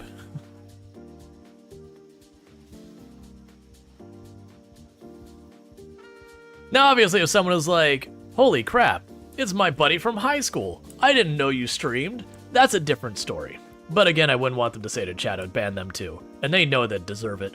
I know who my friends in high school were, and they would 100% get that. So we are going to try and sneak by and get a little sippy sip. Now, this could be dangerous because the helicopter drawing them. We probably will have zombies stuck on this north side of this lake where they ran into the lake and they couldn't figure out how to path around it. Let's see, you had this Zomboid phase where you watched a lot of Zomboid stuff. Oh yeah, no, when Build 41 dropped, Zomboid was hot. That's actually what got me to be partnered on Twitch to begin with. So originally when I was playing, like when I streamed, I had no intention of doing anything with it. I had been playing my first, like, hard RP kind of thing, and it was because I was trying to practice improv skills for my public speaking stuff, because there's just not many opportunities to do that. And I figured doing roleplay in GTA 5 would force me to think on my toes, and it would benefit me in that regard. And it did, for the record. Like, it was really good for that. But, you know, I made a bunch of friends doing that, and I had a friend who couldn't be in the city, which means they couldn't log on the server for the time being. They had other stuff going on, but they could be on the internet at that time. They basically could be on just kind of lurking and watching, but not really playing. And so with that, I was like, hey, you know what? I'm pretty sure I got the hardware and connection and all that. I could stream it. You know, you can see what my perspective is, because we had been discussing that we had noticed the way we the way we saw things in the game were an entirely different experience from each other based on who we were interacting with and where we were and all that kind of stuff. So I was just streaming to like that handful of friends. Fast forward, that server was only online is like 3 days a week, 4 days a week or something like that. And then the other days it was offline. So I started, like, I streamed that first day and I streamed every single day after that. Like literally I did that first stream and I just kept streaming. But on the days off, I'd play like RimWorld, I'd play Project Zomboid, and it was again just for a handful of friends. But I started noticing that I had a bunch of people showing up for when I was playing RimWorld. And, you know, there were people I had no idea who were, but they're popping. I was like, oh, that's kind of cool. And during that, like, I made affiliate. Because, you know, I already had like 4 or 5 people tuning in regularly out of my group of friends. And then I started to get known in Project Zomboid, like RimWorld was starting to build up, and then Project Zomboid, like Quantum Leap. There was another fantastic creator on the platform named Trustin, who had raided me out of the blue. That we had no previous connections of any kind, and it was just one of those things that he saw someone else playing this game he liked and dropped me a raid. And so with that, you know, I got this bump in viewership. And of like the 70-something people who popped in, I actually managed to keep like 20 or 30 of them coming back, which is really good. Like in hindsight, that's really good. I don't know what I did to impress that many people, but when you have a raid and having like retention that's more than single-digit %, that is really, really good. Which is not me taking credit being like, haha, look at me, but it was just, it happened to work out well. And so I got known in Project Zomboid just in general as you know, a solid streamer and good player and all that kind of stuff. And then Build 41 got announced. And when Build 41 got announced, my channel exploded. Because Build 41 blew up Project Zomboid in such a huge way, like, everyone was checking it out and all that. And so I kind of got to ride that wave of popularity that just happened to be right place, right time to ride the popularity of the game. You know, and then I just basically rode that all the way to partner. And I've always been a variety streamer, so even when I was doing that, I'd play Project Zomboid, you know, several days a week for part of a stream. And then, you know, I'd have other streams that do RimWorld, other streams that do like Subnautica or whatever else.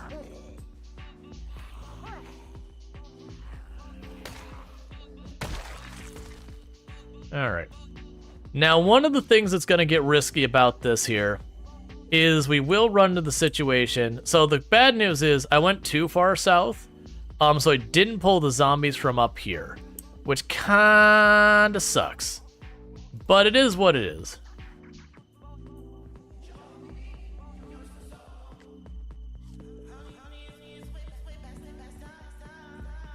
Oh man, I'm already most of the way back home. And I'm already fairly exerted, and we're pulling more from here. Let's try and draw them over to this field to the right. That way they're at least out in the open. Yeah, no, we had a helicopter event.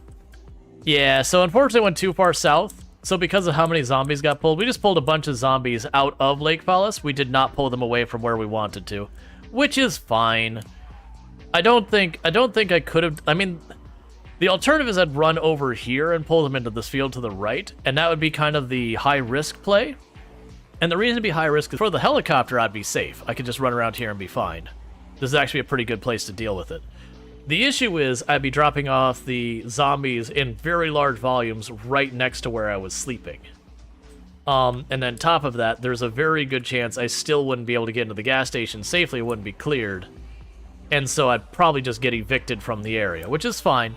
That's one of the things that, like, the hard lesson learned in Project Zomboid is knowing when to pick your battles where you're like, oh, this, you know, today I've lost this fight, it's time to go. That is a very important skill of knowing when it's time to, like, cut your losses and run. You know, because the idea is, like, if I got, like, say this got out of control, I was tired, exerted, and I couldn't ditch them and go back to the barracks. Instead what I'd do is I'd ditch them wherever and just go to like a neighboring farm or whatever, and you would then turn around and fight your way back to where you're trying to control. So if you have like your main base gets overrun by zombies, like don't think you're making, you know, the last stand and all that kind of stuff. Instead approach it by like, okay, it's time to retreat. Like they've won today's battle, but I'll be back tomorrow, and the next day, and the next day, until it belongs to me. And that is absolutely going to happen to you, especially on the higher pops, because there are different systems called like zombie migration and all that kind of stuff, that sometimes you'll get unlucky and have like one of the meta events where it fires a gun or a dog barks or whatever, and then suddenly you'll go from everything is under control to, wait, I'm completely overrun.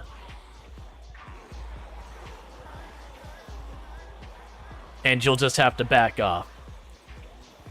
Now, the way you prevent that is you just keep clearing more and more of an area around your home of zombies, because the more and more space you clear around your home from zombies, the farther and farther zombies have to be pulled before they're a threat from you. So generally speaking, even if you're playing with respawns on, my suggestion is, if able, if you can see a zombie from your house, any place on your house, that zombie is required to die. That zombie is the one that bites you when you open your door and you least expect it. That zombie's got to go. That said, it's still good to like clear the neighboring block or whatever, but anything you can see from your house, that should be treated not as a future concern, as a very immediate, this thing is actively planning my demise right here, right now kind of concern. Now, obviously, I'm not able to do that at the moment because our poor character goes for a short jog and then hacks up their lung. You know, we are losing weight, but we are still 99 kilograms. We are thick. So we're working on it. We're getting there. And for the record, the healthy weight in the game, if I remember correctly, I want to say it's 75 to 85. Anywhere in that range, you have no penalties. If you go below the is it 75 or 65? No, 75, right? I'm second guessing myself. But if you go below that, where you go underweight, you do less damage. And if you go over it, where you're overweight, you yeah, 75 to 85, right. And then most people try to aim to hover around 80. I'm not that precise. I'll just basically go, am I below 80? All right, I'll start eating the stuff that puts on some weight. Am I above? Like, just as convenient. Because it takes a little while for your weight to swing. So you don't need to, like, really be on top of it. Now, downside is all those zombies I dropped off, they're going to spread out from where they are, and they're going to take up a bunch of areas. So we're going to see a lot of zombie movement in the game in the next 2 days. And on top of that, because now all the zombies are concentrated in one place, there is a concept of the cell in Project Zomboid, that the entire map is split up into a grid of these cells. And they're just like, think of it like a city block. And then the idea is, if you have all the zombies in a cell kind of packed into one area, they will naturally try to roughly evenly distribute themselves throughout the cell. There's some waiting and shenanigans that happen around with it, but on the very vague concept generalization, they will try to spread out evenly. So, because I've drawn all the zombies to one part of that cell, they will try and spread out. The good news is, I believe Lake Fallis is, I think, 2 or 3 cells long. So most likely we're far enough away, we shouldn't run into problems from that. How am I doing in time, by the way? Okay.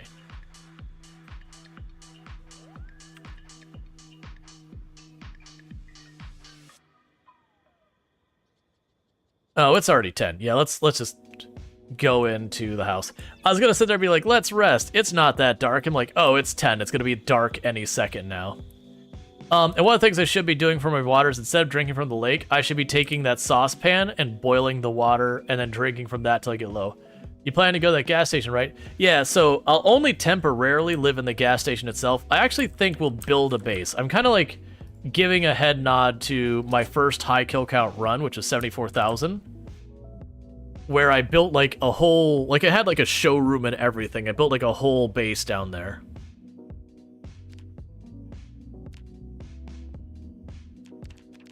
All right, we want to kill a little bit of time because it's too early for us to go to sleep. 74,000? Oh, that's nothing. My world record is 135,121 zombies. That record has been beaten, which was the entire thing was streamed. That record I don't have uploaded on YouTube. I do have it all still saved on hard drives.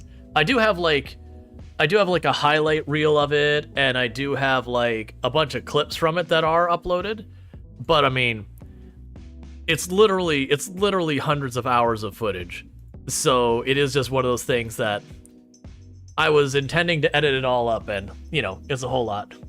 It's too early to go to sleep is how you end up staying up till 4 a.m. and then you have work at 8. Look, you're literally talking about my life.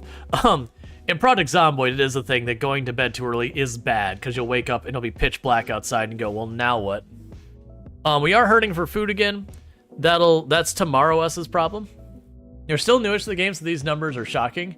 Yeah, for the record, the new record, the person who broke my record got up to this like 990 something thousand kills or whatever. They beat my record and they kept that character alive for a real life year past that to get the record. Alright, do we have spicy sleep? We had a helicopter, they move around a lot. Why do you keep waking up so early? Oh, was this the one where I had wakeful as a trait? I started getting rid of that because of this.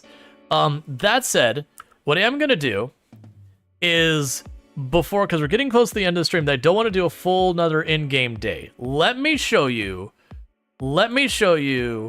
my big run. The one that's alive, which has beaten my previous record, but it has not yet beaten the new record not. Yeah, I died like right before hitting 1 million. Yeah.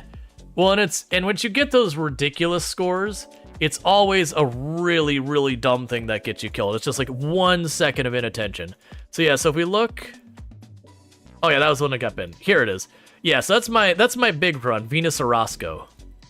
So we're gonna pop in here, and we're gonna show you how absurd that character gets. Because that character has some server settings difference, but the character was the same setup so far as 0 strength, 0 fitness, not a single skill on the entire character, like no maintenance, no nimble, no nothing.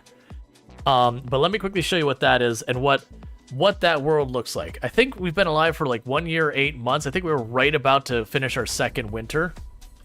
All right.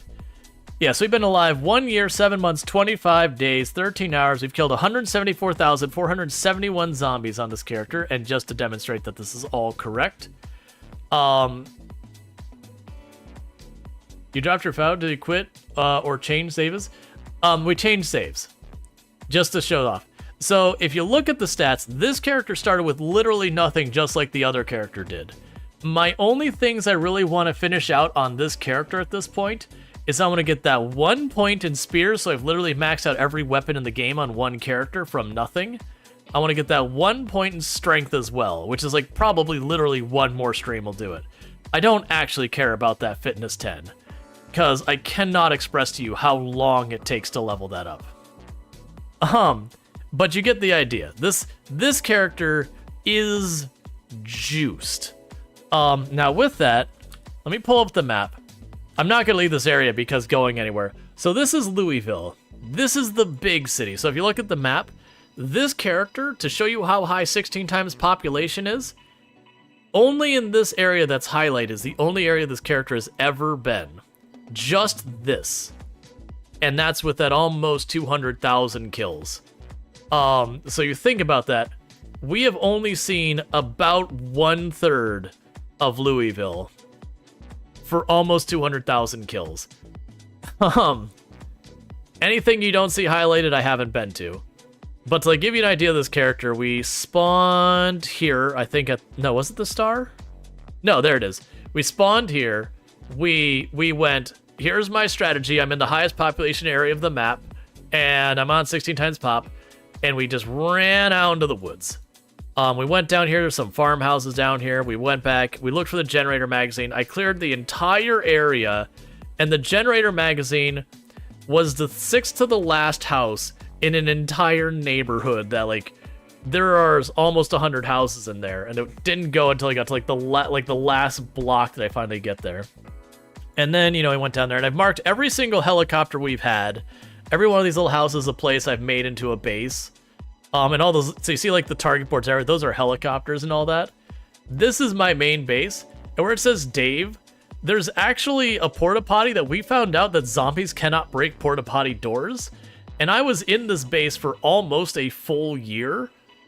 And just walking by one day, I hear the banging on the porta potty because there was apparently a zombie trapped in the porta john that just didn't notice us for like a whole year. So it's our pet. It stays there. If that door ever disappears, it's dead. But that's where Dave lives. And I'd show you my base, but I want to drive over there. Yeah, and so we had some problems, like where we had a couple of game crashes here, because of the zombie pops. What is my highest number of helicopters? What am I up to on this one? Isn't it like 40? It's either like getting into the 50s. So we got 43, 42. But yeah, to give you an idea, it took me 1 year, 1 month, just to get my books. Just to give you an idea of how long this takes. To get my books, it took me 1 year and a month. Books are not required. Until I got here, we did not have our books set up. May I ask, if zombie respawns, how many of them are by settings? I keep my zombie respawns off because the sheer number of zombies I turn on. There is a point that once you're over a certain population, with zombie respawns on, you cannot even theoretically kill all the zombies that spawn per day, so you literally don't have a chance of ever making headway. Because sustained, you can kill somewhere in the ballpark of 700 zombies per day. You can definitely spike over that if you're like burning a bunch of shotgun ammo and taking a bunch of vitamins, but then you notice that you burn through that ammo and then suddenly your kill count drops again. So it's around 700, because you also have to like occasionally stop to get food and move loot and that kind of stuff. But we found, me and a couple other creators were basically trying to see like what the theoretical max we could sustain, and it was around 700. So anytime you're in an area that, what is it, 10% per every 2 or 3 days that it respawns, that's more than 700, it will literally stalemate your kill rate. There's a little bit of fuzziness there with how respawns work, but you get the idea. It's ridiculous. Also, she's dirty right now, but Venus Orozco is a fashionista, which is the reason why we always have her summer hat. She's wearing a pantsuit. She's had a rough day. She is very covered in blood right now. It is not hers. She has felt the injury of zombies before. We had the thing that got me to finally take a break from this character was my right mouse button was not working reliably at one point, and it got us hurt twice, and I was like, nope, can't do it. Because if you stop aiming in the middle of fighting, you suddenly turn and run to the zombies or whatever, and then bad things happen. But with that said, what I'm going to go ahead and do is I'm going to pop off this character before they get killed. And what is going to end up happening here is, in just a moment, we're going to be raiding out. There is a Halcyon Frequency raid train, Cozy Raid Train, that's my stream team. We're going to be raiding into that. We're going to see who is currently going to be live for it. I do have the name set aside and all that stuff. Let's see.